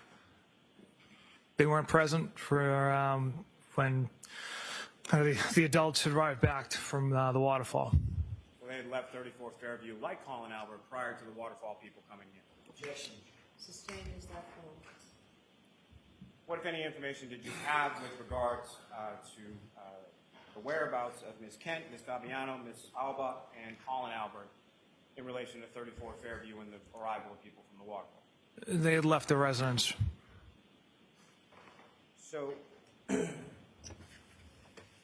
with respect to Colin Albert, why was it that he was interviewed and not Ms. Kent, Ms. Fabiano, and Ms. Alba?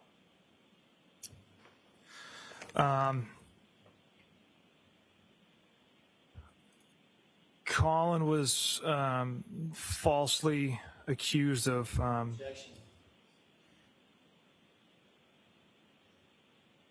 Can you answer that same question Mr. Lally asked you differently? Yes, ma'am. Okay, go ahead and answer it.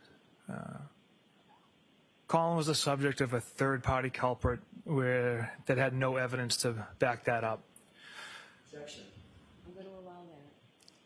That had no evidence to back that up, that he was involved whatsoever. My office and myself felt the need to interview Colin, sit him down, and get his story, his facts of that evening. So that's why we interviewed him at that date and time later on. And when you say we, do you recall who was present with you when you interviewed Colin Albert? Trooper Zachary Clark. Are you aware of Sergeant Mechanic getting screenshots from both Colin Albert and from Miss Allie McCabe in relation to text communications they had about picking up Colin Albert from 34 Fairview on January 29th? Yes.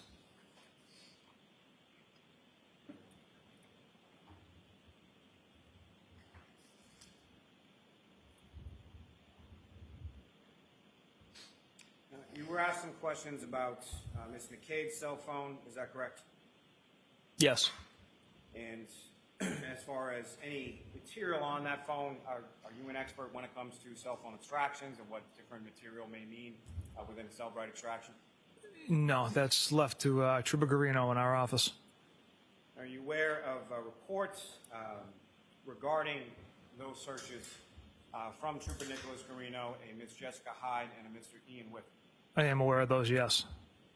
And those are people who are experts, those are people who have special knowledge or specialized knowledge as it relates to Cellbrite technology that you do not, correct? Objection. Form of the question is sustained. What, if any, knowledge are you aware of Trooper Nicholas Garino, Ms. Jessica Hyde, and Mr. Ian Whiffen having with respect to Cellbrite or cell phone technology that you do not have? Objection. Allowing it under voting. Doctor, may we approach? Sure. You are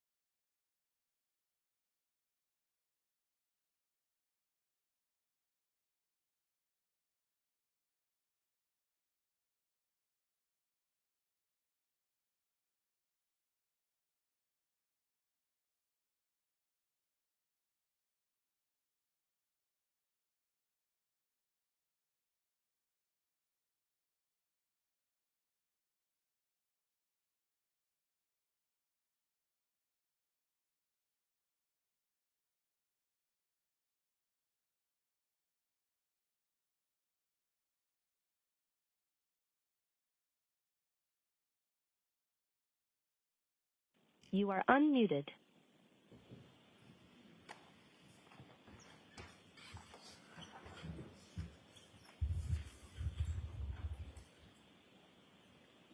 Procedure on?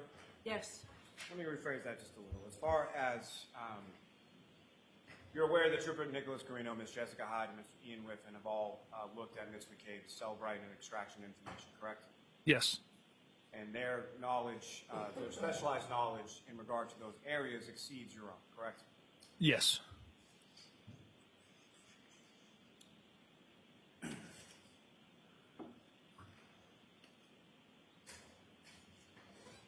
Now, as far as your conversations with Kevin Allen, how would you characterize those in relation to this investigation?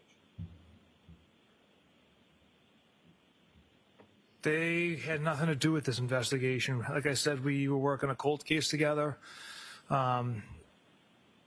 also work on other cases together that, unattended deaths that I'll respond to, a potential suicide or an overdose in the town of Canton that I'll respond to. But the topic of our conversations were in regards to the cold case or unresolved case that we're working together. Your Honor, may I approach? Yes.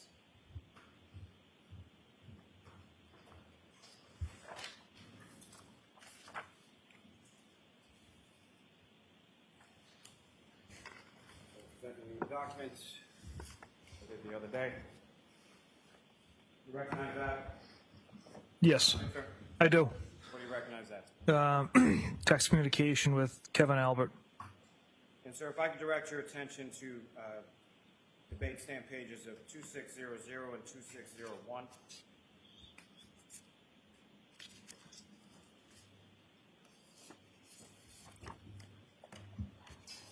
Yes, sir. Now, in regards to activities on that particular date, you had indicated that you had conversations with Kevin Albert about working a cold case from the town of Canton, correct? Yes. And specifically on that date, where did the two of you go? I recall going down to the Cape to at least interview at least one person of interest. And that was down in the town of Sandwich, to be specific. Is that correct? Yes. Now, in reference to Kevin Albert leaving his badge in your car, you recall that? I do. If I could direct your attention to page 2602.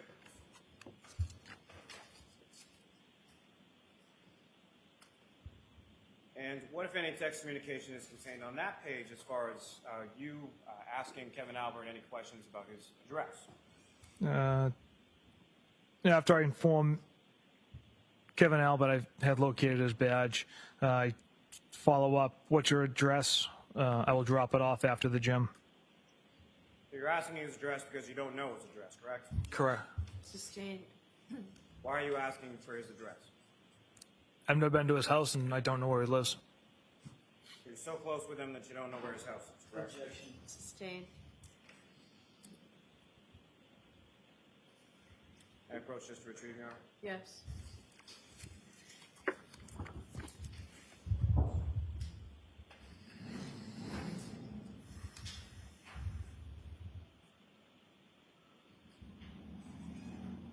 You were asking questions about ring videos from One Meadows Avenue, Mr. O'Keefe's home, is that correct?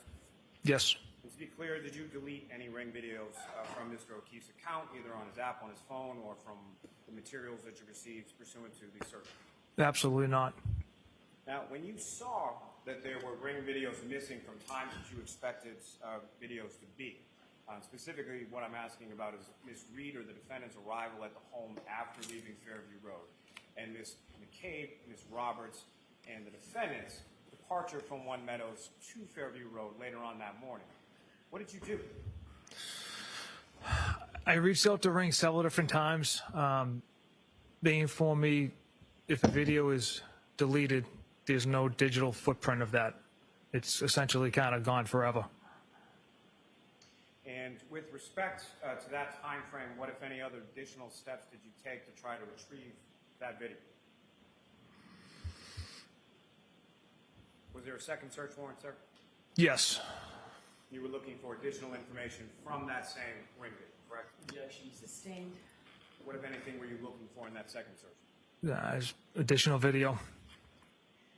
Now, you were asking questions about notes from Trooper DeChico, correct? Correct. And as far as that 0041 note, do you know what that means? That just tells me it's a time. And do you know specifically whether or not that is something that Trooper DeChico saw or something that Trooper DeChico was looking for? That's something Trooper Chico could answer for.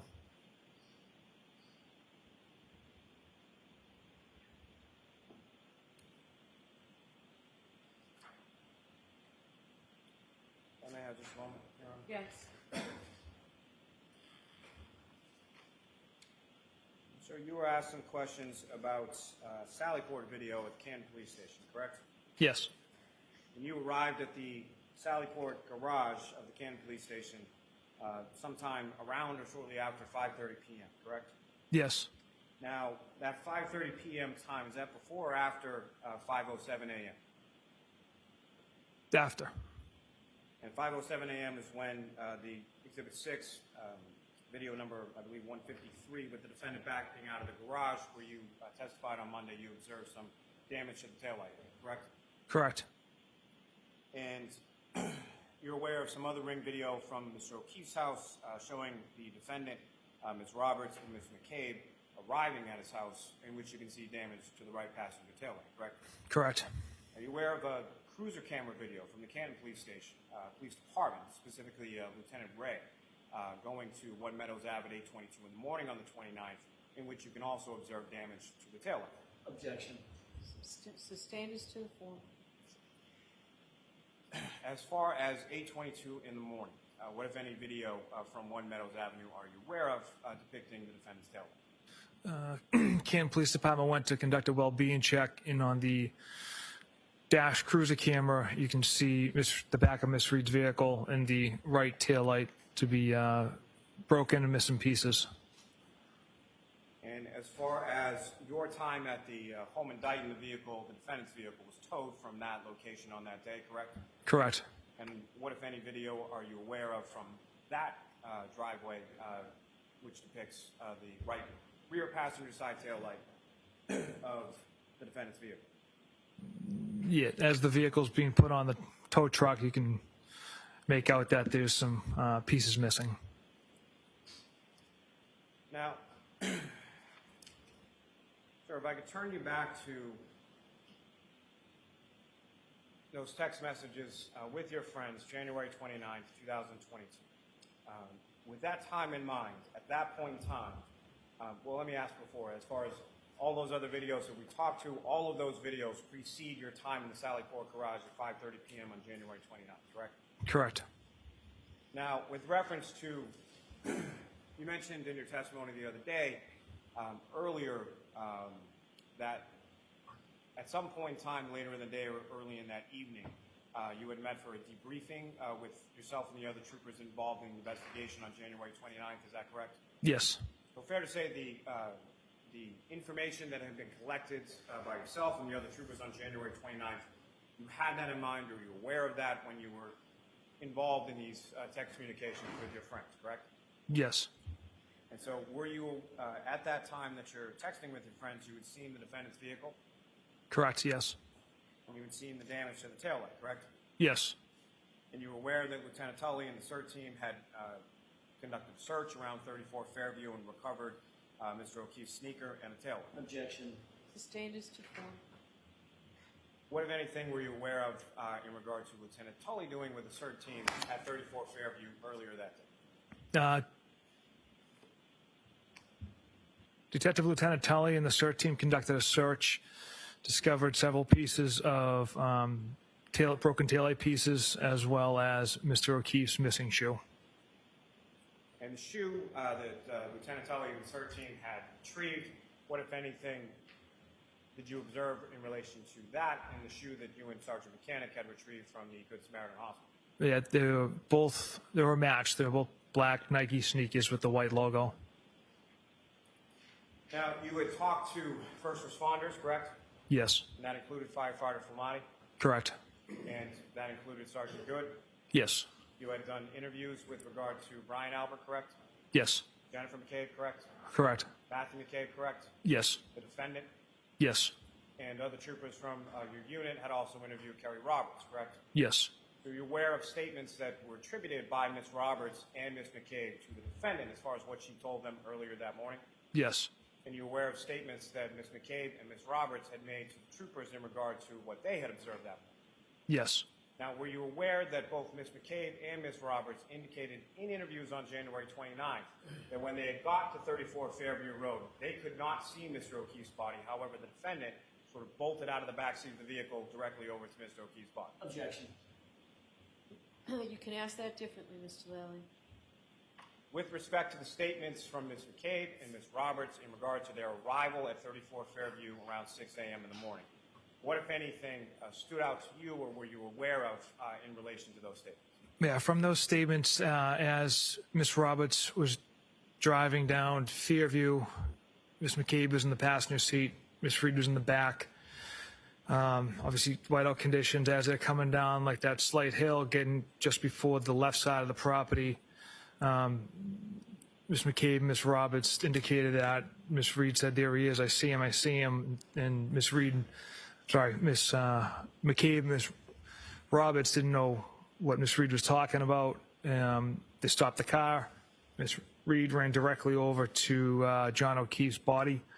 And even when Miss Reed had exited the vehicle, Miss McCabe and Miss Roberts still didn't know what was going on and what she was running to.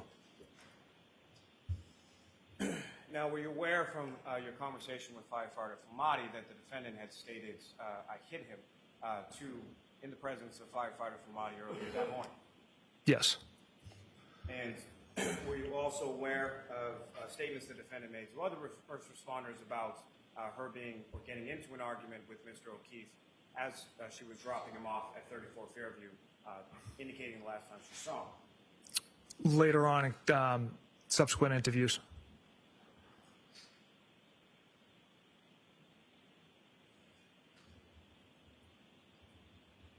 So at the time that you're sending these text communications within this group chat in the later part of the evening of January 29th, 2022. What is it that you did know in relation to your investigation with regard to Ms. Reed, the defendant, and or anyone else? All right. So we knew the last person seen with Mr. O'Keefe alive was Miss Reed. We knew they were traveling to Fairview Road. Witnesses stated they saw a SUV out front of the house. It went from one side to the other. Miss McCabe was texting John, parked behind me, things of that nature. John never went into the house. And then the following morning, Miss Reed, Miss Roberts, and Miss McCabe located Mr. O'Keefe on the front lawn. I observed those injuries at the hospital. The one sneaker. Later on in the day, the CERT team, along with Detective Lieutenant Tully, found broken taillight pieces that matched Miss Reed's taillight, as well as the missing sneaker that matched Mr. O'Keefe's vehicle. Some inconsistent statements that Miss Reed had provided to Sergeant Buchanan and I. Yeah. So at the time that you made those comments, disparaging comments in regard to Ms. Reed in the context of those communications with your friends, as inexcusable, as unprofessional as those comments are, the information you had was that Ms. Reed had struck Mr. O'Keefe with her vehicle. Yeah, you've got to watch the form, Mr. Allen, it's sustained. The time that you made those inexcusable and unprofessional comments, what did you believe the defendant had done to Mr. O'Keefe? I believe, based on all the physical evidence and facts, Mr. O'Keefe got out of that vehicle holding that cocktail glass he walked out of the waterfall bar with. Miss Reed pulled ahead and then backed into him, struck him with her vehicle, and then left. And then came back 5.5 hours later, correct? Correct. Nothing further. Mr. Jackson? Very briefly, Your Honor. So you think that your assessment, personal assessment, that Karen Reed had struck this officer with a car gave you license to call her a cunt? Objection. I'll allow it. Right?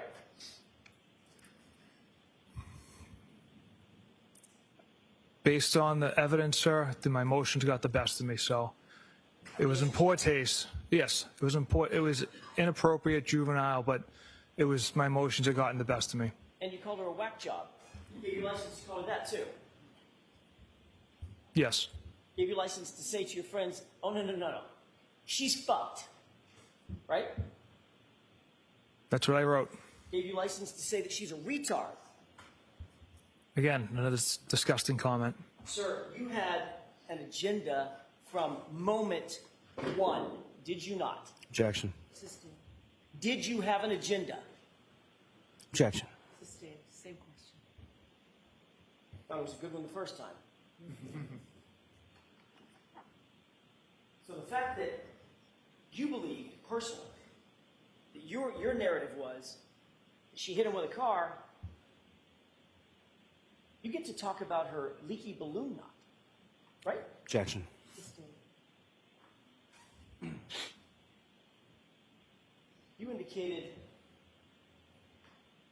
on cross-examination that you saw a video at 8:22 a.m. with some damage to Miss Reed's right rear taillight, correct? Yes. 8:22 before or after 5:07 a.m.? After. You also said that you had no idea where Kevin Albert lived, right? Correct. But you did say about getting his badge to him after that drunken night with him, that you just leave it in your mailbox, right? Objection. I'll allow it. Yes, my mailbox. Yeah. So he obviously knew where you lived. Yes. And then you said, there's no evidence whatsoever, your words, no evidence whatsoever.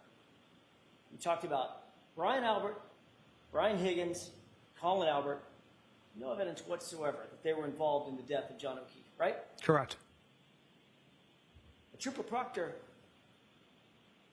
you're the one responsible for gathering the evidence, correct? Objection. Allow it. Right?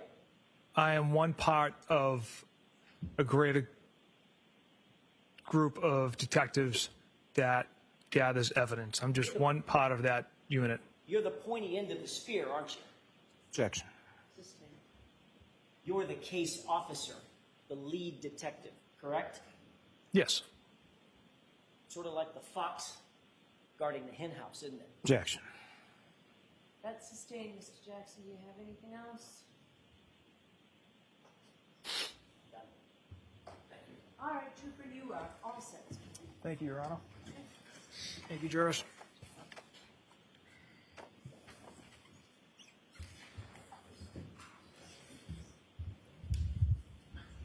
Next witness, Mr. Rowland. Yes, Your Honor. The Commonwealth call Lieutenant Brian Tully to the stand.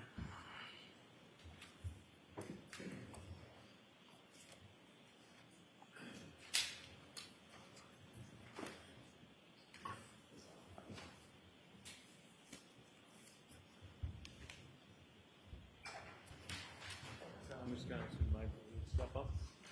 And then stand.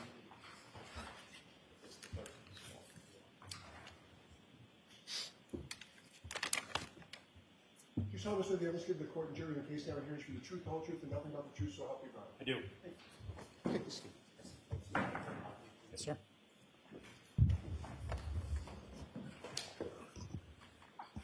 All right, Mr. Lally, whenever you're ready. Thank you. Good afternoon, sir. Good afternoon. Would you please state your name and spell your last name for the jury? Brian Tully, T-U-L-L-Y, And how are you employed, sir? with the Massachusetts State Police. And how long have you been a member of the State Police? 18 years. And what rank or assignment do you currently have with the Mass State Police? The rank I hold is Detective Lieutenant, and my current role is the Unit Commander for the Norfolk State Police Detective Unit. And now, how long have you been, let me ask you first, as far as, how long have you been a lieutenant of the State Police? I was a first lieutenant in 2021, and then I attained the rank of Detective Lieutenant later in 2021. And with reference to your current unit, how long have you been a member of that? I've been with the Norfolk State Police Detective Unit for 12 years. And prior to and throughout the course of your work within the detective unit, the Norfolk DA's office for the state police, what, if any, specialized training have you received and or given in regard to investigations and how they're conducted? For the first 10 years as the rank of Trooper and Sergeant, I was on the homicide section of the unit. When first entering the unit, I received instruction on how to conduct homicide and death investigations. In addition to that, I attended over 200 hours of specialized training in the use of cell phones and cell phone technology in the furtherance of criminal investigations. Further on, I have now been an instructor about cell phones and cell phone technology in criminal investigations. I've taught death investigation classes around the Commonwealth, and as well as search and seizure law in Massachusetts. Now, if I could ask you just with respect to your unit, if you could explain to the jury sort of what is the role and what does your unit do with respect to death investigations within Norfolk County? So each district attorney's office has a state police detective unit assigned to it. So Mass General Law, Section 38, Section 4 says that the district attorney is in charge of all death investigations. So if someone passes away, essentially not in the presence of a doctor or the circumstances that led to their death was outside the presence of medical care, the district attorney is in charge of the investigation, or their representative. And so each DA has a state police detective unit assigned to them to act as their representative. In certain jurisdictions like Boston, Worcester, and Springfield, the DAs in those counties have said that those local departments can be their representatives, but throughout the Commonwealth, the state police is the DA's representative in those death investigations. Now, as far as assignments go, or as far as how is it that, well, as far as how an investigation is run, how is it that a call comes in? If you could take the jury through sort of from the time the call comes in, how that investigation is. I'll talk in a typical state, oftentimes someone passes away, again, not in the presence of a doctor, gets found by somebody, a loved one, a friend, a passerby. They call 911, which gets routed to the local police, who respond and come to learn that someone has passed away in the circumstance. That police department will then call the troop headquarters when the state police is cut up in different troops by geographic location. Each troop duty lieutenant would have a list of who the on-call person is for the state police detective unit of jurisdiction. They would then call that trooper or sergeant directly to inform them that there's a death in a certain community and give them a telephone number to contact somebody who's directly on scene to get more information. Now, as far as your role as sort of the supervisor or the lieutenant in charge of the unit, can you describe to the jury sort of what your role is in regard to those investigations? So within the detective unit, we have the homicide section, a narcotics section does narcotics investigations, and a special investigation section. So specific to the homicide section, there are certain levels of supervision. We have a sergeant assigned to the homicide section. I have an executive officer who's a lieutenant, and then me. So multiple levels of supervision specific to any of the sections, including the homicide section. Now, turning your attention to January 29th, 2022, at some point did you become aware in the morning with regard to a death within the town of Canton? Yes. And what, if any, when did you become aware and how did you become aware initially of what had transpired? Shortly after 7 a.m. that date, I received a call from Sergeant Yuri Buchanan informing me that a person by the name of John O'Keefe was found unresponsive in Canton. He was transported to Good Samaritan Hospital, where it was expected he was not to survive.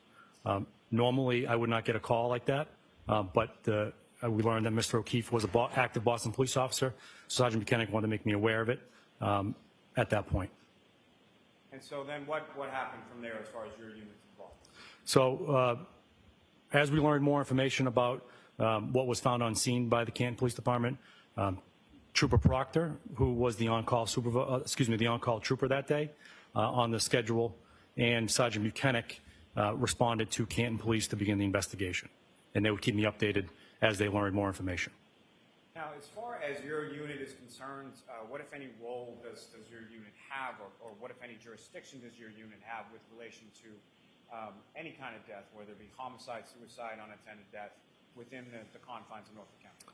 We have exclusive jurisdiction by law, but the law also suggests that we need to work with the local police departments as well.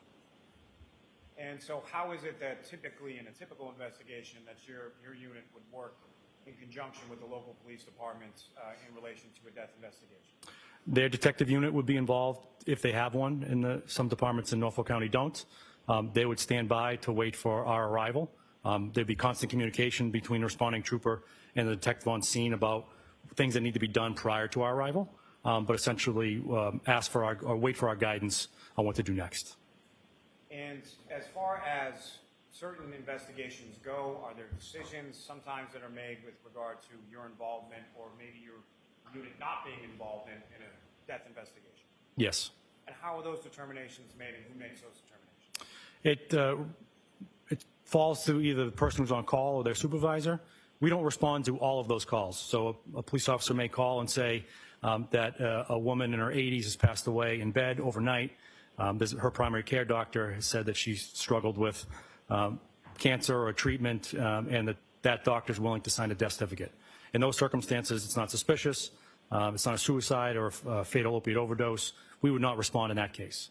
That would be one that we would decline. In other circumstances, we may get the call and then learn that the person's going to survive, and so we will not respond. We typically will mirror what the Office of the Chief Medical Examiner. If they're involved, then we'll definitely be involved.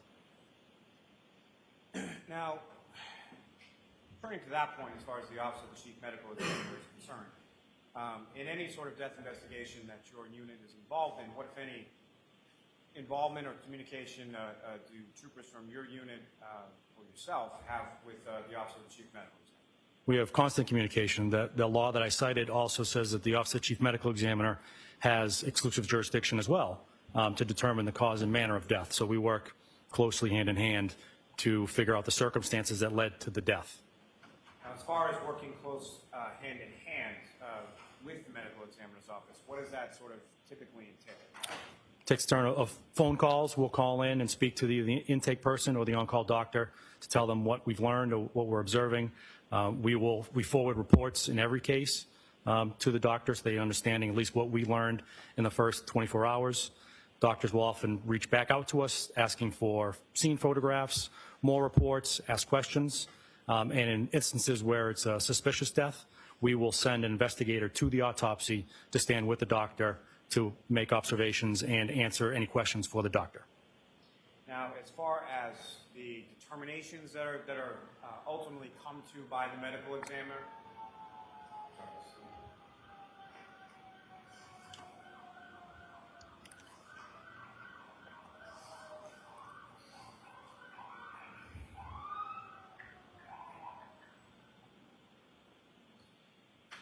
Lieutenant, as far as any determinations that are made with reference to either cause or manner in any instance with the medical examiner, what, if any, role do you or anyone from your unit have with regard to that decision by the medical examiner? We have little to no role outside of providing information. And as far as the determination specifically, whether it's manner or cause, what, if any, impact does that have with regard to any death investigation that you're doing? Well, the cause will give us a big incident. So we want to know if the person died of a heart attack or if they died of a gunshot wound. That's big when it comes to then making charging decisions about circumstances. So it's important to learn the cause, and to get the doctor's input on the manner is also helpful. But as far as the manner, if the manner is found to be undetermined, would that impact what you've learned through the rest of the course of your investigation as far as charging goes? No, that determination by the OCME is often in the early stages of investigation, and as we learn more information, the circumstances can change. And the determination that is made by the medical examiner, that's strictly from a medical perspective, correct? Correct. Now, with regard to January 29th, 2022, and this call that is initially received, Trooper Proctor and Sergeant Mechanic then essentially respond to the Canton Police Department first, is that correct? Yes. And as far as your role as it pertains to this or any other investigation, how much involvement do you have, or how are you sort of apprised of what's going on? Sergeant Mechanic, in this case, and in typical cases, he's keeping me updated by telephone, so I can supervise from anywhere with my cell phone. He's giving me updates about what he's learning. We will discuss what the next step should be. And that's what transpired over the morning of January 29th. Now, over the course of the morning of January 29th,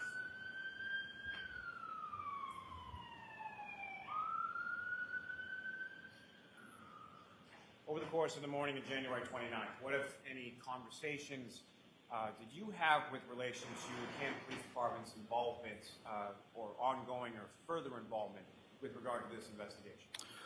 I had spoken with the acting chief at the time, the chief at the time, Kenneth Berkowitz, about the involvement in the Canton Police Department. We talked about the homeowner at 34 Fairview and his relationship to his department. And because of the appearance of a conflict, we had made a decision that the Canton Police was going to take a step back from the investigation, and that the state police would do the investigation without them. Now, as far as that appearance of a conflict or step back, as you termed it, what was your understanding at that time as far as what the role of the Canton Police would be? Really to provide support. So anytime we're in a local community, we need the support of the local police. If we're going to start knocking on doors, we want to make sure they're aware or present.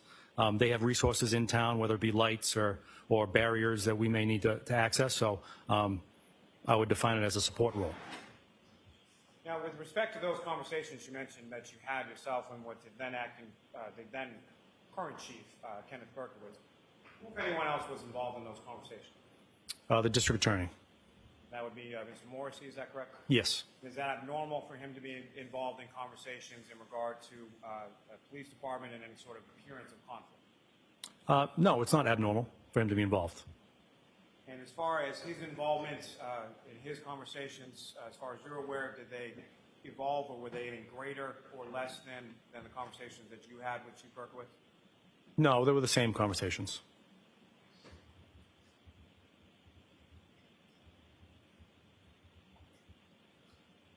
Let me ask you this, Lieutenant. At some point over the course of this case, or at some point over the course of this investigation, did you become aware of certain text messages on Trooper Proctor's personal phone? Yes. And upon your being made aware of those text communications, what, if anything, did you as a supervisor, what, if anything, did you do? I had a long discussion with him about the content and nature of them.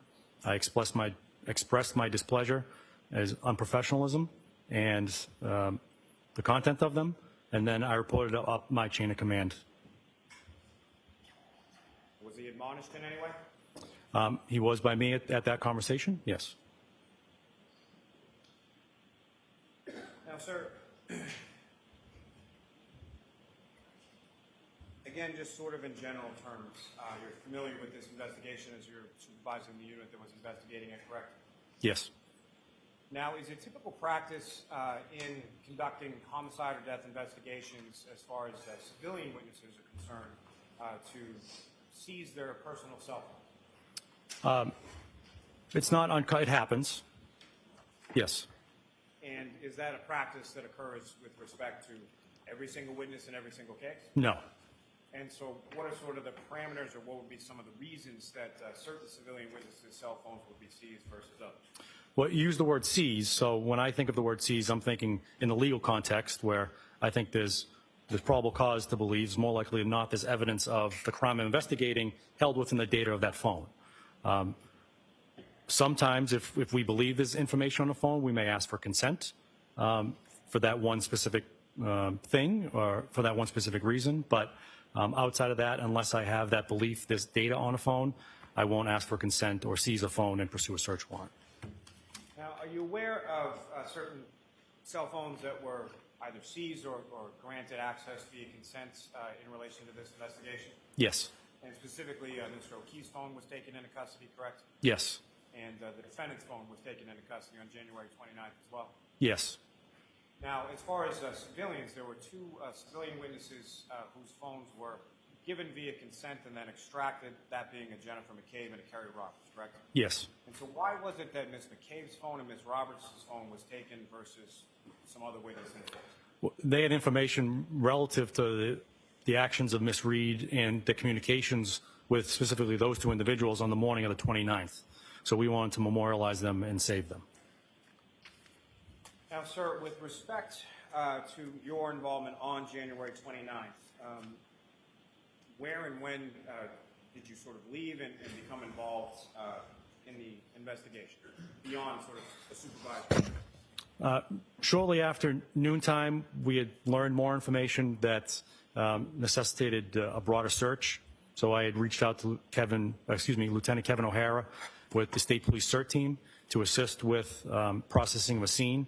And so since we were going to be processing a scene, it was prudent for me to leave my house, dig out, and drive to Canton. And sir, with respect to, you mentioned dig out from your house. What were the conditions like around the time that you were leaving your house? There's probably 8 to 10 inches at the house, so I had to dig out my driveway and the large snowbank at the end of the driveway that's caused by the plow in order to get a vehicle out and head to Canton. And where is it first that you were heading to? I first went to the Canton Police Department to talk to Chief Berkowitz and wait for the arrival of the CERT team, and then to 34 Fairview. And as far as the CERT team was concerned, if you can, explain to the jury sort of the process from your perspective, from your end, as far as activating the CERT team, what it is that they do and why you had requested.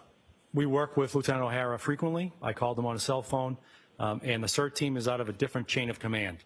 So the State Police is a very paramilitary organization with specific chains of commands with different structures. So I reached out to him and asked for his assistance with this investigation.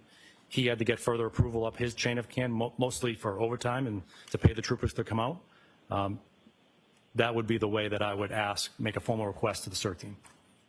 And so the initial phone call that you made to Lieutenant O'Hara, you don't have the power or the authority to sort of direct him to dispatch his team and go to 34 Fairview, correct? Correct. And And so as far as that initial phone call that you made to Lieutenant Hara, do you know about what time of the day that was? It was about 2 in the afternoon. And what was the purpose of sort of that initial phone call that you made to Lieutenant O'Hara? To give him a heads up, because there needs to be a conversation up my chain of command. So above me, there's a detective captain and a major. My major needs to really talk to his major to make the formal request. But I wanted Lieutenant O'Hara to be aware of the request was coming so that he could at least start polling his people to see who was available to respond to Canton. And with respect to the weather, if you could just in general terms describe for the jury sort of what you observed as far as the weather conditions on that day. I observed blizzard-like conditions. It was snowing heavily, windy, low visibility. John, may I approach? Yes.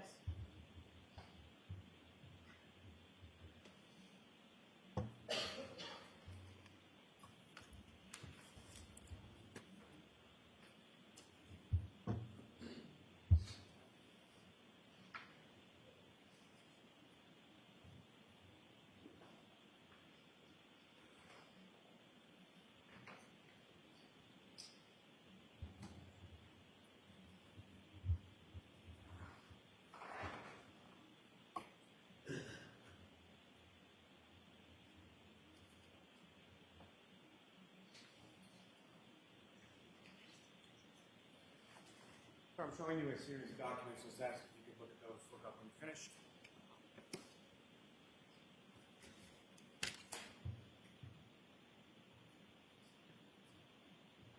And do you recognize those, sir?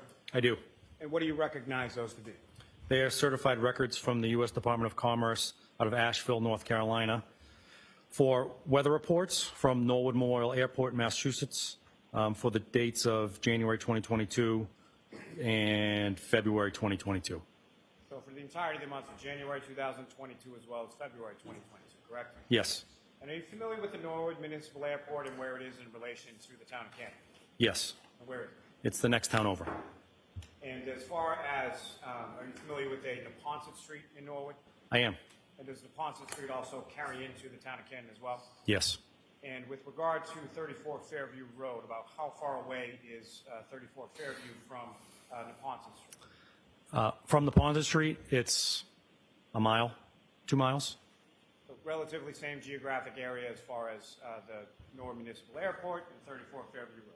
Yeah, I would say as the crow flies from 34 Fairview to Norwood Municipal Airport, that's probably 3 miles. And sir, with regard to the records before you, from your memory of those dates and those times in January and February 2022, is that a fair and accurate portrayal of what the weather was like, temperature-wise as well as precipitation? Yes. I love that question. Yes. Your Honor, may I approach? Yes. Come off the seat and introduce the minutes. Now, do you understand anything?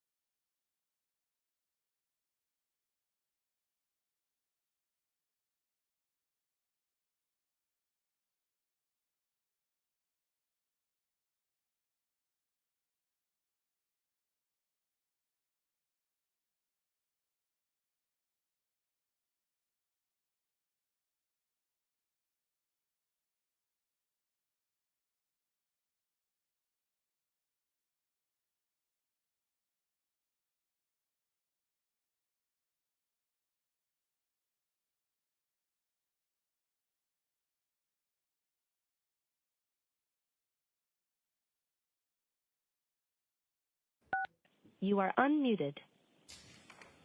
And I'll take it.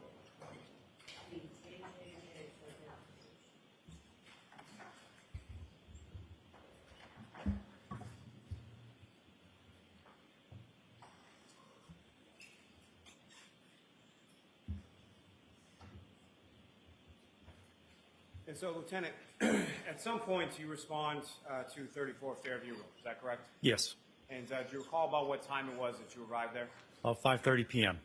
And when you arrived there, who, if anyone else, from the state police preceded your arrival? There was at least 2 members of the CERT team present, including Lieutenant O'Hara. And if you recall, where were they located in relation to the residence? They were directly in front of the residence.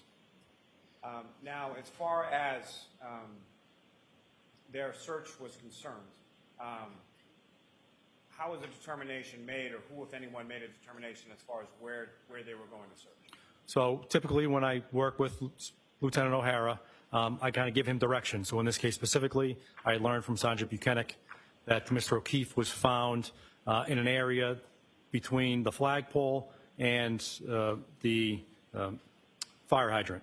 So we concentrated that area, and so I talked to Lieutenant O'Hara that this is going to be our parameters, and he instructed his people how to deploy or to that area. Now, sir, as far as beyond sort of directing as far as an area is concerned, what, if any, other involvement do you typically have when it comes to the CERT team and how they conduct their search? They're professionals with expertise in that, so essentially I just point them in the direction, and it's up to them to figure out how to deploy it and get the mission done. And so what, if any, involvement do you have as far as when they begin and how many people are involved, or when they end, or anything like that? I'll have some consultation with Lieutenant O'Hara, but it's really his call to make. And as far as this particular search on January 29th, do you know how many members of the CERT team eventually responded and how the search was conducted? There were 7 members. Most, if not all, had typical snow shovels, and they used those shovels to systematically go through the snowbank that was in front of 34 Fairview within these 2 parameters. And over the course of, now as far as where they were searching, can you describe sort of the road conditions as far as snow removal had concerned, or where the precipitation amounts were concentrated with respect to the road? So the road was only plowed really right down the middle. Barely 2 vehicles could get by at a time. The banks on either side of the road were protruding into the road. So that was kind of the snow setup. Our cruisers were just kind of buried in snowbanks a little bit down the road as we excavated this. And, sir, as far as this search was concerned, what, if any, information did you provide to Lieutenant O'Hara as far as items being searched for, or what was he directed to be looking for? There were 2 items specifically. We were looking for potential pieces of a taillight of a vehicle and a shoe. And as far as a shoe and potential pieces of a taillight, where did that information come from, or why were those the items that were being looked for? Relative to the shoe, when Sergeant Buchanan and Trooper Proctor responded to Good Samaritan Hospital and collected the clothing of Mr. O'Keefe, they realized that there was only 1 shoe present at the hospital. They had contacted the Canton EMS and other people who cared for him, and they'd learned that a shoe wasn't removed at the scene, and that when Canton Fire and EMS arrived, Mr. O'Keefe only had 1 shoe on. So it was important to locate that second shoe. Relative to the taillight, we had gotten information that witnesses stated that Ms. Reed's vehicle had a broken taillight, and so we were looking for evidence of it being broken at that location. And with respect to the search that was conducted by Lieutenant O'Hara and members from the CERT team, where was that in relation to either the roadway or the front lawn of 34 Fairview?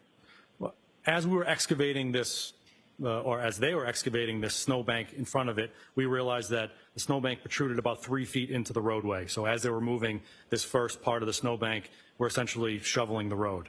And so as they continued on there, they would then hit the curb area. And as far as beyond the curb area, as far as grass or the front lawn, was the CERT team members, from your observations, able to go beyond the curb into the front lawn area? No, they're having difficulty shoveling with plastic snow shovels onto the lawn, from the lawn.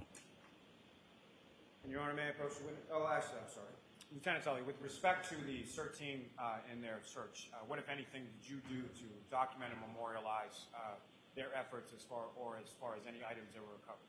I took photographs of items that were eventually found in place. and documented them in a report, and they were collected in evidence bags. May I approach the witness, Your Honor? Yes.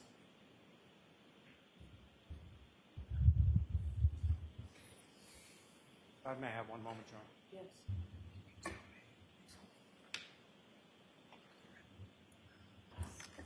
Jurors, we'll be stopping at 4 today. Okay.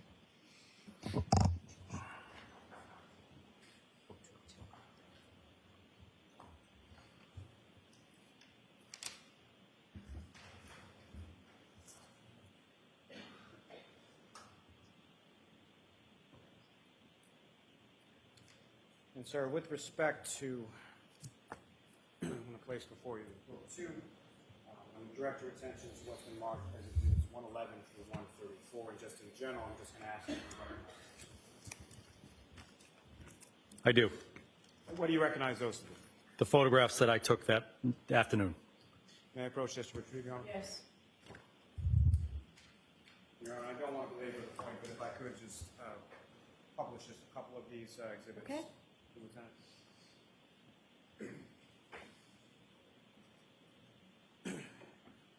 And Ms. Gilman, if I could have exhibit 111. Lieutenant, there should be a laser pointer on the desk before you. If I could ask, first of all, do you recognize what's up on the screen as exhibit 111? Yes. And what do you recognize that to be?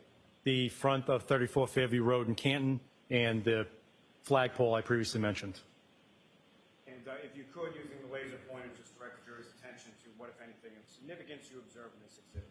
So this picture was taken to memorialize this piece of red plastic here.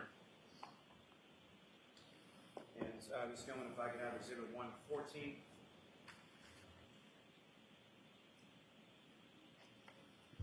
And again, Lieutenant, do you recognize what's up on the screen as exhibit 114? Yes. And if you could, using the laser pointer, direct the jury's attention to what, if anything, of significance you observed it.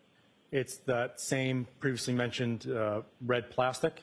The purposes of the multiple photographs, I'll take one as overalls, and as I get closer, I'll take more photographs to give better context. And these photographs of these items, were they taken, the items that you're photographing, were they moved in any way prior to you memorializing them with photographs? Yes, this piece in particular, a CERT team member, as he was removing the snow with the shovel, had picked up this piece of plastic with it. I asked him to place it back where he found it, where it approximately was, so that I could memorialize it in place. So it was picked up and you asked him to put it back where he found it, and he did so? Yes. Ms. Gilman, if I could have exhibit 117. And again, Lieutenant, do you recognize what's up on the screen as exhibit 117? Yes. What do you recognize that? Members of the CERT team doing their excavation of the snowbank. And Ms. Gilman, if I could have exhibit 120. Again, sir, do you recognize what's up on the screen as exhibit 120? Yes. And if you could, using the laser pointer, direct the jury's attention to what, if anything, of significance you observed in this photograph? A black Nike sneaker with a white sole that was recovered in the snowbank. And at some point subsequent to this, what, if any, comparison did you do visually with the sneaker that you observed in this photograph with respect to the sneaker that was recovered from the Good Samaritan by Trooper Proctor and Sergeant Buchanan? They matched both in make and model, size. The shoe that was recovered by the troopers at the hospital was a right sneaker. This one found was the left, or a left. Ms. Gilman, if I could have photograph 127. And again, sir, do you recognize what's up there as 127? Yes. And if you could, using the laser pointer, direct the jury's attention to what, if anything, of significance you observe in that photograph? A clear piece of plastic. Now, with respect to this clear piece of plastic, what, if anything, did you observe or did you note of significance as far as the surface of that particular piece of clear plastic? I noticed that it's curvature in shape, and there are raised dimples, for lack of a better term, that were along the outside of this piece of plastic, or on one side of it. Now, Ms. Gilman, if I could have, lastly from this group, exhibit 131. again, Lieutenant, do you recognize what's up on the screen as Exhibit 131? Yes. What do you recognize that as? That is a photograph that I took at 34 Fairview that depicts a red piece of plastic.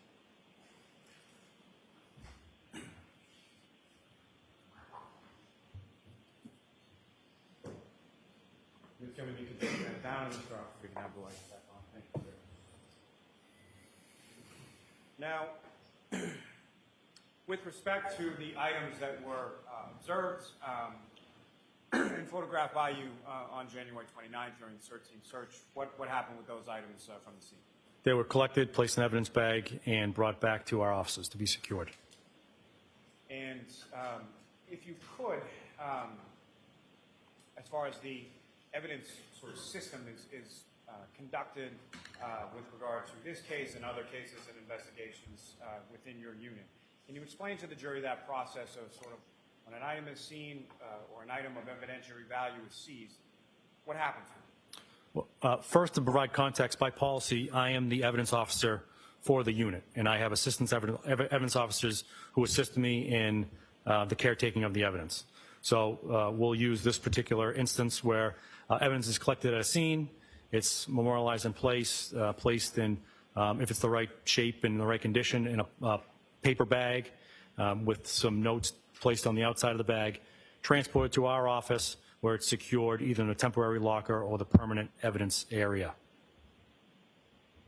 And as far as when it's taken into custody and put into a bag, what is sort of the protocol or the policies with regard to how that bag is marked or what is done with that bag once you have the item contained there?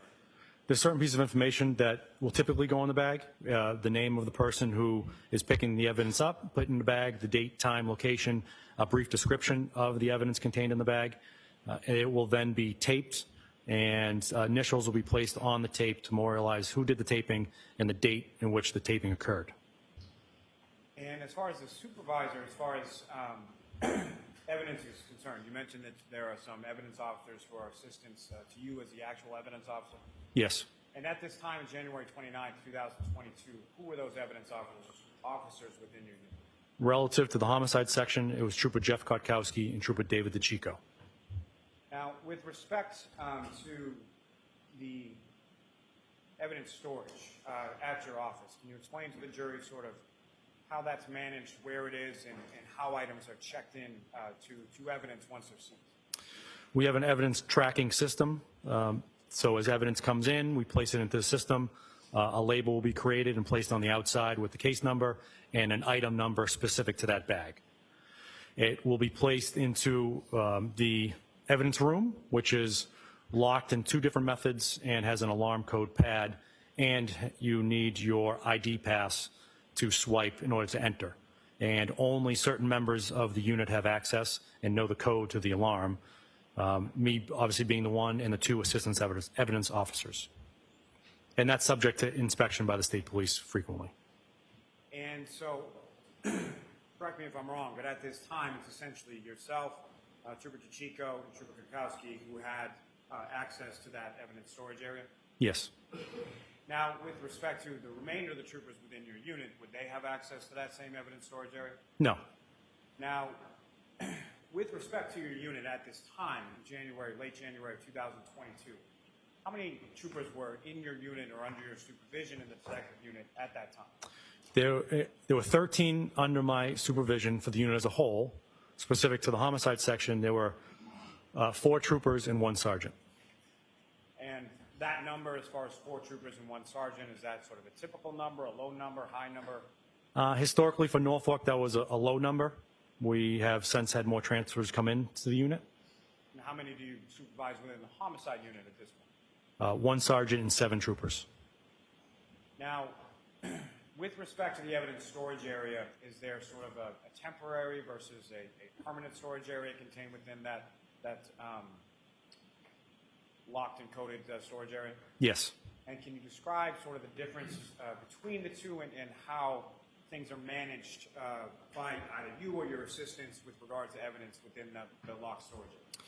So because only essentially 3 people have access to the permanent storage area, if a member collects evidence and brings it back to the office, and does not have access to the main storage area, we have another temporary storage area that is allowed by policy where they can then secure the evidence. The next available time, the person who has access to the main room will come in and transport that piece of evidence from the temporary area to the permanent area. As far as that transportation or transmission from the temporary area to the permanent area, what, if any, sort of documentation is generated in regard into that? There's no notation from one location to the other as allowed by policy. And as far as when items are seized and when their labels are sort of printed in relation to those items, is that always done sort of simultaneously when the item comes in, or how is that typically done timely? Well, same with the label printing system. So only the evidence officers have the ability to create the labels and put it into the system. So you need them to create the label. So if a member comes in, doesn't have access to that system, place it in temporary storage area, at the next available opportunity for an evidence officer or the assistant evidence officer to arrive, know that there's evidence there and process it, place a label on it, and stick it in the permanent storage area. Now, with respect to those items that you recovered from 34 Fairview Road at the roadway in front of it, where were those items located with respect to each other? They were, in total, within a 5-foot area. So if you're looking at the house, from right to left was how they were found. First was that first picture you displayed, which was the red piece of plastic. About 3 feet from that was the Nike sneaker.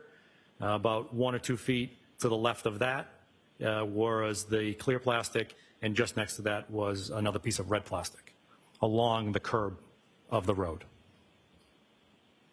And as far as those items that were recovered and bagged and placed in evidence on January 29th, did you have occasion to bring those items with you to court today? Yes. And Your Honor, may I approach? Yes.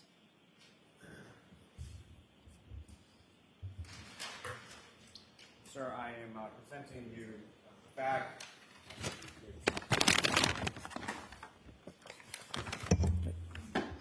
Brought my own.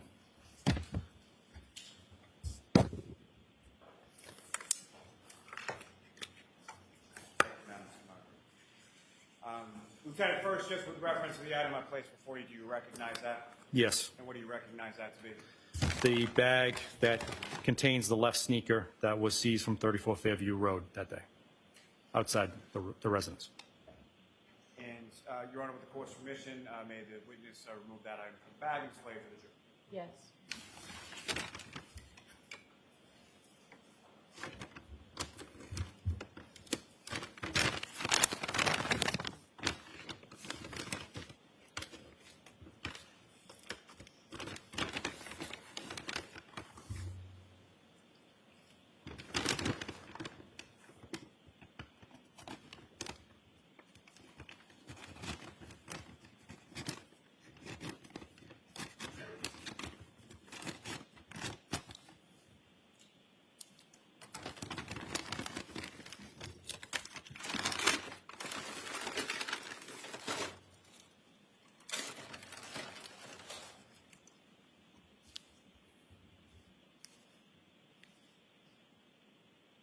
Thank you, sir. If you could place that in the bag.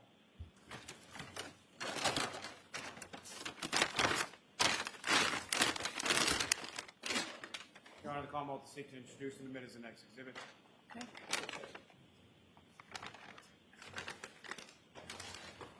Exhibit 569.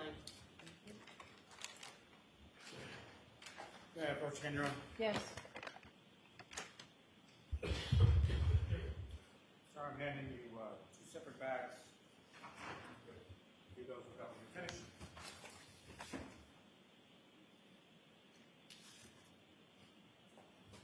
Do you recognize each of those respective bags, sir? Yes. What do you recognize those to be? The bags that contain the red and clear plastic pieces that were recovered from the roadway in front of 34 Fairview Road. And, sir, if you could, just with respect to each of those bags, read what is listed as a description on the outside of the bag to the jury. The description on this first one is pieces of clear hard plastic tail light cover. Location 34 Fairview Road, Canton. And the second, please. The description is pieces of red hard plastic taillight cover, location 34 Fairview Road, Canton. And Your Honor, with the court's permission, I would ask that the witness be allowed to open each of those bags and display the items for the jury. Okay. And sir, if I could ask you to start with the red plastic. Okay.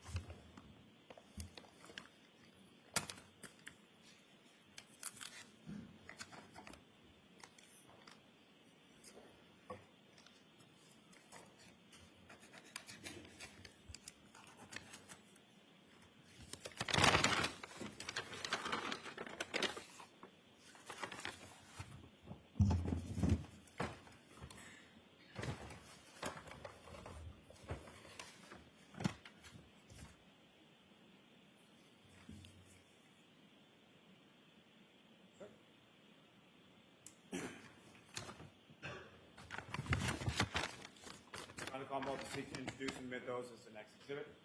All right, Mr. Jackson, they're coming in. No objection. Thank you. 570.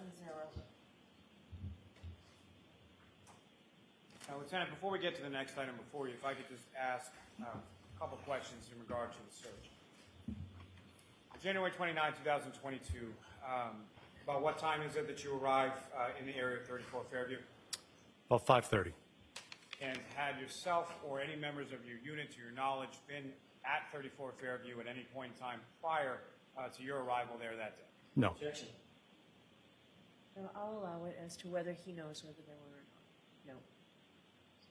And about how long was it that you were on scene at 34 Fairview that day? About an hour. Now, with respect to when these items were found, do you know approximately what time the first item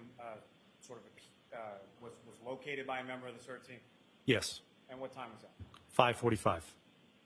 Now, with respect to at any point in time that you were on scene at 34 Fairview Road on January 29th, 2022, was either Trooper Proctor or Sergeant Mechanic on scene at 34 Fairview while you were there? No. And with respect to around that time, as their supervisor, were you aware of where they were or their location at that time? Yes. And where was that? They were following a tow truck that was towing Miss Reed's vehicle from Dighton to Canton. Now, with respect to the vehicle and or the pieces of red and clear plastic that were found by the CERT team at 34 Fairview Road on January 29th, what, if any, conversations did you have with respect to Lieutenant O'Hara in regard to the vehicle and sort of the damage on the vehicle? Objection. I'll allow that. We wanted to know what we were looking for. Specifically, Lieutenant O'Hara wanted to know what are we looking for and what's the scope of the items we're looking for. So we had discussion about how much taillight we believed was missing from Miss Reed's vehicle, so that as we go along, we would know if we had it enough, or we had it all, I should say. And so with respect to that, what, if anything, were you able to share with Lieutenant O'Hara with respect to Ms. Reed's vehicle at that particular time? I didn't have much information because it was still on a tow truck or being loaded up into the Canton Police Department at that time, so I didn't have any actual knowledge of how much taillight we're looking for. And prior to you leaving from the scene at 34 Fairview Road, along with the CERT team on that date of January 29th, even at that time, did you know the full extent or how much taillight you were looking for at that time? No. Now, sir, if I could ask you just to, with the court's permission, Your Honor, may he remove the items from that second bag Yes. before him?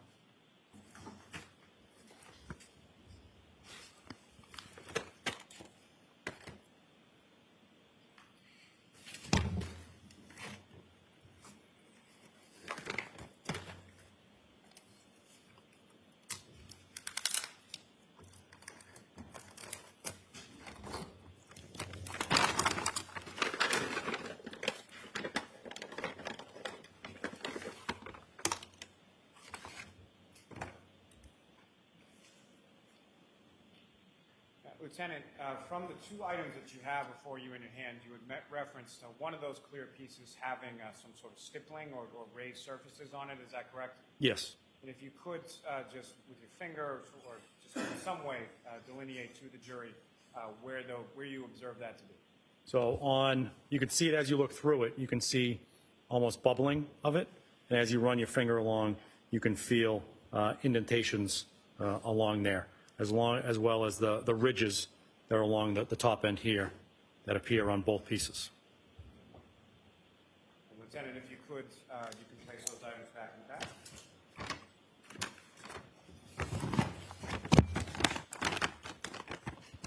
And Your Honor, Commonwealth would seek to introduce and admit as the next exhibit. No objection.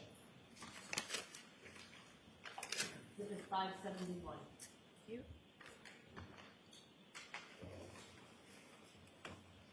Your Honor, given the time and given where I am. Why don't you come to Sidebar to say this?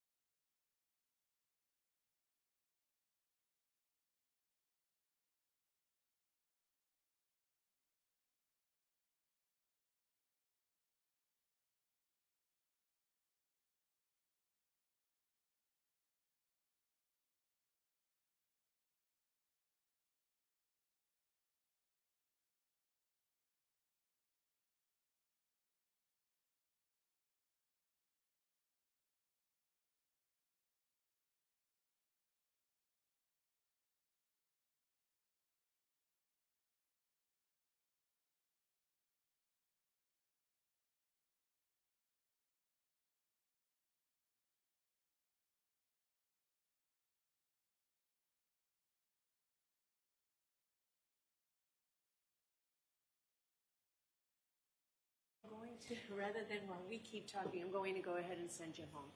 Please do not discuss this case with anyone. Don't do any independent research or investigation into the case. If you happen to see, hear, read anything about the case, please let us know. We'll see you tomorrow. So tomorrow will be 9 to 4, 9 to 4:30, and we hope to get started right away, okay? Detective Lieutenant, I'm just going to ask you to file out after the jury. Yes, sir. Jurors, leaving your notebooks on your chairs. All rise. Jury out. Jurors follow me, please.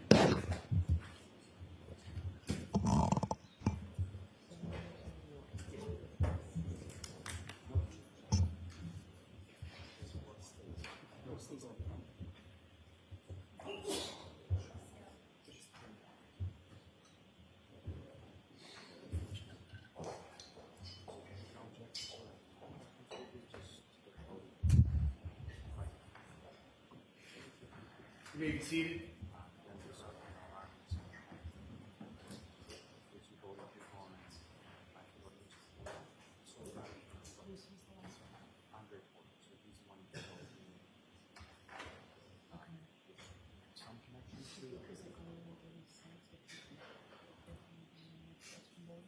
Well, so he does a bunch of other items. I mean, the only connection is that he also